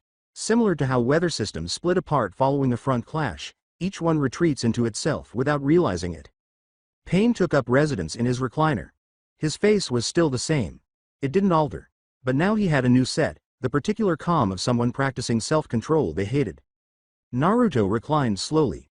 For a period that was both comfortable and totally under control, the masked person stared between them with that one visible eye and remained silent. "The organization," he asked Pain. "Where do we stand?" A part of the Pain straightened. "All members have been acquired. The village is secured and operational. We are positioned to begin moving forward." This statement was followed by a pause that bore the exact weight of a guy reporting to someone he didn't think deserved it. "The Akatsuki is ready." Slowly, the masked figure gave one nod. The act of confirming receipt of information that one has anticipated. "Good," he replied. He continued to stare at Pain. Then, with the ease of someone shifting the topic instead of ending it. "That will be all, Nagato." The room became motionless. Pain's hands tensed slightly as they rested on the arms of his recliner. "There are still matters that require discussion regarding the organization's next." "That will be all." Compared to the first time, the repetition landed differently. Quieter and more methodical. Since it had never had to, the lone Sharingan had remained in pain and carried something that did not compel it to raise its voice. There was weight, temperature, and a very particular direction in the silence that ensued. Pain set his jaw. Behind the Rinnegan, something moved, not exactly submission, but the look of a man who had done the math and come to the same conclusion and detested it each time. Slowly, his hands released the recliner's arms. He got up. He went without saying anything more, without turning to face Naruto, and with the dignity of someone who had determined that dignity was the only valuable item in the room right now. After him, the door shut. The masked figure kept a careful eye on it. Then, with the ease of someone who always chose the temperature of a room, went to Naruto. "He'll find his way to acceptance," he remarked with a smile. "He always does." Naruto remained silent. He took a moment to observe the door, then turned to face the mask once more. "You wanted to talk about my eyes. I want to talk about your eyes," the figure affirmed. With an almost parental gaze, the lone Sharingan found Naruto's across the purple-lit gap between them as he leaned forward a little. "Show me." After giving him a brief glance, Naruto allowed them to move. The traditional Sharingan's tomo bled outward, melting and reforming into a whole different design. The pupils became black. 3 crossing ellipses, the shape that had appeared the night he realized who he was and ceased apologizing for it, took the place of the tomo. In contrast to the ordinary form's fluid elegance, the Mangekyo Sharingan blazed in the purple light, whirling with a steady, deliberate weight. This weighed more definitive. For a few moments, the masked figure remained motionless. The one visible Sharingan passed over Naruto's eyes with a peaceful, all-encompassing concentration that carried something that lived next to hunger but wasn't quite hunger. He remained silent for a few moments. Then he gently returned to his recliner. "Remarkable," he said with admiration, and meant it in the particular manner that people meant things after a protracted period of waiting for confirmation. He cocked his head slightly and said, The potency of that. You can feel it from across the room. Like standing next to something that hasn't decided yet whether to burn. Without saying anything, Naruto allowed the eyes to revert to their normal shape. The masked man went on. How are they? More as a continuation of an evaluation that was already in progress than as a query. For a while, Naruto was silent. Manageable, honest answer. After heavy use the edges blur, Naruto scowled in response. It corrects. Takes longer than it used to. The man with the mask nodded, seemingly confirming what he already knew. Your Uzumaki heritage is working for you, he replied. That life force, that vitality, it's slowing the deterioration considerably. Another person with those eyes would be further along by now. He stopped. But further along is still the direction of travel. Naruto gave him a steady gaze. Then tell me how to stop it. The person placatedly raised a hand and said, I'll get there. First, tell me something. When you're angry, or when your emotions are at their highest, what do you notice? Naruto thought on the topic as seriously as it appeared to be posed. Stronger, he said after a little pause. Everything gets stronger. Clearer. The Sharingan feels like. He hesitated, trying to find the appropriate phrase. Like it has more room. A tiny sound of confirmation came from the masked figure. He folded his hands once more and said, because it does. His speech had the tone of someone who had given this a lot of consideration. The Sharingan is not simply an eye. It is a mirror. It reflects the heart of its wielder, the emotional state, the strength of feeling, and the depth of what drives you. The stronger the emotion, the stronger the Sharingan responds. The stronger the Sharingan, the stronger you become. Your power and your feeling are not separate systems. They're the same system. Naruto took this in. Then the anger, as a resource, the figure explained. Like any other. The question is never whether to have it. The question is whether you're using it or it's using you. He said to him. You've been using it. That's why you're still standing. The tower was pressed up against the rain. The blindness, Naruto asked. Yes. The tone of the figure changed to one that was more measured. The Mangekyo Sharingan is not meant to be the end. The ones who awakened it. The ones who survived long enough, they discovered what came after it. Naruto remained motionless. The eyes evolved, the figure went on. What you carry now, the Mangekyo, it is powerful and it is consuming you at the same time. That is its nature. It gives and it takes, and eventually the taking outpaces the giving. He gazed into Naruto's eyes as if he were reading a text in a language they had studied for their entire lives. But there is a form beyond it. One that doesn't consume. One that preserves. Naruto asked, which is? The Uchiha understood it instinctively, even when they didn't understand why. The figure's speech was deliberate and measured, explaining how some things were constructed, with each layer required before the next could hold. The Sharingan is passed through blood. Brothers and sisters carrying the same eyes, the same lineage, and when one sibling's eyes are transplanted into another, something changes. The eyes recognize each other. Recognize the shared origin. And instead of consuming their new host, they stabilize. They evolve. They become something that doesn't deteriorate. He ignored that. The eternal Mangekyo Sharingan, he revealed passionately. The end of the blindness. The beginning of something else entirely. Naruto gave him a steady gaze. The donor, they have to be blood. A sibling? With the same eyes, the creature affirmed. He paused purposefully before saying, the same lineage. The closer the origin, the more completely the transplant takes. A twin would be ideal. The word entered the room and remained there. Naruto's Sharingan shifted. Not at the figure in the mask. The specific focus of a mind processing something quickly at a spot in the middle distance. Tying strands together. The Sharingan followed them all the way to the end, unflinching from what it discovered. A twin. The same eyes. The same blood. There was only one pair of eyes in the world that were similar to his. On a night that had changed the course of history, he had removed eyes from a body on a complex floor. Eyes that had belonged to a boy whose only true transgression was having such a strong desire that he made a disastrous choice on how to obtain it. Sasuke. Who possessed a twin. Who had returned home that evening to discover what remained. Who had discovered his brother's face while exploring the wreckage of his tribe and realized right once what was missing and who had taken it. She had made a vow to a deceased lad who needed no witnesses while standing there in the quiet and ashes. Naruto's face remained unchanged. However, beneath that, something utterly and silently arrived, settling there with the permanence of something that had always been inevitable. He said, Uchiha, Itachi. In the same manner that you might say the solution to an issue you had been dragging around without realizing it. It's not a query. Not a proclamation. The name alone was put in the room since it was the only one that made sense. The masked man stared at him for a long time. You got there yourself, he said, sounding like someone who lived in the same neighborhood but wasn't quite arrogant. I wondered if you would. The now fifth Hokage of the Leaf Village. Yes.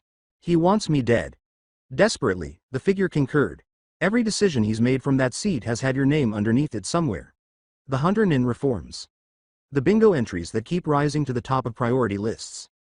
The alliances built specifically around containing the kind of threat you represent. Pause. Itachi is patient in the way people are when they have only one thing they're waiting for. And I need his eyes? The figure gave a nod. You need his eyes. Naruto leaned back, observing everything in its entirety. The reckoning is just as important as the transaction. Two individuals whose pasts were intertwined at a root that had been bleeding since a night that neither of them would ever be able to completely leave behind. The resolution that left one of them dead was the only one that could be found. It won't be easy, the guy in the mask emphasized. Itachi's abilities are fearsome. At that, Naruto arched an eyebrow. You do realize he would have joined his brother had Shisui not sacrificed himself to save him. Slowly, the masked figure let out a breath. Uchiha Shisui. The name carries the weight of true loss, not for the individual but rather for what they stood for in terms of strength, potential, and now ash eyes. The orange mask tilted in the purple light as he shook his head once, saying, what those eyes could have been worth. An unfortunate waste. You have a habit of burning things I would have preferred to keep intact. Naruto just gave him a glare. The man with the mask chuckled. Not very loud. Everything around him was just present, taking up the available space without seeming to attempt. He shrugged casually and said, but that's all in the past. Then his mood abruptly changed, the ease vanishing, and his lone visible eye narrowed on Naruto with a level of attention that had not existed a moment earlier. The admonition, do not underestimate Itachi, landed more forcefully than loudness would have because it was delivered quietly and without theatrical flair. What he was before that night was already exceptional. What he has built himself into since. He paused, allowing the implication to speak for itself. Grief has a way of unlocking things that nothing else can reach. He has had years of singular purpose and the intelligence to use every one of them correctly. In the purple-lit space between them, he allowed the words to linger. Then, with the ease of someone who had spoken what needed to be said and was satisfied to let it settle, he reclined in his chair. He did force you to retreat that night, yes, it wasn't a query. It was a really quiet room.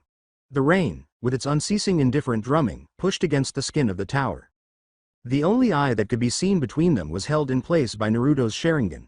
His look had not exactly altered, but it had become sharper, the characteristic that emerged when someone said something that he was choosing to respond to rather than ignore. I broke the Tsukuyomi once, Naruto said, and I will do it again. He expressed it in the same straightforward, unadorned manner as he did most things that were difficult for him to acknowledge. The weight of it was in the words themselves rather than in the way they were spoken. Not a brag.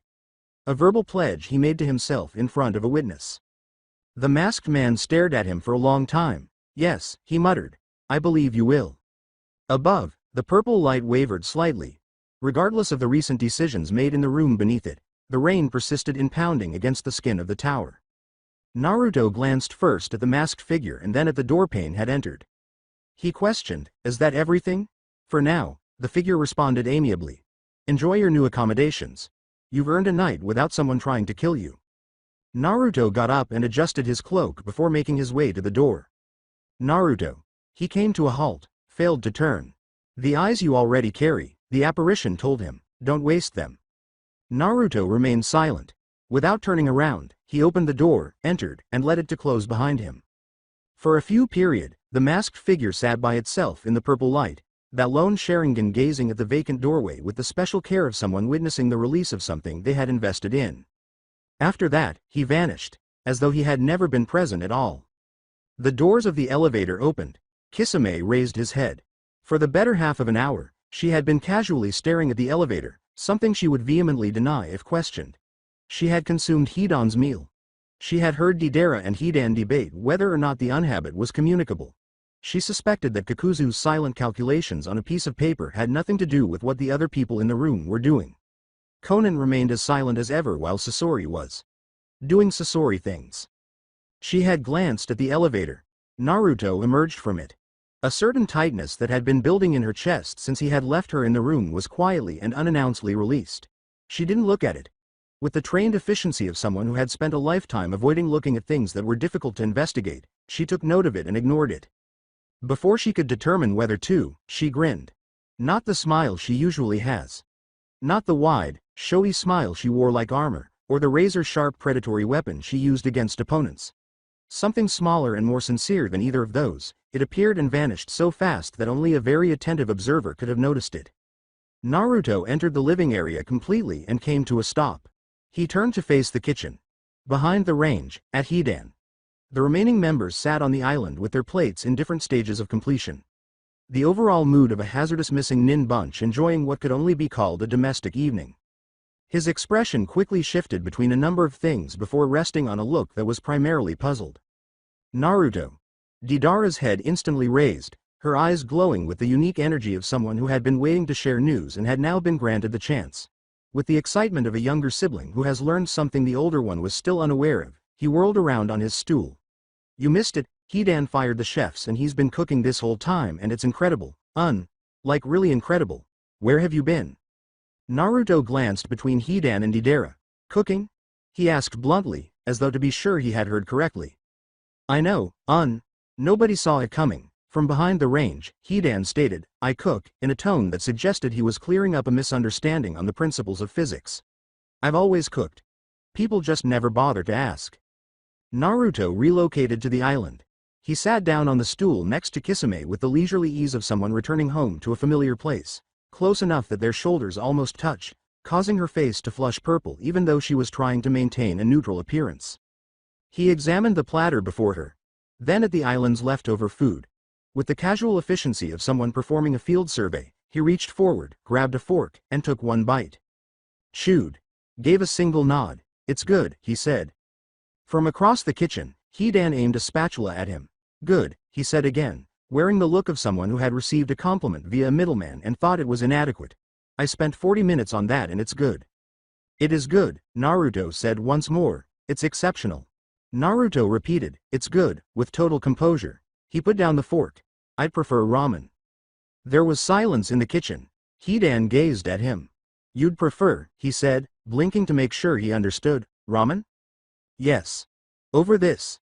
Yes. Hidan carefully placed the spatula on the range, implying that throwing it was the other option. You want me to understand that I could put a 5-star meal in front of you and you would push it aside for instant noodle soup, he said slowly, sounding like a man exercising extreme restraint. It's not instant soup, Naruto firmly corrected.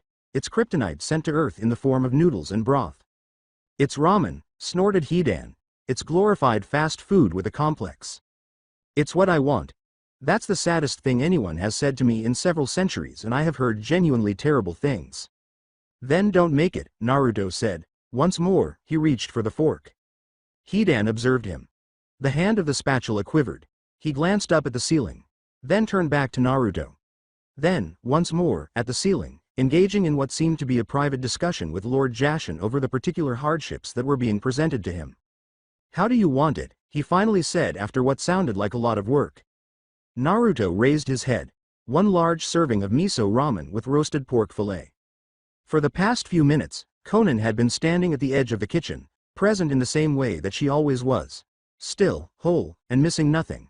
She had observed Naruto take up residence next to Kisame. Had observed their separation, or more accurately, the purposeful absence of it. Along with everything else she had been filing since the corridor outside the chamber, she had observed Kisame stay put despite the embarrassed flush on her face. Now she observed Kisame. Before Kisame could react, the laugh came. Her shoulders trembled with it, one hand reaching up to cover her mouth too late to do anything, genuine, unguarded, and loud, the type that came from somewhere that hadn't been consulted first. In an obvious attempt to gather herself, she turned her face away from the room, but it was a total failure. Konan gave her a close inspection. Her expression shifted when she laughed. The unconsciousness of it, the whole lack of the armor that Kisame wore in the manner that most people wore skin, the constant presence, the constant engagement, the forward-pointing sharp edges. It had vanished. Simply vanished. Replaced by something that Konan suspected very few people had ever seen and even fewer had caused. It was open and undefended. She gave Naruto a look, who was observing Kisame with the look of someone who had already decided they didn't need to and didn't grasp what was humorous, who sat so close to her that his shoulder line paralleled hers, who had returned to this floor and, without seeming to search for it, discovered the single stool next to her. Conan briefly glanced between them. Then she averted her gaze. By the window, long, uninterrupted lines of rain were tracing down the glass, at nothing specifically. She remained silent, filed it in the same location as everything else. While Hidan turned back to the range with the resigned rage of a guy going to cook the best ramen everyone in the room had ever eaten, out of pure spite, Kisame's laughter filled the kitchen. Conan led them down a long, silent corridor from the kitchen, where the rain was hushed to a low, persistent presence in the walls. There were doors on both sides spaced far apart. They were all the same, made of dark metal, had a straightforward handle, and had a little panel next to it with the occupant's name. At the first door, Conan paused and turned to face the group. Rooms are equal in size. Choose as you will. With the definite efficiency of someone who had already decided this before the sentence ended, Kakuzu walked right away, passing the group. He reached for the first door handle. "Seniority," he said plainly. From right behind him, Hidan said, Excuse me. Did you just say seniority?" Kakuzu let out a sigh. "I did. I am centuries old." "You don't know how old you are. I know I'm older than you." "You don't know that either." Hidan moved to stand next to him and reached for the same door handle. "I have been alive since before your grandmother was a concept. I think I've earned the right to." "You haven't earned anything," Kakuzu snarled. "You've survived things. That's different." "That is the same thing. It fundamentally isn't." "Let go of the handle, Kakuzu. You let go of the handle." "I will not." "Neither will I." Their faces of unwavering resolve were the same as they stood side by side, holding the same door handle. Around them, the hallway was silent. Conan glanced at the handle, then at them both. Without saying anything, she turned and moved to a door farther down the hallway, opened it, and entered. With a final, gentle click, her door shut. Sasori had already chosen a door, opened it, and was closing it behind him on the opposite side of the group. No conversation. No formalities. The door closed with a click. Hidan reached for his scythe with his free hand. At the seams of his stitching, Kakuzu's threads moved beneath his skin, the faint dark lines pressing outward. The temperature in the hallway shifted. No one moved. No one said anything. They had reached a certain point where their disagreement ceased to be an argument and turned into something that needed to be cleaned up after. Without warning, black flames emerged. A tiny group of them, created out of nothing, hovered at chest height in the area between Hidan and Kakuzu. Black as the absence of all things, without sound, without fuel, and without the erratic flashing of a typical fire. They just lived with the unwavering assurance of something that has never thought about leaving. The hallway became completely motionless. Without seeming to choose to, Deidara retreated 3 complete steps. Kisame became motionless. Even Samahata, who was still leaning against the wall of the hallway where she had placed it, fell silent. With his Mangekyo Sharingan blazing in the hallway light, Naruto stood between the two men with the calm assurance that something would wait as long as it had to. He remained silent. He didn't have to. Kakuzu peered between the Mangekyo Sharingan and the flames. The precise and complete lack of hesitation in Naruto's stance. He withdrew his threads. With the stiff dignity of a man who had made an executive decision on his own, he let go of the door handle, turned, and entered. After him, the door shut. Difficult. The noise reverberated down the hallway. There were still fires. With his jaw clenched and one hand still gripping the handle of his scythe, Hidan stood staring at the flames that loomed between him and the remainder of the hallway with the particular stillness of a man whose instincts had just taken over. Black flames was something he had never seen before. He has witnessed the majority of burning things throughout his many decades of life. Without Jashin's approval, he had been repeatedly burned in ways that would have killed anyone. He knew what fire was. You could tell its temperature by its color. You could tell where it came from by its conduct. You could tell how it traveled, spread, and ultimately perished by looking at its edges. There were no corners to these. They were not flickering, failed to breathe, didn't act as though it was responding to the surrounding air in the manner that fire was meant to. With the appearance of something that had never once thought about leaving, they just existed, dark, complete, and completely confident in themselves. All of Hidan's instincts, which had sustained him through generations of brutality and bad choices, went silent and made one very plain statement. Avoid doing so. He had no idea what ignited those fires, what was left behind, or what they caused to everything they came into contact with.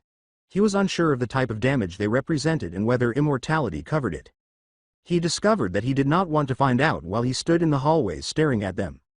"Fine," he replied. "To nobody. To the fire." As he let go of the scythe and straightened, Lord Jashin gave him a quick, private consultation about discretion being the better part of valor. He turned and went down to the next door. I opened it. Before stepping through it, he glared at Naruto and peered out, saying, "Next time I'm going to spit in your ramen." In some way, it felt worse that his door closed more quietly than Kakuzu's. Naruto's Mangekyo retreated. The flames vanished as silently as they had appeared, leaving no evidence of them on the ground, the air, or anything they had come into contact with. The hallway let out a breath. Deidara let a breath that he had been holding for what seemed like a long time. He said, "I was not scared, to no specific person. I want that noted." Kisame responded, "Noted," in a tone that suggested nothing, but her expression was equally worried. Naruto turned back to the rest of the group. Deidara shook off his dread and turned to face him with a glare that had been developing since the corridor started and had reached its goal. "So," Deidara began. "No," Naruto shot him down right away. Deidara's expression darkened. "I haven't said anything yet, Naruto nearly rolled his eyes. "You were going to ask to share a room." With no embarrassment at all, he said, "I was going to ask to share a room. We're partners in a sense, It makes logistical sense too." "No, but..." "No," Deidara's visible eye underwent multiple levels of compromise. He turned to face Kisame, who had raised both hands in the gesture of completely withdrawing from a situation. With the expression of someone whose last choice had just been rejected, he glanced at the locked doors before turning back to Naruto. He lowered his shoulders. The precise descent of a young, unfamiliar person who had been running on adrenaline since a temple in the land of Earth and had just struck the wall of a quiet hallway at the end of a long day. He remained silent. With his long bang hanging across his unhappy face, he simply stared at the floor. Naruto gave him a look. There was silence in the hallway. He let out a deep sigh and shook his head, giving in. "Fine." Deidara raised his head. Naruto moved to the door next to Deidara and said, "But hear me clearly," with the look of someone entering into a formal agreement. He turned to look directly at him. "If I find clay anywhere in that room, on the floor, on the furniture, near my belongings, near my side of any shared space," he let the phrase hang, "I will gather every piece of it. I will make you watch while I burn them one by one. And then," he said with a certain silence that indicated he wasn't lying, "I will burn you." Deidara gazed at him. "Alive," Naruto explained. "Understood, Deidara said right away. "Does that include the clay I keep in my pouches or just," he asked, unable to resist. "Anywhere near my vicinity." "Right, understood, completely understood." The door was opened by Naruto. Kisame had been standing a little distance away from all of this, observing with the quiet concentration she paid to things she was considering more thoroughly than her facial expressions revealed. She glanced between the man in question and the door next to Naruto's. The obvious thing was what she wanted. Since the inn they had torched and the road beyond the land of fire, she had desired it, and every instant that had been cut off between then and now piled up. It was getting harder for her to put her face around the clarity with which she knew she wanted it. 2 doors down from his was the one she selected. For now, keep them apart. She was aware that the corridor was not the proper response to any of the concerns the evening had raised. She looked back once before opening her door. With those red eyes that knew everything, Naruto was observing her. After maintaining the stare for precisely 1 beat, she entered. The doors closed one by one. The space was spacious and uncomplicated. A real-sized bed, black sheets, and a window that runs the length of one wall with long silver lines showing the rain. A desk. A closet. A massive couch big enough to accommodate at least 4 people. Through the distant door is a bathroom. With the enthusiasm of someone who had lived on the streets long enough for 4 walls and a real bed to be a significant improvement, Deidara was eagerly examining every inch of it. He unlocked the closet. Closed it. Used one hand to test the mattress. He peered around the bathroom door. Sat down on the sofa. He gushed, "This is incredible, to the entire room. Have you seen the size of this bathroom? There's actual?" He pivoted. At the door was Naruto. Not the door to the bathroom. The door of the hallway. He put his hand on the handle. Deidara gave a blink. "Where are you going, Out," Naruto said. "I'll be back later." Deidara gave him a look. At the entrance. At the hallway beyond it. In the general direction of a particular door that is 2 doors away from theirs. A slow grin appeared on his face. You're going to see Kisame, Naruto remained silent. He let the door open. You are? Deidara gestured to him. I can tell. You've got that face, I don't have a face. You absolutely have a face. It's very subtle but it's there. He smiled. Tell her I said hello, Naruto entered the hallway. Use protection, Deidara yelled behind him, making her voice audible. In an instant, the focused wind blast returned through the doorway, striking Deidara squarely in the chest and lifting him off his feet. His long bang was blown absolutely vertical as he struck the bed with enough energy to bounce once, arms and legs in 4 separate directions. For a bit, he lay silently on the ceiling, facing the mattress. Worth it, he said to himself. The hallway was deserted.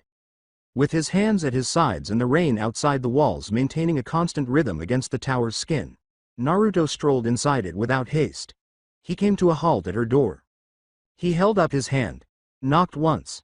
A rhythm of quiet, then there was the sound of leisurely movement within. The handle rotated. The door was opened by Kisame. The white, plain robe was completely at odds with what she often wore. Her hair was damp and down, still bearing the weight of the shower as dark, unbrushed strands fell loosely around her shoulders and the curve of her neck. Not a cloak. No, Samahata. No form of armor. It was just her, standing in the entryway with the window behind her letting in rainlight, her golden eyes meeting his with the directness she brought to everything. Naruto's gaze grew wide. A portion. Hardly noticeable.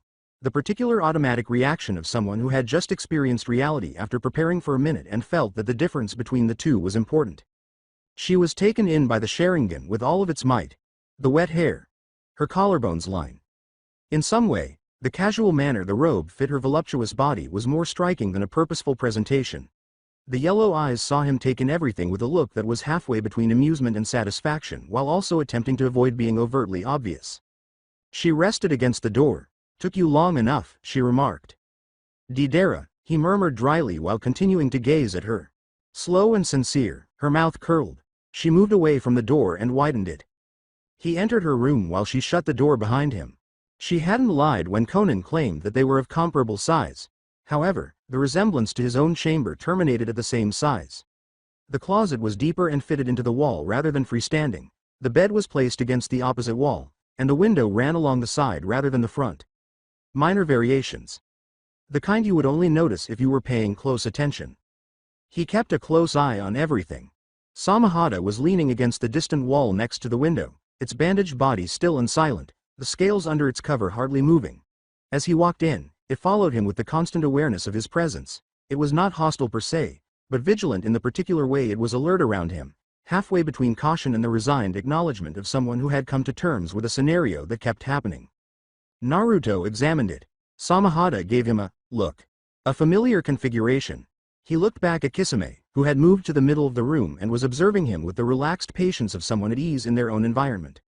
Over one shoulder, the wet hair had fallen forward. In the dim light, the white robe sat silently against her body. He went over to where they were. Her arms found their way around him with the leisurely ease of something that had been waiting long enough that hurrying now seemed pointless. His hands found her waist, and she came into him without resistance. She let out a calm, gentle breath against his cheek, finally letting go of the burden of an exhausting day. He cocked his head in her direction. He was stopped by her. Firmly place one flat hand against his chest, he hesitated. Kisame bent closer. In the direction of his neck rather than his face. With the unconscious thoroughness of someone whose senses functioned at a different register than most, she took a long, deliberate sniff and ceased apologizing for it. She withdrew. Her face was torn between genuine annoyance and enjoyment. You need a shower, she added. A suspicious-looking pout appeared on his face. She went on, you've been traveling all night and half the day, in the manner of someone offering solid proof. She cocked her head and said, and then whatever you were doing disappearing on us in that tower. You smell like rain and exertion, and I need you to fix that before we continue. You just had a shower, Naruto remarked. I know, she answered with a smile. That's how I know what clean smells like. From across the room, Samahata made a sound that was way too like to agreement. Naruto examined the blade. The blade turned around. The bathroom's through there. Kisame gestured with the ease of someone who had already decided this on his behalf and was just explaining the practicalities. I'll be here. Naruto asked rhetorically, were you planning on leaving? She just gave him a smile. Don't take long, she continued. The lovely tone remained the same. However, everything beneath it had changed to the point where taking a long time seemed like a really bad idea. Naruto gave her a brief glance. At the yellow eyes that are patiently and hungrily observing him. The room smelled like her, the white robe, the wet hair, and the door that had shut behind him and remained there. He shifted. Before the laws of physics caught up and they fell to the ground in a heap, his garments simply stayed where he had been standing for a single suspended moment, shirt, cloak, the entire thing lingering in the air in the approximate shape of a person. Kisame gazed at the stack of clothing, at the shut bathroom door. Once more, at the garments. Almost instantly, the sound of water began. Her mouth tightened. Curved after that. Then, with the long-suffering patience of someone recording this moment for later, she gave up completely and shook her head slowly, reaching down to pick up his garments from the floor with 2 fingers and lay them over the back of the closest chair. Against the wall, Samahata pulsed once, low and complaining. Not a word, she informed it. The rain had not ceased.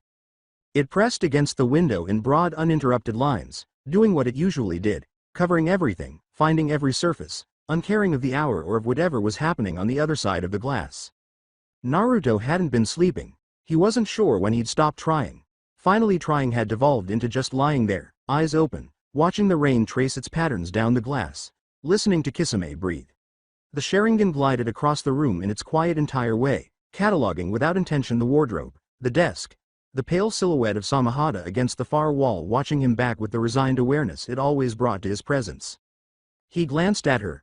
Kisame slept as she did everything else, utterly and without apologies, one arm tucked beneath her head, the other slack at her side.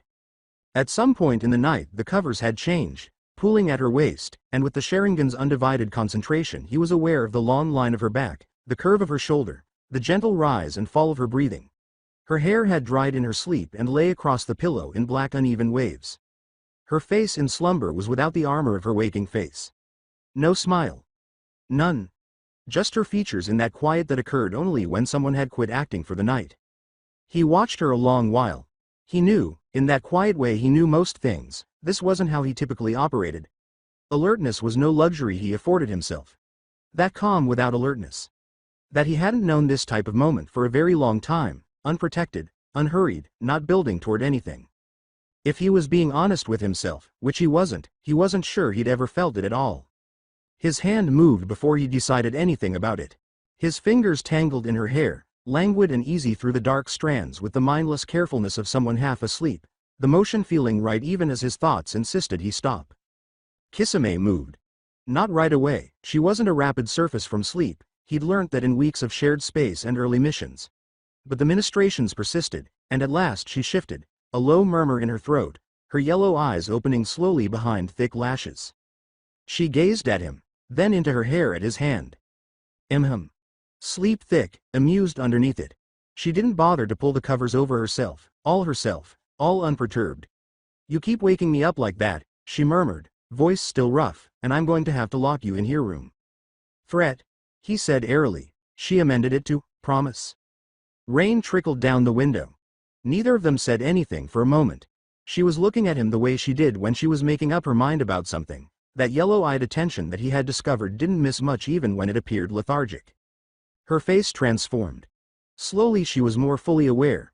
The sleepiness gave place to something more careful. She read him the way she'd learned to read him, via all the tells he hadn't quite managed to lose. She sat up, the sheets pooling about her waist, and Naruto's gaze immediately went to the bruises scattered across her skin and breast, the scars of rough hands from the night, dark against the blue of her, evidence of something that had been neither kind nor forgettable. Kisame looked down at the bruises covering her body. A flicker of something, quick and pleased, the look of a person who had surveyed the evidence and deemed it satisfactory, a smirk, across her face. More than passable. Then it was gone. She stared at him properly, the smirk was gone from her face. The armor is gone. Her eyes on his face reading whatever sat there she hadn't been able to name yet but knew she had to. Naruto. What is wrong? No question, she already had concluded something was. For a moment he watched her, then at the window. This was my first time, he said. The hush that followed was complete. She paused. The calm of a mind that has just done a quick appraisal of something it believed it understood. "You're kidding," she said, flat and sure. She thought of the evening. The patience of him.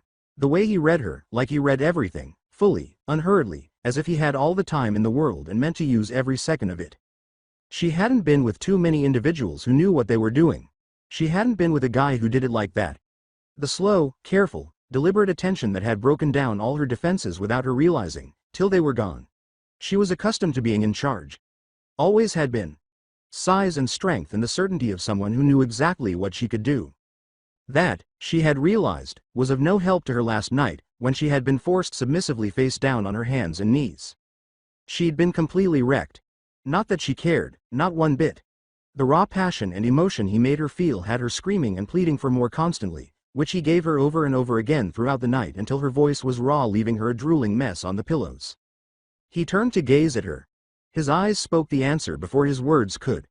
The Sheringan held hers across the pillow. No deflection, no acting, just the plain fact of it, sitting in his expression. She looked at him. "Not joking," she answered softly. "Nope." Another extended pause. She took it in. Let the many things flicker across her face without really holding them. Surprise, something softer than surprise, something trying to figure out what to do with itself and not having found a place to land yet. Suddenly he blurted out, "I'm getting blind," slowly. She blinked. "What?" "Mangekyo Sharingan." The voice was flat, unhurried, as if he were reporting on the weather and not his own decline. "It eats its user. It takes damage every time I use it. The edges are already blurring after heavy use." He ran a hand through his mangled hair. "It's going to get worse." Kisame stared at him steadily. "Can you stop it?" "Yes," he said. "There is a form beyond. The eternal Mangekyo Sharingan. It does not consume, it preserves. Stabilizes everything." He held her eyes. "To have it you need the eyes of a sibling. Someone who has the same blood, the same origin. Transplanted, the eyes recognize each other and become something that does not decay." Kisame didn't say anything. "Brother," she whispered hesitantly.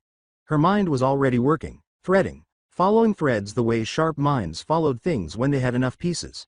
"You have Sharingan that aren't yours." She gazed at his eyes. "At their particular pattern of spinning. You snatched them off someone." "Yes." Uchiha eyes. "I'm still talking to myself. Bringing strands together. And you need the sibling's eyes to get the eternal Mangekyo." She gazed at him. "The person you stole those eyes from." Naruto said, "I had a twin." The word sat there in the room. "His name was Uchiha Sasuke," Naruto told him. "He was my best friend." Kisame stared at him for a long minute. Into the eyes that had been somebody else's once. She looked at the face she had studied for weeks, and suddenly she knew it differently. "Trust me?" he said. The question came quietly, without prelude, and it cost him something to ask it. She could see that plain enough. It was the most exposed thing she'd heard him utter in all the weeks they'd been going through the world together. From Naruto, with his controlled stillness and his countenance that revealed nothing. She gazed at him. "Yes," she said, simply and without qualifier. Then she kissed him. Not the way she had kissed him last night. It was hunger, and momentum of interrupted moments, at last allowed room. But this was different. Less fast. First her hand rose to his face, palm touching his cheek, thumb resting against the whisker mark. Then she closed the space between them with the particular deliberateness of someone making a decision, not following an instinct. It was a moment. 1 sec. Then she drew back far enough to look at him. His look had done something very little, extremely unguarded, which she put away without comment. "Now," she whispered softly, her fingers remaining on his face. "What's up?" He put his hand up. She watched it come at her face with the purposeful air of someone doing something they had decided to do and weren't going to qualify. His fingers rested lightly and steadily against her temple. "Let me show you," he started. "Not tell you. Show you." His eyes moved, the tomo dissolved. The pattern reformed into those 3 crossing ellipses that glowed with a different and heavier light. "Shut your eyes." She did. The Mangekyo Sharingan discovered her. 13 years old, within the thoughts of Uzumaki Naruto, and the community is saying what it always says. It reaches her body before it reaches her thoughts, the set of the shoulders, the even pace, the warm coal of the Chunin vest doing its quiet job against anything the market chooses to send. She knows this sensation well. She knew it as you know something you have lived with so long it has become structural. "Motherfucker. Little 9 tails." He'll never be what his father was. She continues walking. Eyes forward. She learned a long time ago that what they want is a response. She goes through the market as she walks through most things, steady, giving it nothing. Then someone comes up and walks beside her. She does not gaze directly at what is to come. She can sense it. The quality of stillness that comes when Sasuke turns his head and lets the Sharingan do its thing. Glaring at people who dare to sneer at him when he is looking. The red at the edge of her vision. Swirling. One glance held long enough. The market goes into a different type of silence. She stares straight ahead and says nothing. Sasuke stared straight ahead and said nothing. They walk the rest of the way to the compound in that stillness, and it is the most full feeling of being understood she has felt in as long as she can remember. Makoto answers the gate herself. She is a little woman wearing the Uchiha, yet it doesn't look like she's wearing armor. She has Sasuke's features in their softer version, and she stares at her, at Naruto, the way she always looks. As if he is welcome unconditionally. But beyond that gentle smile and compassionate eyes lies a lady torn between her clan devotion and her real human feelings. She can adore him as Kushina's son and still back the coup that could mean his death. Not hypocrisy, Makoto tells herself. It is tragedy. All she can do is pray he won't be one of the victims. She doesn't look too carefully at that hope. Some things were easier to not see. Naruto, my dear. Come in. Have you eaten? Yes, ma'am. The glance that stated she didn't believe him. It was the same look she had given him since he was 9 years old and coming to this gate with that particular brightness that only youngsters had learned to portray contentment authentically. She always saw through that. She'd not said it. She stood back and let him enter, the gate closing behind him, and she watched him as he made his way to the garden with the easy familiarity of one who knew which stones were uneven. Her smile remained right there. Her chest did something she couldn't name. Not him, she thought. Please, anyone but Kushina's kid. She headed back toward the house and did not allow herself to think about what she already knew was coming. The garden lies at the eastern side of the compound, silent in the way old, well-tended areas are quiet. She sits on a seat and watches the water feature catch the morning light and listens to the compound move around her. Voices in the courtyard. Fugaku's quiet voice. She doesn't know one or two. She doesn't think anything of it. The murmurs in the courtyard fade and her thoughts wander to the sparring practice Sasuke had mentioned. Fugaku's tone shifting to something lower. The shape does, but the words don't carry across clearly. Then Sasuke's voice. Short and level, and then footsteps. Sasuke emerges at the entrance to the garden with an expression that does what Sasuke's expressions always do. Work very hard to be nothing. Ready? He asks. One beat after she has entered the garden, Fugaku looks to his son in the compound. She's not there. She can't be. But the memory holds it still, the way memories held things seen and things understood and things built from evidence. She feels it like you feel something happened in a room you weren't in but walked by. The date's drawing near, Fugaku remarks. You may be called upon to draw your blade against your friend. Sasuke's eyes are fixed on the garden's entrance. I understand, he says. His voice is completely even. He rotates to the residential wing. The corridor's air is a degree warmer. The shadow at the edge of the doorframe darkens. Sasuke halts his steps. Then the person is just standing. Not here. Ain't gonna make it. The orange mask reflecting no light, the light in the corridor having opted not to contact it. Just standing there, taking up space where there had been none. One eye showing through the aperture. Sharingan, spinning like something extremely old. Tonight, says the figure. It must be done tonight. Then it is out of here. Not deserted. Out. Sasuke is alone. The corridor is empty and the temperature comes back. She feels its chill in Naruto's body. The special chill of realizing, later, what you were standing in front of and didn't know it. They spar in the afternoon. It goes the way their sparring always goes. She knows the satisfaction of it, real and simple, the exact pleasure of someone who has been pushed over their limit and is better for it. His flames against her breeze. Each exchange quicker than the last. By the end they're sitting against the fence with their legs out and saying nothing, and the nothing implies everything. Sasuke says, you held back on that last sequence. I didn't. You did, she said. She feels how she means it so much. She was not holding back.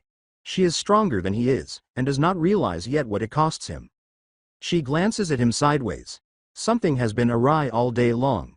An undercurrent to motionless water. Are you okay? All right, she lets it fall. The afternoon passes over them. Normal and bright. The last normal afternoon for a long time. The training ground is private. The area is full of ancient growth, the dirt worn flat by years of use. Nobody comes here. 2 years earlier, Sasuke had shown it to her as if he were showing her something he didn't show often. They're in the middle of the clearing. Fight me, urges Sasuke. Something is amiss with the silence, she feels. She knew before they had left the village. All afternoon she has been knowing and not letting herself know. Sasuke. Go fuck yourself. What's happening with? Fight me. He goes first. She feels herself up against it. Parry, step, redirect. The sequence, driving her in a measured arc across the clearing. She keeps up, without raising the stakes. Tries to discover the edge of this thing, not to go past it. Sasuke matures faster. Desperation on his face is pushing accuracy beyond what precision permits. 30 trades. 40. The Sharingan reading her the way it always reads her, discovering the patterns, expecting the counter. But she can feel, through the recollection, that she's matching him nevertheless. She had been mimicking him all afternoon and would not let herself admit what it meant. He grabs her arm and shoves her into the trees. She can see his face, clear as day. It is the face of someone in suffering turned into something that looks much like rage. Something that has been piling up long before today. Maybe since before this year.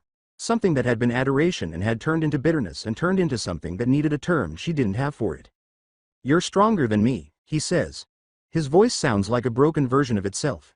I've worked every day of my life. Every day, and you. This isn't about training, she hears herself remark. It's always been about training. His voice cracks on it. I can't keep up with Itachi. I've done everything in the distance simply. He stops. Something flickers across his face. It leaves a residue that is colder than the residue before. You have to die. For my eyes. The clearing falls silent. She feels what she felt then, the whole weight of it all at once, the impossibility of the statement, the precise anguish of hearing it in his voice. What? The word is really soft. He explains. The Mangekyo. The necessity. The one nearest to you. Sasuke. Her voice cracks somewhere near the middle. No, I'm not. I have made up my mind. His hand roared with the Chidori. She glances at it. She looks at his face from behind it. She can feel, in her own body, through the memories, the particular paralysis of that second.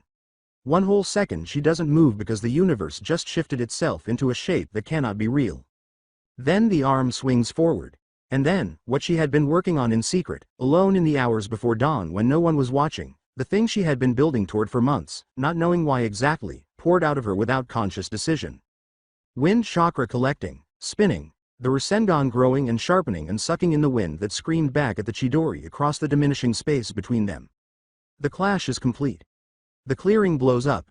The shockwave bursts through the tree line, bark and branches and churned ground shooting outwards, the light of the two techniques searing white and then gone in a single consuming instant.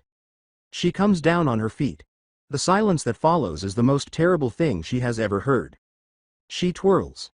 Sasuke is on the edge of the clearing. One arm is amputated through the elbow. It is made in pieces. Every piece worse than the last. The blood. The way he's fallen. That particular hush of his. She is across the clearing before she decides to go. Before she knows it, she is on her knees in blood and torn ground. Sasuke. Her voice cracks. Sasuke, I will find someone, I will. His eyes look at her. The Sharingan has developed. The pattern seeping through his irises is unlike anything she has ever seen. Something not conceivable for someone this young at this price in this very precise, awful way. He grins. There they are, he gasps out. Quiet, stop. I've always disliked you. She can sense those words in Naruto's body. Where they hit, feels just. The particular wound they were meant for, selected by someone who knew exactly where it was since he'd been next to it for years. All of it. His voice is getting weaker but the accuracy isn't. Every word set. The village looks at you and sees him. The yellow flash. They despise you for not being him and admire the concept of you for the same reason. You didn't earn anything. You never earned anything. Everything you have is because of what he was and what your mother carried, and none of it is you. Don't, she hears herself say, faintly audible. Sasuke. Your sacrifice is in vain. There is something that rips open in her chest, in Naruto's chest. That has no name. Carefully held for a very long time. Behind every building created to keep him from getting this specific thing. Sasuke's Mangekyo shines bright, and then he cracks up. Small. Nearly tender. The laugh of one who obtained what they wanted. And then he was gone. She kneels among the blood and the wreckage and she feels the grief come. Absolutely for real. No edges, no structure. It has no form for her to grip onto. It simply bulges out of some center point, vast and sourceless, the particular anguish of losing something you didn't know was irreplaceable until it was gone. She's crying.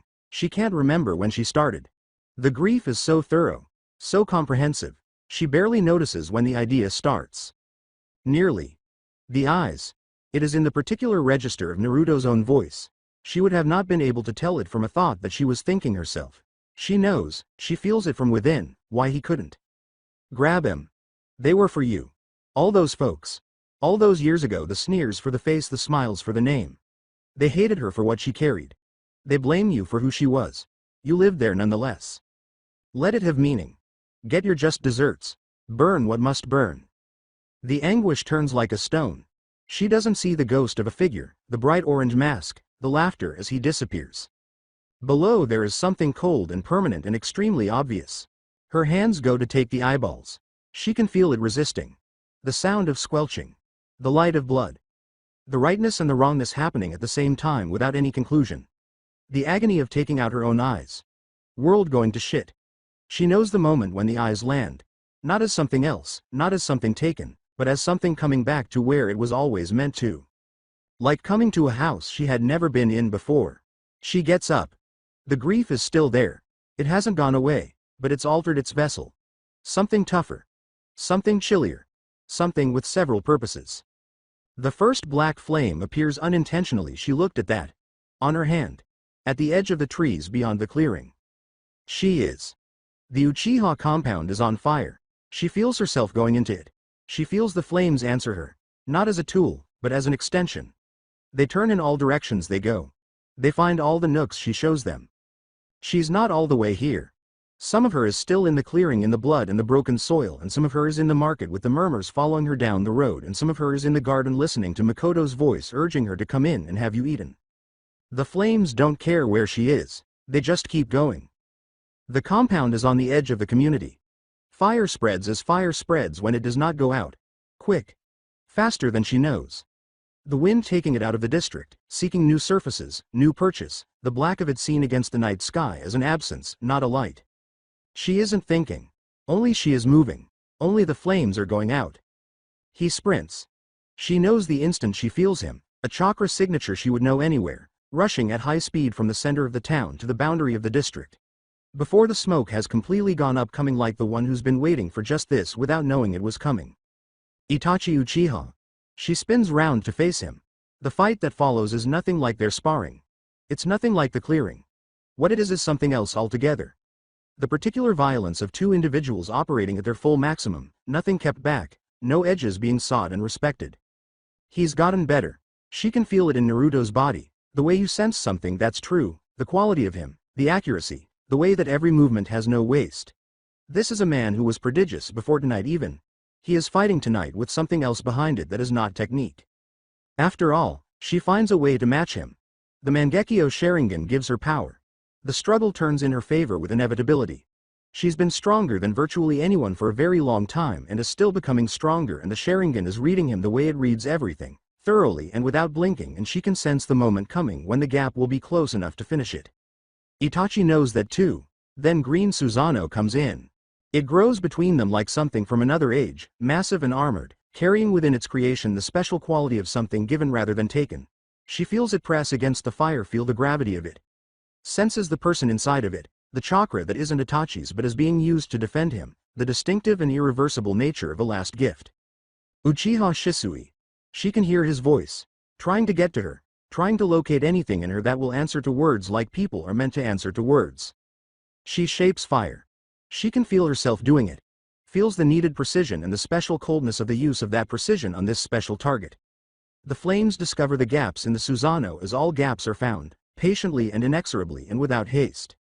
Susanoo hangs in there. Again she makes the flames. Differently.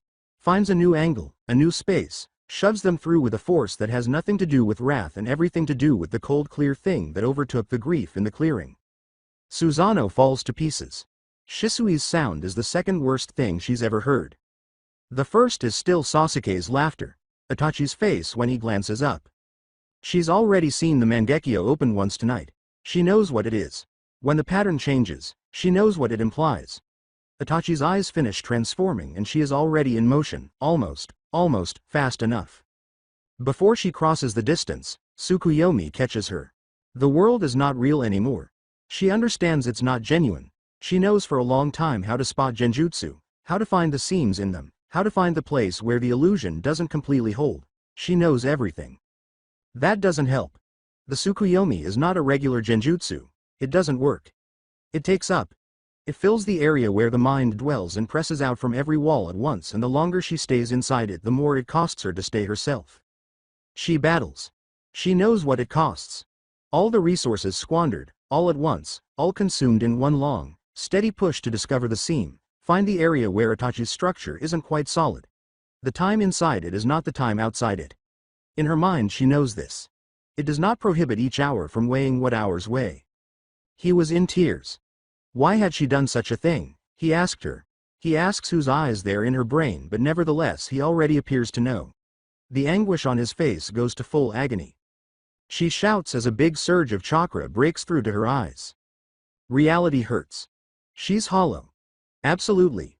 The unique void of one who has spent what they have and then spent what they didn't have and now running on the wrong side of a line that should not be crossed. Her eyes start to burn from overuse. She can't complete it. She turns and she flees, and she won't call it running to anyone including herself, and the fire behind her burns on without her because black flames don't need her anymore to do what black flames do. The road. The darkness. The noise of the village died behind her. The curious silence of after. Naruto's genjutsu on her is dispelled. Damn them all. The words ripped out of her before she was all the way back. Raw and utter, the wrath of them carrying everything. The market and the murmurs and the clearing and the flames and 5 years of carrying something that had no bottom to it. She held on to something hard and solid, but hands were attempting to peel her fingers off it. Kisame blinked. Her hands went round his throat. She let him go immediately and flung herself back off the bed in one motion, smacking the wall behind her, chest heaving, the sound of her own breathing loud in the quiet room. Then the room became appropriately shaped. The rain. Window. The dark sheets. Samahata on the far wall becoming completely rigid with fear, scales bristling behind its bandages, the sword lurching automatically toward its wielder before freezing, hesitant, reading a chakra signature it recognized coming out of a body acting like someone it didn't. Naruto sat on the bed, scratching his throat with 2 fingers, his countenance bland, which was working overtime. From the other side of the room Kisame watched him. The wrath was still present. He hadn't been anyplace. But now it was changing shape, shedding the precise boundaries of Naruto's sadness and taking on the edges of her own shock, her own breath, her own chest rising and falling in the room that was hers, and not a clearing and not a compound and not a road in the dark. She glanced down at her hands. Her fingers. Blue. Her own. No blood. No dirt rent. No black flames that responded to every turn she made. Only her hands. Around his neck. Just a moment ago. The words came out incorrect. She halted, started again. I was chalking you. Yeah, Naruto answered. I wasn't. I know, he murmured, scratching his neck again. Still completely unfazed, which was strangely more terrifying than if he'd reacted. She looked at him. You seem very calm about the fact that I was just strangling you, she added. You imagined you were someone else, he replied simply. That doesn't. She stopped short. Gazed down at her hands. At him. She could see the marks on his throat, dimly, through the room. Are you all right? I've had worse, he shrugged. That's not the comfort you think it is. His mouth quirked at the corner. Kisame snorted. The last of the displaced wrath completed its shape change and settled into something recognizable. Her own emotion, in her own body, in the room she was really standing in. Slowly she crossed back to the bed. Sat on the verge. Close but not touching, her hands in her lap, looking at him with an expression still working itself out. Hey. Naruto's voice was soft, close. She gazed at him. His face was very near hers, the Sharingan steady and warm in the dim room, watching her come back the way you watched someone surface from deep water. Attentive, patient, ready to pull if the surfacing went wrong. She looked daggers at him. With the face she had worn. At the eyes that had been her eyes for one horrible night in a body that wasn't hers and a grief that wasn't hers and a wrath that wasn't hers yet had felt perfectly, wholly, totally like hers, nevertheless. Something cracked her chest. No breaking. Not the way it shattered in the clearing. Another stuff. She could grasp rapidly for something that didn't have a name.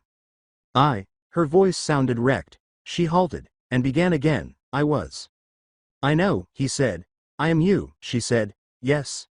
She looked at him for a long time. At the exact weight behind his gaze that she now knew from the inside, not the outer. 5 years of stillness in control and dry wit in the face that gave nothing, and it all makes a different kind of sense today. Less complicated, not more forgivable. Known, you know, in a way that went right beneath the stuff she'd been reading and bypassed every surface. Her hand went to his face. Not softly, but with the grip of someone who wanted something real and substantial and present to clutch against the residue of everything she'd just been through. Her hand on his cheek, firmer this time, thumb on the whisker mark to see if he was really here. He remained quite still and let her. Her voice had dropped an octave. Those people in the market. Something with teeth in it, despite the rawness underlying. Every one of them. The hand against his face tightened fractionally. I wanted to go back in. I know, he said again. You were 13, she said. The words came out wrong. Not mad. Something more angry. The quiet destruction of someone who has just understood what they cannot unknow. He didn't say anything. Clearing, she said. His last words. She met his eyes. I felt them hit the ground. There was movement in his expression. Really little, very controlled, and then gone. The voice, her eyes were far away, like trying to recollect the sound of yours, or so you thought. His jaw hardened. You were 13, she continued. And you've been lugging it around ever since, all this time? He looked at her for a long time. Yeah, he replied. She did not answer for a time. Thinking. The man in the flames, the one who changed eyes and sent him back, she'd felt him. The pain in him that was like Naruto's own. The particular quality of someone who had lost everything in one night and built themselves up around the loss. The twin, she murmured, slowly, Itachi, he was there. Naruto's expression changed slightly, he gave a nod. That's the one, she said. Absolutely not. She'd felt it in the genjutsu, the weight of that face, the eyes that had transformed, the way Naruto's body had known him to be something other than anything else, fundamentally, that night. The eyes you want for. Naruto gazed into her eyes. Yes, the rain beat in broad uninterrupted lines against the window. The silence of the room enfolded them both.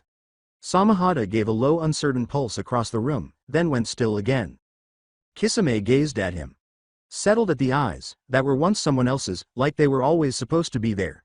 She had worn a face for a horrific night, and she knew it differently now.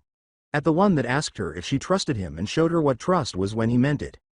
Naruto stared at her for a long time. He began hesitantly, Sasuke tried to kill me, to strengthen the power of his eyes. He met her look without flinching from it. You know what I need. You know what the eternal Mangekyo Sharingan needs. The Sharingan is firm and unyielding.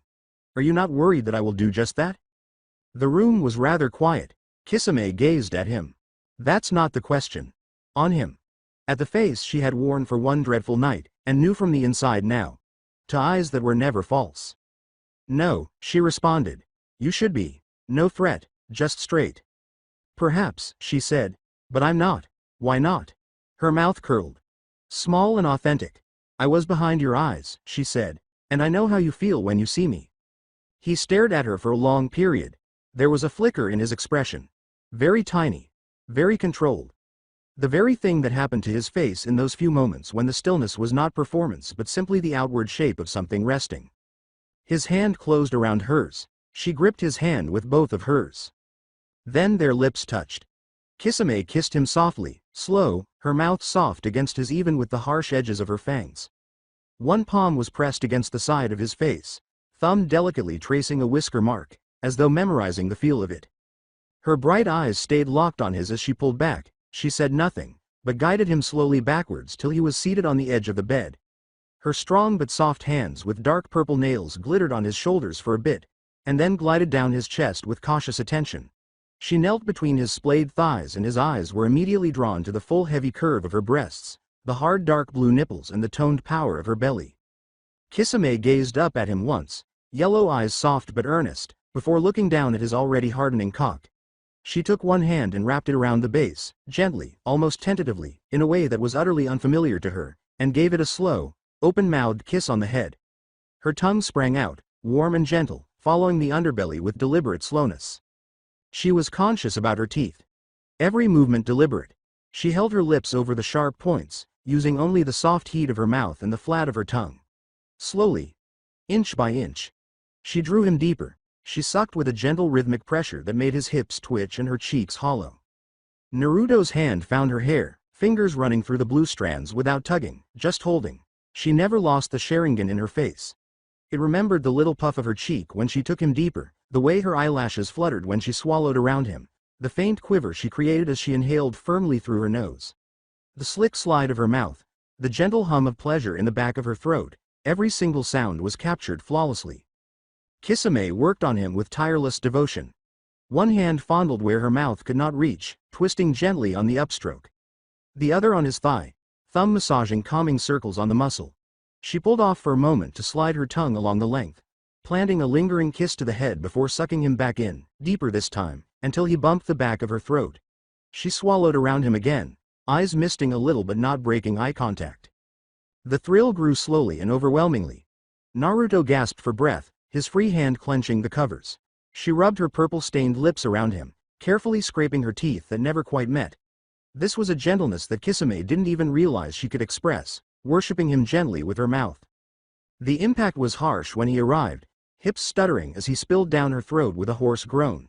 He drank it all, swallowing steadily, her hand continuing stroking him through it till he was spent. She drew off carefully, lips glossy, and for one brief second a tiny ribbon of saliva connected her to the head, before breaking. She licked her lips once, then looked up at him with a little, mischievous smile that revealed just a hint of her sharp teeth.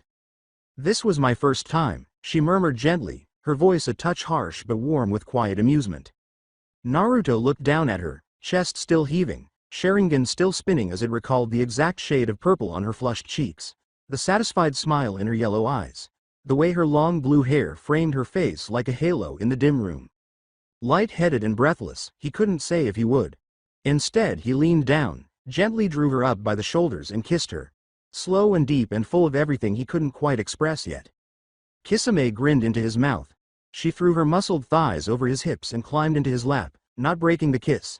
She was cautious, even reverential, as she slipped between them and directed his still firm cock to her entrance. Slowly, deliberately, she lowered herself onto him, inch by inch until he was buried to the hilt inside her tight, scorching heat. When their hips connected, a quiet, shuddering breath escaped her. She laid her forehead against his, yellow eyes half-lidded, on his red. Naruto's hands were at her hips, thumbs rolling along the curve of her waist. He didn't push up. He merely held her, allowing her to decide the pace. Kisame started to walk. It was soft, slow, rolling rocking of her hips that drew him in and out of her gently. Her inside walls rippled around him with every deep, intimate movement, with every cautious rise and fall. Her huge breasts rubbed against his chest as they rolled, nipples taut and sensitive. One hand on his shoulder to steady himself, the other palm cradling the back of his neck, fingers raking through the moist blonde spikes. Her long blue hair moved with every slight motion. She sighed his name, and the lovely purple hue he adored crept from her cheeks down over her chest and to the rest of her body. He noticed the tiny twitch of muscle in her muscular thighs as she rode him, the way her abs clenched with each languid grind, the hushed dedication in her golden eyes that remained fixed on his face. Kisame. He moaned her name in delight. Then he did something that startled her so much she stopped moving. His eyes were shut. Not the Sharingan moving or relocating. Not like that fast blink of someone focusing, closed. Yes. The red was gone. The tomo was gone. Just the quiet of his face with nothing reading the room and nothing memorizing and nothing looking. She looked over at him. He smiled. None of the other senses pushed forward to fill the space, none of the chakra extended outward to fill the gap, no recompense for what he'd given up. Fully present in the darkness behind his own eyelids. Simply the lack. Deliberate and chosen. And taking up the space between them as if he'd set it there, purposefully. She watched him for a long time. In a way she had never seen it. At the face that was open and still. Of the special characteristic of someone who had made himself intentionally exposed in the only way that cost them anything. Her fingertips traced his face. "Why?" she asked in a low voice, his mouth curled. Because I trust you, he murmured simply, his eyes closed, and I want you to know that. She cupped his face in her hands and looked at him a little longer, at his closed eyes, at the quiet, at what it meant from him especially, and felt something change in her chest that she didn't try to name. She wouldn't have known what to call it anyway. There was no context for her. No earlier version of it to measure it against. No memory to draw from that would teach her what this feeling was meant to look like from the inside. She had wanted things before. They'd taken stuff before. She'd tasted the satisfaction of a good fight. The particular comfort of Samahata's weight on her back. The rare warmth of a meal shared with someone who wasn't terrified of her. But this was different from any of it, and she had no word for the difference. She knew what people named it. She had heard the phrase all her life, as you hear words that belong to other people, from a distance, over walls, in voices that imply a common understanding she had never been welcome to. It was a word for those who had been chosen. For persons who had been wanted before they had proved themselves worthy of being wanted. For persons who have grown up with enough tenderness in their lives for gentleness to have somewhere to take root. She hadn't been those folks. She was the item that made youngsters cry on the edge of the orphanage. The test. It was already something that killed, thus the village offered a sword to the monster. This was not one of those. She had made everything she was out of whatever materials were available to her. And yet, his hands were still on her jaw. He had his eyes shut. He had given her the one advantage he never otherwise surrendered. And he had done it unqualifiedly, without reservation or condition, because he had concluded that she was worth the price. She touched foreheads with him. There was no word for the feeling in her chest, but it had weight and temperature and a certain character of permanence that she recognized the way you recognized things that weren't going anywhere. It had been rising from a jetty. Like a bowl of ramen. Because a road beyond the land of fire where he'd paused mid-sprint and kissed her like he'd thought about it more than he'd ever let on. She didn't call it what it was. But she didn't avert her eyes from it either. She held his face in her hands in the gloomy room as the rain poured against the window, and she let the unidentified thing settle in her chest, taking up precisely as much space as it needed. It was, she thought, the most frightening thing that had ever happened to her. Kisame started picking up speed. She leaned down and kissed him again, soft, lingering pushes of her lips on his, then along his jaw, then the corner of his mouth.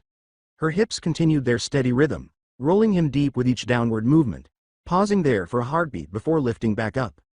Naruto's arms went around her waist, pushing her closer till there was no gap between their bodies. He buried his face in the side of her neck and breathed her in while she rode him at the same sensitive, steady pace. Her walls fluttered about him, warm and welcoming, squeezing gently with each movement of her hips. The pleasure rose gently, like a tide. Kisame's breathing grew a little heavier, a quiet sound escaping her each time she fell all the way onto him. She put her forehead to his again, eyes half-lidded but never quite closed, as if she had to keep watching him. It was quiet and deep as she came, her body constricting around him in slow rolling waves, a low trembling groan escaping her lips as her thighs shook against his hips. Her orgasm flooded over her, not with force but with warmth and closeness and the subtle shudder of release. A few moments later, Naruto followed her, overflowing deep inside her with a low groan that was muffled against her skin. His hands held her waist, keeping her down while he pounded into her, filling her with slow steady throbs. After that they stayed like that a long time. Kisame was still astride her, his cock softening inside her, her arms slack about his shoulders and her cheek snuggled against the side of his neck. Kisame gave one final, delicate kiss to the place right below his ear. No words. She didn't require them, and he didn't, either. It was raining, as it always did, on the hidden rain village. The window ran long with silver lines. Samahata had fallen silent against the wall, its frenetic shifting of scales finally stilled, as if it too had come to terms with something. The conference room was there, at the top of the Hokage tower, in a stillness that had been carefully built. No windows, no outside noise. Walls thick enough that chakra signs couldn't leak through them, one way or the other. Dark wood table, 6 chairs, 1 lamp. The kind of chamber that had been created for conversations the hamlet couldn't afford to have anywhere else. Uchiha Itachi was seated at its head, dressed in the white robes of the Hokage. He'd taken off the Hokage hat when he came in, always did in this room, in front of these people, because the hat was theater and this place had no need for theater. Without it his face was ordinary. Angular still. Young in its structure, yet counterpointing all the other things about him. The Sharingan burned in both eyes. 3 tomo spinning in each iris with the slow patient rotation of something that never ceased and would not cease until he determined it should or until he was dead. He had not decided that it should. He had not expected to do so. Across the table, Shimura Danzo, or at least what was left of him, no transplanted arm in his sleeves, no stolen eye under the bandages on his face. He sat rigid and erect, caught in the particular quality of someone who had been turned into a lesson and had not forgotten the lesson, or who had taught it. Beside him the old and meticulous counselors Mitokado Homura and Utatane Kaharu, bearing between them the cumulative weight of every decision the community had made and regretted. At the far end was Sarutobi Hiruzen, pipe in hand, smoke lazily curling in a thin line to the ceiling. Itachi's head was bowed a little, listening in. Homura was talking. The military deficit has not improved. 5 years and we're no closer to replacing what was lost. He folded his hands on the table. He spoke it with the peculiar flatness of one stating a reality which he himself found distasteful. Kushina's decision to die with the beast was selfish, Kaharu said simply, as if it needed no further explanation. It was a decision that robbed this village of its most important military asset, Homura concluded. The Nine Tails Jinchuriki was decades of cultivation, containment, strategic deterrence, and she picked. She decided to save her son, Hiruzen gently interrupted, not much of a defense, just setting the record straight. She was more sentimental than dutiful, Kaharu said, and we have been living with the ramifications of that decision since then. The other nations cannot know that we are without a tailed beast. The instant that information leaves this room, she left it hanging. That would just invite invasion within the month, Homura stated. We know. We have known. It has taken some work to keep this hidden this long, and it cannot last forever. Danzu's only visible eye darted across the table. My root agents have left no stone unturned. Every rumor about the Nine Tails' return, every sighting, every word from every reputable source in every single country. A pause. Nothing. The beast has not come back. Whatever shape it is now living in, it is not traceable. The room took this in. Kaharu opened her mouth to say something. Itachi raised a hand. The hush that followed was instant and complete. The hand was not a dramatic motion. The hand was his. Everybody in the room knew precisely what that meant. He lifted his head. One by one, the Sharingan tracked them all down. No threat. Just show up. The special presence of something that observed whatever it looked at in its entirety and kept all it found forever. When it manifests, the Nine Tails will be recovered, he said, his voice low and silky. I will see to it, personally.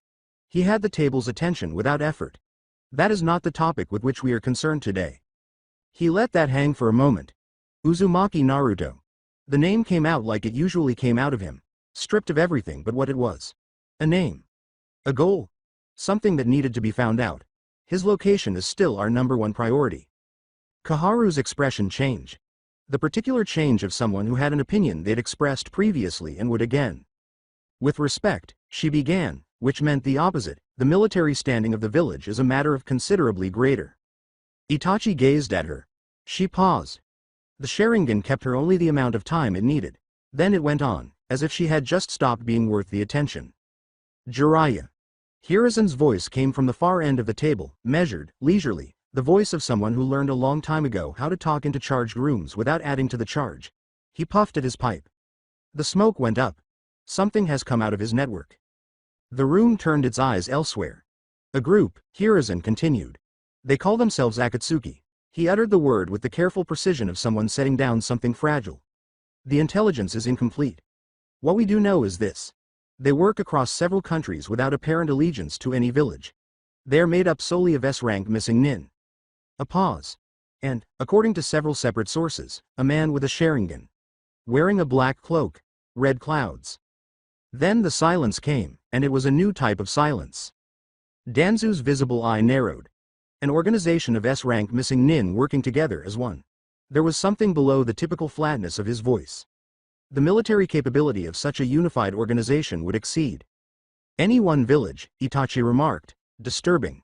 That is not a threat, Danzo warned. This is an issue of existence. Which is why, said Itachi, you will reroute your root agents immediately. Their new mandate is Akatsuki. Its members, its goals, its base of operations, its leadership. I want everything your network can generate within the month. Danzo stared at him. The look persisted as long as Danzo could hold it until something in his posture moved, gently and involuntarily, toward the direction of the missing leg and the shrouded face and the memory of how those things had come to be. I understand, he answered in a docile tone. Itachi looked at Hiruzen. Jiraiya is to write a comprehensive personal report, all he has on Akatsuki, and deliver it to me personally, and he's to return to the village. Hiruzen gave a single nod. I'll send a word. Tsunade too, Itachi added. Locate her. Dispatch an Anbu team to retrieve her. Homura frowned. Why, if I may ask? Both Sanin said at the same time. Itachi said, the Chunin exams. They're staying in this village. I want our best. He peered across the table. I will not tolerate gaps in our defenses during an event which draws this much international attention. It was a good answer. It was hardly the only solution, either. Nobody pushed. Itachi turned to look to the trio of elders specifically. This meeting is over. Danzo, Homura, Kaharu. All three stood up. He walked out unhurriedly, with the special dignity of a man who had made his peace with the idea that dignity was all he had left.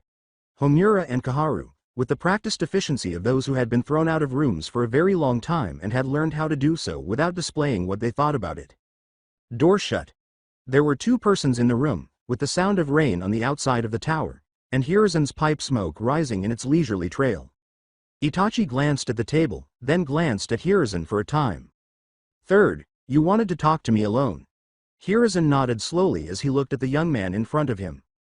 What are you going to do when you find him? He put it plainly.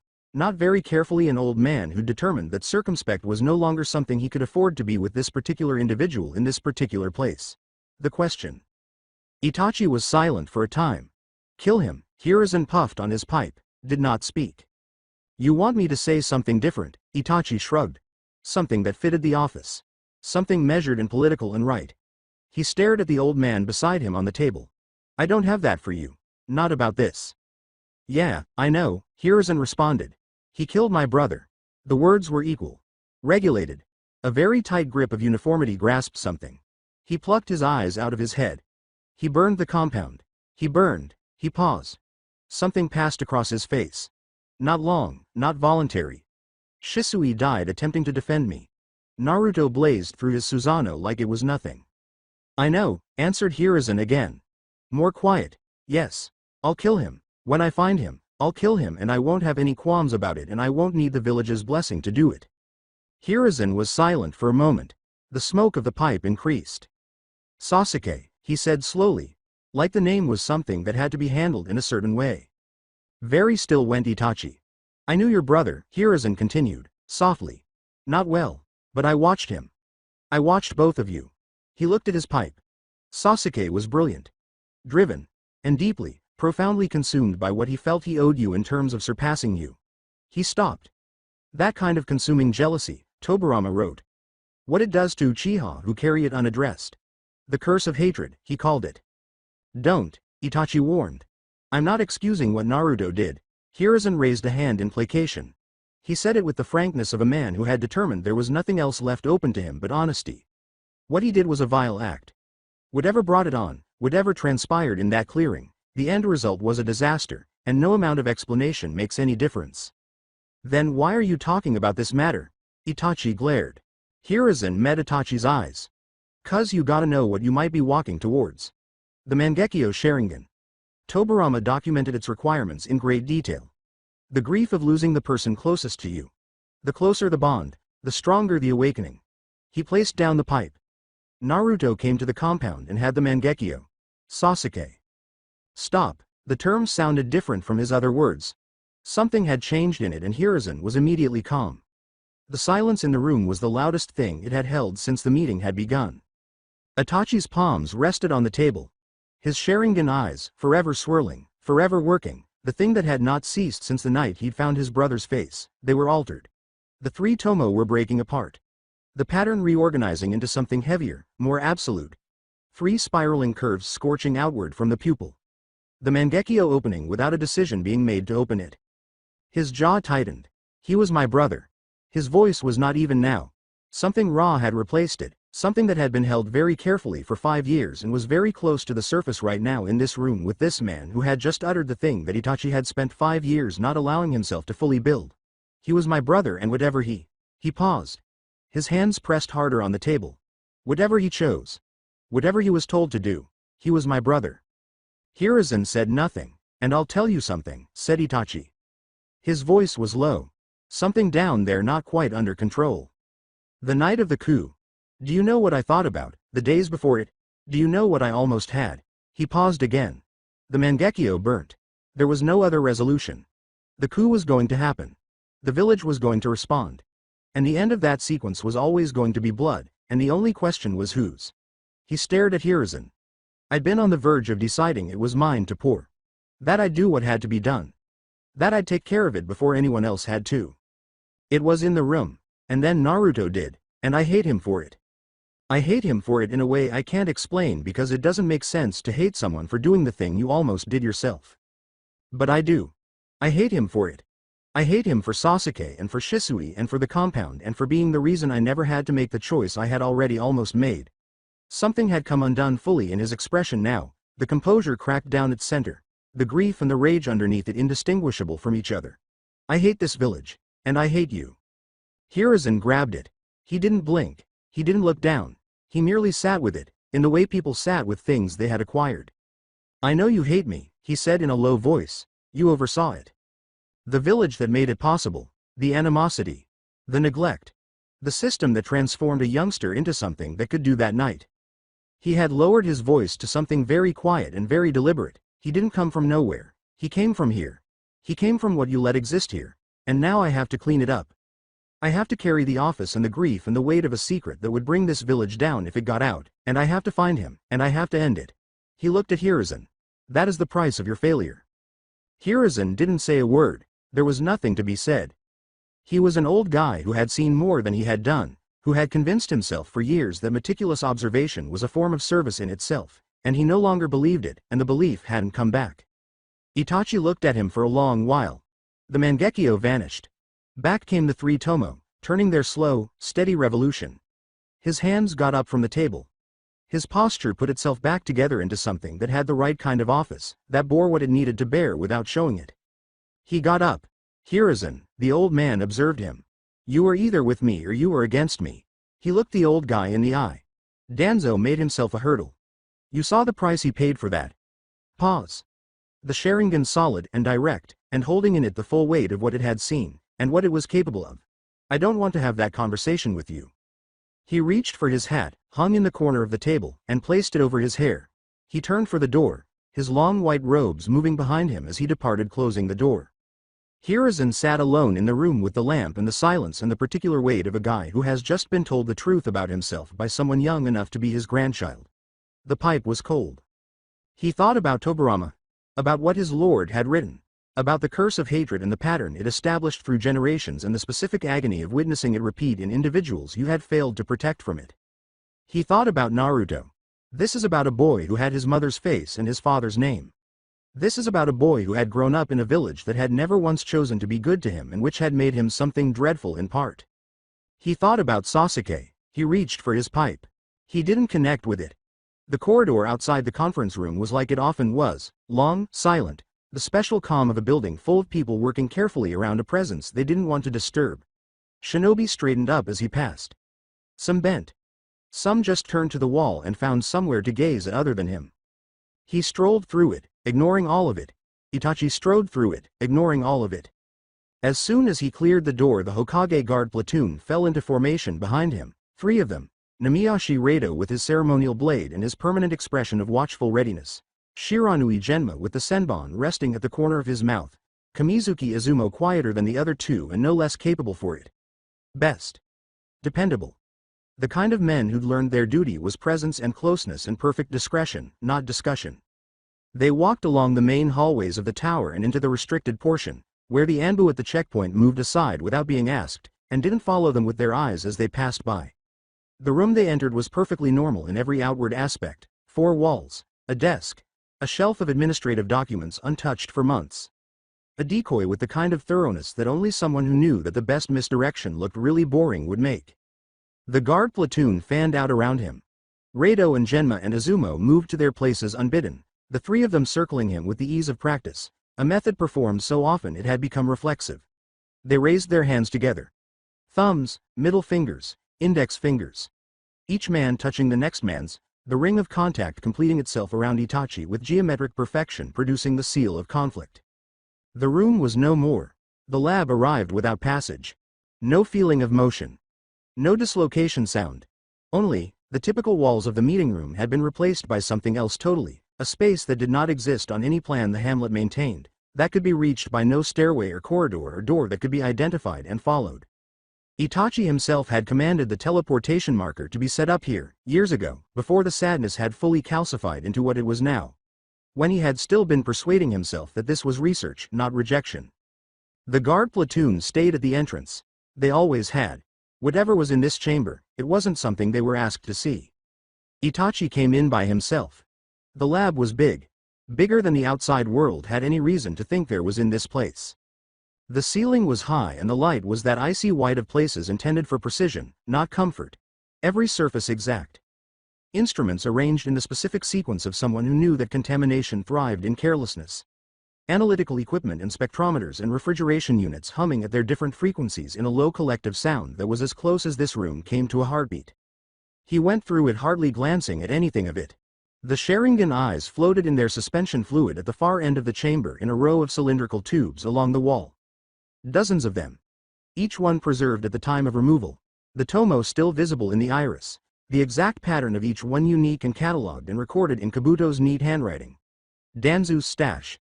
What the man had spent decades collecting from the bodies of Itachi's tribe. One eye at a time. Constructing an armory from the dead of the village. He didn't look at them. He'd glanced at them once, when he first came here, and had recognized then that to gaze at them again would cost him something he could not afford to spend. So he walked past them the way he walked past most things that would ruin him if he let them, steadily, without recognition, his eyes on the end of the row. Where the bigger tube used to be.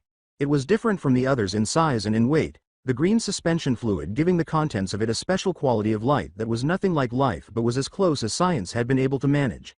The body in it floated in the fluid with the strange calm of something that had been motionless for 5 years and would stay still forever, no matter what anyone in this room wished. Sasuke Uchiha. 13 forever, now. Small in the tube, in a way that hit Itachi all the time, though 5 years of preparing for the hitting. But the face was still his face, the features they had shared as twins shared things, not identical but recognizable, the same origin obvious in both. The eye sockets are vacant. Left arm below the elbow, missing, replaced with a prosthetic that had come from Danzo at a cost Danzo had not expected to pay and Itachi had not apologized for taking. Itachi halted by the tube. He pressed his hand to the glass. The coolness of it went right through. Always did. 5 years and he was still shocked, each time, by the exact temperature of the glass between his palm and his brother's face. He rose. The lab buzzed about him. The current of the fluid traveled slowly, but Sasuke didn't. There's 100% cell integration. Kabuto's voice came from behind and to the left of him. The man had learned long ago that approaching Itachi from directly behind was a mistake you only committed once. He stood at a polite distance by the tube, holding his clipboard, in his spotless white coat, with his silver hair pulled back from a face that had learnt to wear its expressions wisely in this room, in front of this person. Yakinchi. A former subordinate of Orochimaru, a title that had cost dearly the man who had previously borne it. Orochimaru was gone now in the way people went when they made the mistake of being useful to Itachi and then trying to be useful to themselves. Kabuto had seen the results of that firsthand and had come to the correct conclusions as to what it meant for him. He had come of his own free will. He was here with no illusions about what willing meant in this case. And underneath it all, he was incredibly patient. His time in this lab's seclusion had given him time to contemplate. He'd been pondering for years. The thoughts were taking shape into something with more scope than his present surroundings, something he nurtured carefully and allowed no one see. Not the man at the tube, his hand pressed to the glass. 100% integration. Kabuto repeated, just in case Itachi hadn't heard. Hashirama's cells have fully accepted the host. Structurally speaking, the body is, he stopped, picking his word. Intact. More than intact. The regenerative properties have taken care of each case of cellular degradation that had occurred prior to preservation. He glanced at his clipboard. Arms integrated as well. Structural cohesion all the way through. Itachi said nothing, his hand remained where it was. Brain activity, continued Kabuto, in the particular tone of someone delivering information that they had delivered before and had learned how to deliver without unnecessary preamble, remains non-existent. There is no measurable electrical activity, no response to stimulation. The neural pathways are physically present and physically intact. He paused again.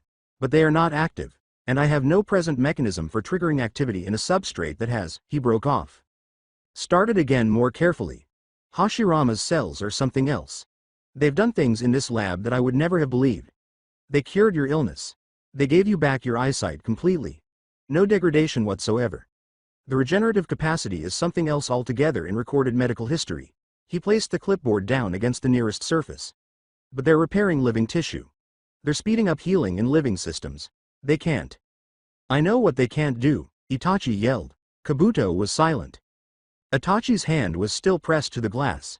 His eyes, the Sharingan, the three tomo spinning their meticulous revolution, were upon his brother's face. He knew. He'd always known. He'd kept on establishing this room and staffing it and coming here every week and standing at this tube and putting his hand on the glass because he knew. The knowing was just one more burden he'd carried along with the grief and the office and the white robes and the hat and the weight of the secret that would collapse the hamlet if it got out. He was the greatest analytical ninja of his generation. He'd gone through all of Tobarama's study, Tsunade's published medical theory, and every confidential paper the village medical corps had released on cellular regeneration and neural rebirth. He knew exactly what Hashirama's cells were capable of and what they weren't. He came here. So what? Week in week out, he stood by the window and he thought, with the particular persistence of one whose mind had been fully conscripted by grief, that maybe this week things would be different. That the 100% integration would signify something it didn't mean a week before. That the brain activity readouts would show something the readouts before them had not seen. This week, the thing he believed was impossible will decide to be possible. It never did. He returned the following week. He slowly took his hand from the glass. His eyes flicked to Kabuto. The plastered smile on Kabuto's face wavered slightly. Keep looking, Itachi instructed. Certainly, bowed Kabuto. Itachi continued. Every resource available in this lab. Every hour. Every street. He met Kabuto's eyes. I am not a patient man on this matter. I understand, Lord Hokage. Kabuto stayed low. I don't think you do, Itachi cautioned. But I suppose you know what happens when my patience runs out. Which is the more significant understanding? Kabuto didn't say anything. From behind the glass, Itachi glanced at his brother's face one more time. He turned and walked back through the lab, past the instruments and the freezer units and the row of preserved Sharingan eyes that he did not look at, the way he had come, out the door to where his guard platoon waited. The door clicked shut after him. Once he left the lab, Kabuto glanced back at the tube for a while. He gazed at Sasuke's face under the green light. Then he took up his clipboard and went back to work, his far-reaching ideas going in their meticulous patient paths, tended like anything needing time to grow before it could be harvested. He was patient. As he returned to his own personal research, he had learned to be quite adept at it. The second Hokage had a jutsu that could transfer his soul from his body, it was said. Interesting. The breakfast was fantastic. No one mentioned it, since if they did, Hidan would have something to brag about and his head and mouth were big enough already. But the meal was another masterclass from the immortal man, and the general ambiance around the kitchen island was the closest thing to tranquil the Akatsuki had managed since moving here. And then Hidan had to go and fuck it all up by talking. Not at all. He glared at the little bottles of nail paint that Conan had retrieved and lined up on the counter with the exacting efficiency of someone who has done this before and had no patience for dispute. I don't know what kind of fruitcake operation you got going here, but my hands are not. It's a membership requirement, said Conan, not looking up from the bottles. I don't care if it's a divine decree from Lord Jashin himself, I'm not painting my Hidan. She put the bottle down, her face wearing the look of a lady who had spent her entire adult life dealing with unreasonable men and had ran out of diplomatic choices sometime last Tuesday. Sit down. Not at all. Across the island, Kisame sat, chin in hand, thoroughly entertained. Conan already had Deidara by her, offering his hand in cooperation, visible eye following the polish choices with real curiosity. I don't care. He leant forward. What color do I get? Black. Conan popped the bottle open and swiftly painted his nails. She finished and he checked over her work, checking his hands and wiggling his toes. That ain't bad, lad. Hidan gazed at Deidara's hand. At Conan's vivid orange nails moving the paintbrush. Naruto's dark orange all across the island. Purple Kisame, brown Kakuzu, green Sasori on Hiriko's fingertips. He looked at it all for a long time. You're all completely out of your minds, he proclaimed. Painted fucking nails. All of you. This is who we are today. I'm with the most dangerous missing nin on the continent and we're doing manicures. Kisame observed as Conan's visage passed through many phases of barely restrained frustration before she stepped over to the trio, leaning over and whispering something close her ear. Conan's eyes went to the side and she mumbled something else. Kisame walked away satisfied, and went back the island and back to her role. Conan stared at Kisame, who winked at her, nodded encouragingly, flashing a piercing grin. The purple-haired woman looked up at Hidan with a dejected sigh. It was not her normal expression that she gave him. Her amber eyes did something softer at the margins that made the whole form of her face operate differently. She cocked her head. Hidan. Her voice was a little too altered. Please, just let me do this. His mouth opened, then close, his face flushed. Fine. He gave in. Very softly, in a voice that was not at all his typical voice. Whatever, it doesn't matter. He took a seat. Conan took up the dark green bottle, turning to Hidan with the coolness of someone who has made up his mind how this was going to proceed and was going to see it through. Today she was patient with him. She determined this at breakfast, when he'd arrived in the kitchen 2 hours early and asked her, without making any fuss, what she wanted. Not what everybody wanted. Particularly what she wanted. And she had asked for grilled fish, since it was what she always wanted when she let herself want something, and he had prepared it just perfect, the skin crisp, the flesh just not translucent, the seasoning light enough not to battle the fish itself. He'd spent his time with it, and at the same time had cooked pancakes and eggs and bacon for the rest of the table that were, by any reasonable standard, excellent. She had eaten her fish and thought that somewhere there was a man beneath the commotion. A functional, if polite individual, buried under some 17 layers of personality she actively sought to remove with a paper blade. Then he opened his mouth, and left it open, and it had remained open ever since. She dipped the brush into the green polish and held out her palm. The movements were steady, the movements of someone who was doing a job that demanded accuracy and was not going to let outside interference impair the quality of the product. And his mouth went on. She was watching the brush. On the clean edge of the nail. The even coat and the right angle and the way the green caught the kitchen light, which was actually quite good. She decided. She was giving him patience. Hidan frowned at his identical dark green fingernails and toenails. Dark green? Why couldn't I have gotten a badass red at Lee? She was giving him patience, till she weren't. Her face became like stone and his face wavered. Conan created a single piece of paper that seemed to melt from her body, rubbed it between her fingers and gave him a paper cut across the back of his hand so fast nobody tracked the move. Ouch. What the fuck, Conan? She was already walking off. Kisame watched her go away with a wide grin. Kakuzu was reading something, and was totally oblivious that any of this had even happened, either from true ignorance, or one of the most incredible performances going on in the room. Sasori didn't say anything. He was never going to say anything about the nail paint, because Hiriko's hands didn't need it, and he had won, quietly and thoroughly, without anyone noticing. The bottom floors of the tower were not like the dwelling floors. The elevator opened onto something that felt ancient, made before the rest of it, stone where the upper levels were metal. The air was colder. The light went off. It had the feel of a place designed to contain something hazardous. Pain was already there, and Zetsu was standing by his side. The plant man waved them on as they neared. Good morning, how you guys doing? He pouted when left alone. Pain stood in the center of the chamber, as he always stood anyplace, as if the space had ordered itself around him instead of the other way around. 2 rings lay on the stone table before him. Minor. Looks simple. The sort of objects that didn't give away what they were. Hidan gazed at the 2 rings on the table. What are those?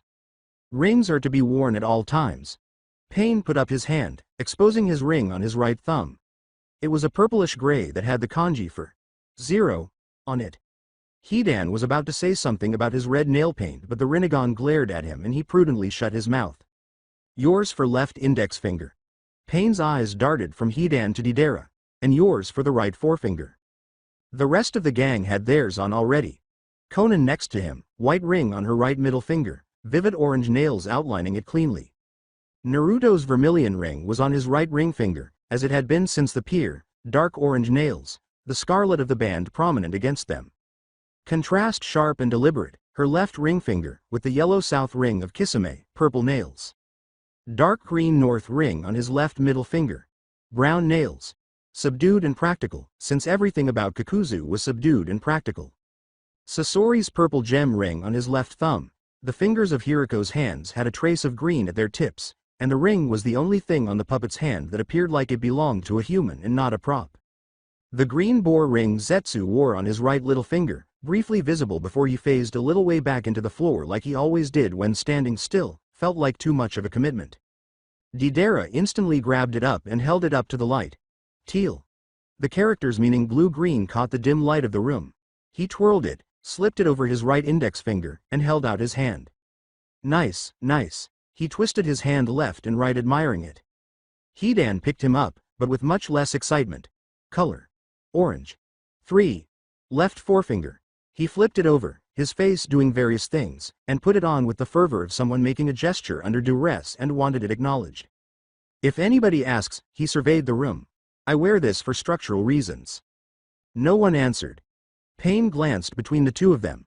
The rings aren't for show. They're for use. He let that hang a moment. They let you engage in the magic lantern body jutsu. Naruto nodded back at him. Naruto stood still, closed his eyes and did something that didn't appear like anything from the outside. No hand signals. No visible chakras. Just quiet.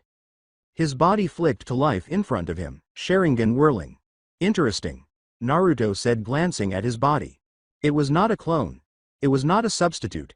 His vision flickered at the edges, colors refracting through it like light through glass, his voice taking on a subtle electronic character beneath it.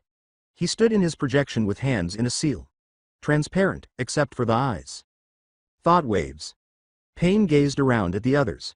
Converted to chakra. I amplify it and broadcast it. What you're seeing isn't here. It can talk. It can use technique. It's not a reflection. Naruto's projection peered about the room with a little of interest. It was an odd feeling, to be in two places at once. He could feel his standing body but at the same time he looked through eyes that were his but at the same time weren't. The others closed their eyes one by one sending their thought waves and flicked into their transparent standing forms. Kakuzu's projection was that of a man doing a job he deemed administratively acceptable. Kisame grinned. Hiriko's was the most disquieting, the still face and still teeth in a standing seal strangely more there as a projection than most people were in person.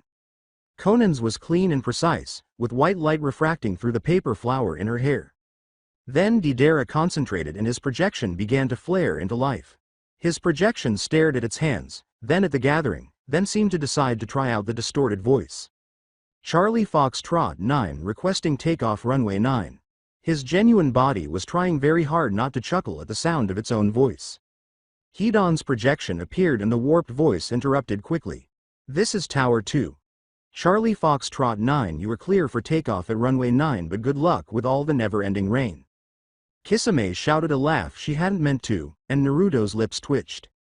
Then Kisame's projection reached out and grasped both hands of Naruto's facial projection. Naruto's real body winced at the feeling and the break in focus made his projection flicker swiftly. What are you? They're real. Kisame's real body sounded genuinely pleased. Her projection pinched the cheeks of his. They really feel like something. Naruto's projection was struggling and could not pry her hands off. Don't do that. Nice and soft do your cheeks, there will be consequences, Naruto cautioned. Kisame grinned widely. Oh yeah? Prove it then.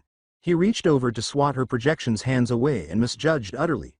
The sensation throwing him off, his real hand swung wide and connected forcefully with her genuine body instead that conveniently was standing right beside him. Especially with her boobs, it was not a sound of quietness. Every eye blinked. Deidara and Hidan gasped. Kisame's true body jerked, her projection shimmering with interference before it steadied. Both Kisame's reached up to touch where Naruto had struck them. She stared at him with an expression that was working very hard to be outraged and not quite succeeding. I wished you'd hit that hard in the bedroom, she replied sweetly. Deidara made a strangled sound. Then her projection grabbed him. It slammed him down on his back on the floor, with her projection looming above him with yellow eyes and a smile full of fangs. His real body became red in the expression of someone reevaluating a number of recent decisions. Hidan pointed. Are they? Kakuzu shook his head. Hormonal pups. Conan was scowling at the exhibition, and if anyone looked close enough there was the trace of envy. Blink. Pain. Naruto's projection looked up at Kisame's projection with frustration, the Sharingan spinning a little quicker than normal. Are you finished? He said dryly. She thought this out very seriously, not a lot. Hidan had found something across the room. His projection slipped sideways through Kakuzu's projection, arms extended, eyes half shut. Woo, said Hidan. I am the ghost of poor financial decisions. Woo. Kakuzu's eyes narrowed. Two things occurred simultaneously. Kakuzu's projection reached out and tapped Hidan's projection on the back of the head. Kakuzu's actual hand shot out and blindly slapped Hidan's real body across the back of the head. Same hand. Same timing. Various Hidans. The sound was in perfect sync. Hidan's projection dimmed at the hit. Hidan's true body staggered a step forward. Ouch. What the hell is Kakuzu up to? Kakuzu merely grunted. Then from the floor, smack dab in the midst of the room, the stone rippled. The head of the misshapen white Zetsu emerged. He said happily, "Boo." Deidara yelped and his projection collapsed totally, his real body jerking reflexively. Zetsu fell back into the stone, came from the back of Hidan. Boo. Hidan turned around. There was nothing there. Next he appeared next to Kisame. Boo. Sup Zetsu, she said, still hovering over Naruto's projection, not reacting. He seemed a little disappointed and settled back. Conan stood at the edge of the room, hands folded in front of her, stance flawlessly composed, countenance perfectly neutral. Her shoulders shook. A little bit. Very softly. The shudder of someone winning a private war they refused to concede in public. She pursed her lips. Her shoulders shook again. Sasori simply remained where he had been standing since the technique had started. Set forward Hiriko's face. Not one change in posture, or position, or attentiveness. He had been still until the pandemonium erupted. When it was over he would be still. It was not the way he behaved. Hidan was looking at him from across the room. Hey Pinocchio, he cupped his hands across his lips. Where's Jiminy Cricket? He's out there somewhere helping you find out how to be a real boy. Hiriko's head tilted 15 degrees in his direction. Stand by. Turned away. Hidan waited, there was nothing. That's it.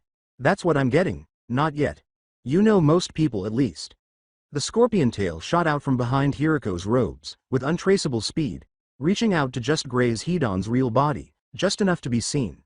Then it went back under the cloak as smoothly as it had come. Hidan closed his mouth and his true body paled. This time Conan's shoulders shook violently enough that she had to glance at the ceiling. Enough. Payne's voice sliced across the room with that certain quality that didn't need to be loud to stop things. Shaking his head at the antics. What a lot of kids. Kisame projected Naruto's release. He pulled himself up off the floor, his expression suggesting that the last 2 minutes hadn't happened. Deidara's projection flashed back to life. Zetsu ceased booing. Hidan retreated back to his spot with as much dignity as he could manage. The rings have a second purpose. He carried on quickly to the next part, not waiting for anyone to catch up. The more important. The demonic statue of the outer path came suddenly, with too much presence. Pain summoned without ceremony, and the room floor cracked under the weight of it, the stone giving at the edges, and suddenly it was just there. Huge. Earthen-hued. Humanoid in form as certain things were humanoid without being anything like human. It looked mummified, its robe like body studded with spikes along its back. Shackles around its wrists and ankles, hefty chain links placed there by someone who knew exactly what they held. It had a scroll in its mouth and 2 ropes coming out from under its blindfold on either side of its head. Its 9 eyes were shut. Deidara took 3 complete steps back without making up his mind. Hidan fell utterly silent. That was an event in itself. Even those on the crew who had seen it before did not relax near it. Its proximity did something to the chest. Some animal instinct firing up at a presence the rational mind could not quite identify. It wasn't moving. There was quiet. It was standing in the chamber in stasis with its 9 closed eyes, and somehow feeling hungry. The demonic statue of the outer path. Pain turned to the group. This is where we take the tailed beasts. This is what makes the taking possible. There was no excess, no theater, simply the information in the order it was to be provided. He led them through the sealing procedure. 3 days to do it. If the beast was gone, a Jinchuriki would die. An unsealed beast could be taken straight. The 9 eyes would open one by one, with each beast sealed within. The 9 tails had to go last, break the sequence, and the statue would fracture, and everything would be lost. You're all on a fingertip, he motioned to the hands of the statue, like your ring. Hidan gazed at the fingers of the statue. At the apex. At Pain. At Deidara, who was calculating on his own face, and coming up with numbers he didn't like. The Rinnegan switched to both of them. They jumped to their matched fingers, unwillingly. Took a minute. The surface of the fingers had not been made for standing on, and the drop to the chamber floor was not something either of them was going to comment on. But they found their places and stood on them, and that was all. Pain did the jutsu. The scroll dropped from the statue's mouth. Each of the 10 rings slowly rose through the stone like something surfacing from depth, and the kanji of each ring came into view. Then the mouth of the statue opened wider and the dragons came out of it. 9 of them. Effigies neither quite solid nor quite smoke, walking through the chamber with the intent of something built to find, not stop till it did. They surrounded the Jinchuriki. Pain watched the movement of the dragons. Painfully ripped the beast out. Once finished, the beast is imprisoned in the statue and the host dies. The chamber was torn through by the dragons. No host to locate, no beast to pull, but the searching quality of them made the air seem different, made every person in the room aware of their own chakra in a way they usually weren't. Hidan did not move. His jaw was clenched, his knuckles white on the handle of his scythe, and he was not going to say one single word about how he felt about 9 dragon-shaped monsters moving through the air around him. Deidara wasn't going to say anything either, he was quite clearly not stating it. Both jutsu had ended in pain. The dragons melted. The statue stopped. The scroll shifted back into position and the projections vanished. Gradually the compartment sank back into itself. 9 creatures. Pain gazed around the gathering. 9 seals. That's what we're building to. That's the shape of all that comes after. The room was really quiet. It held the statue, with its 9 closed eyes and its wrists bound, patiently, in a way that had nothing to do with calm. Deidara looked at it for some time. He murmured, softly. Which this time meant nothing at all. Which, in some way, meant everything. The chamber still had not recovered from the presence of the statue when Pain spoke again. We move in pairs. He looked across the gathering. The existing pairs continue as they are. Kisame and Naruto. Hidan and Kakuzu. Sasori and Deidara. His gaze shifted to Konan. You're with me.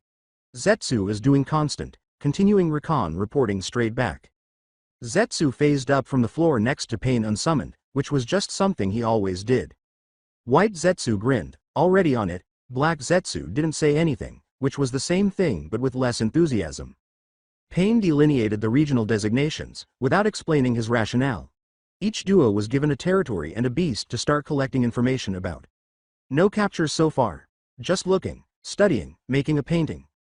Missions would be taken when needed to keep financing and cover, but from this point on the primary goal was to find the tailed beasts. The others took their assignment without a word of complaint. Kakuzu already looked like he was factoring out travel expenditures. Deidara seemed to be considering what he could blow up in his designated territory. Hidan looked like he was thinking about Jashin, and that was where Hidan's mind went when it wasn't busy with something louder. Sasori looked the same as usual. The 9 tails. Naruto made an announcement. The room changed. It'll be an issue. He wasn't looking at anyone in particular, just dropping the knowledge in the room where it needed to be. It isn't reformed yet. We cannot count that into the acquisition schedule. Quiet. It hasn't been reformed, huh? Deidara leaned forward. The beast died 13 years ago. It's still reconstituting. Naruto stared at him. Tailed beasts can't be killed forever, but it takes time. It won't be available for some time. Hidan's face went through a couple of things before it settled on suspicion. Wait. The leaf has a Jinchuriki. Everyone knows the leaf has a Jinchuriki. They don't. They don't. Naruto said bluntly. The 9 tails died with its Jinchuriki 13 years ago. The Leaf Village has been dealing with that secret ever since, because the alternative is an immediate invasion from every nation with enough military capacity to try. He scanned the audience. They don't have a tailed beast. They don't have a Jinchuriki. They're the most powerful village on the continent based off a reputation and a falsehood. This was taken up by the chamber. Deidara's mouth was open. He closed it. Opened it again. That's insane. Hidan cut in. He nearly sounded impressed. Those sneaky bastards. Kakuzu's gaze drifted somewhere calculating and remote. The strategic implications of that alone are significant. Naruto didn't let him finish, which is why it stays in this room. Sasori's head shifted fractionally toward Pain. Not an accusation. Just an observation. You knew that. Pain did not deny it. Sasori took that in and turned back around to face ahead. Whatever he thought of it remained where Sasori stored everything. Kisame uttered no word. She knew. She'd known since that morning in her chamber, since the memories of Naruto's life become hers in a way, since she'd understood the true cost of that night to the leaf. She stared straight ahead, letting the others digest. Hidan still shook his head. 13 years. 13 years they've got every nation on the continent thinking they've got the biggest beast locked up and they've got nothing. He almost laughed. That's actually nuts. I respect it. Don't respect it. Kakuzu didn't even glance at him. Use it. That's what I meant. It wasn't you who said it. Oh my god.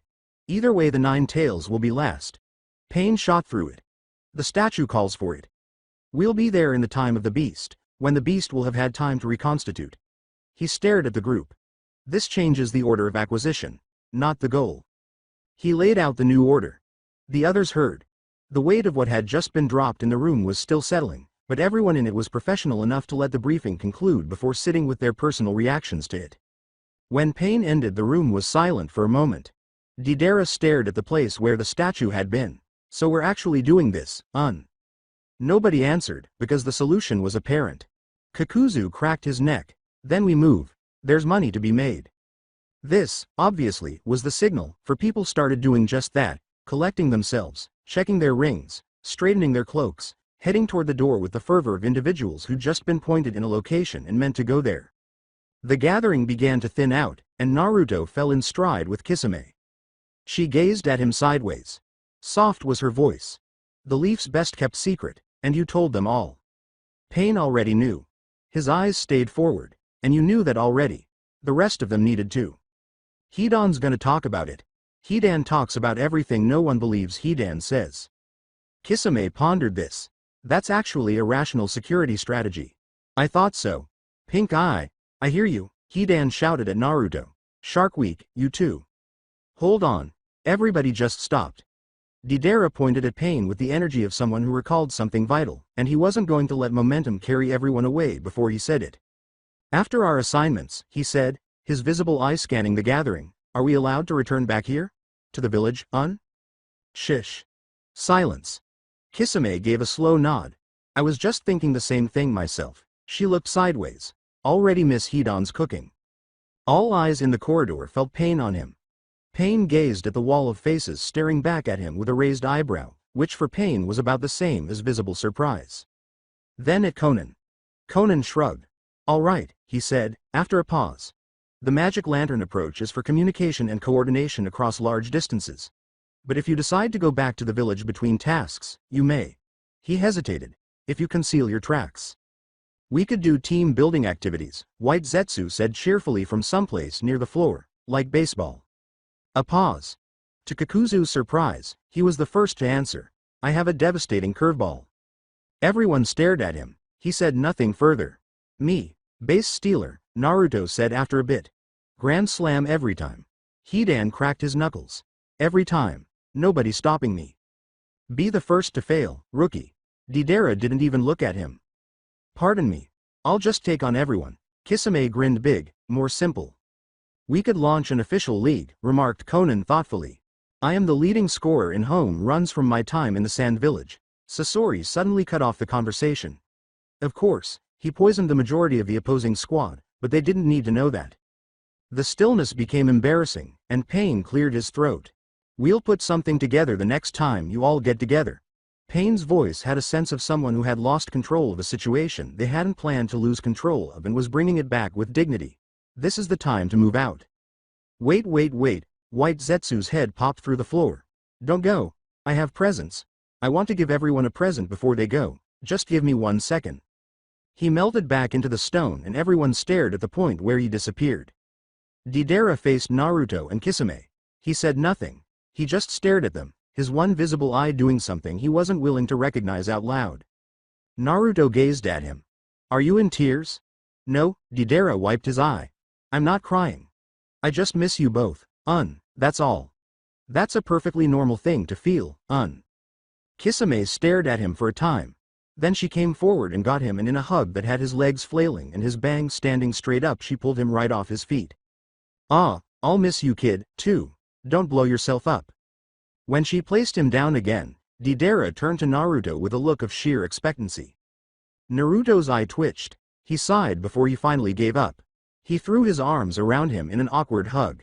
We'll be real roommates next time we meet, Deidara mumbled as he released go. Big bad pink eyes, Hidan shouted to the room, chuckling. Soft as marshmallow. Somebody get that down. A razor-sharp piece of paper came from Conan's direction at a pace that suggested it had been ready for quite some time. It sliced clean across Hidan's cheek. Hey! Pain constricted his eye. You all better get going now, he warned, stepping forward. His foot rose noiselessly from the floor underneath him, and came down right on White Zetsu's head. Oh no! I'm back people. The pain went right down. Face first into the stone floor, with a loud thud that no one in the Akatsuki would ever forget for the rest of their lives. A dead quiet. White Zetsu appeared, his eyes wide. I'm so sorry, I didn't know you were going to. Black Zetsu clapped his hand over his mouth. They both slumped back into the floor without a word. The pain came up gently. He brushed himself off, straightened his robes. He stared to where Zetsu had disappeared before glancing up. Rinnegan swept across every face in the corridor. Hidan's jaw was clenched so tight a vein had popped. His whole body was vibrating with the particular vibration of one who is containing something immense at great personal expense. Kisame was staring at the ceiling, his face purple. Her shoulders did not remain still. Deidara covered his face with his sleeve. To his left, on the wall, Kakuzu had spotted something of great interest to read. The most calm object in the corridor was Conan's look, and even it had grown a slight tremble around the edges, while her cheeks dusted pink. Naruto was staring at a spot 18 inches in front of his face with the concentration of someone diffusing something. The Rinnegan had promised something to every single one of them without a word being said. Pain didn't even bother to wipe the dust from his face, he just stared at them. Get out. They were moving.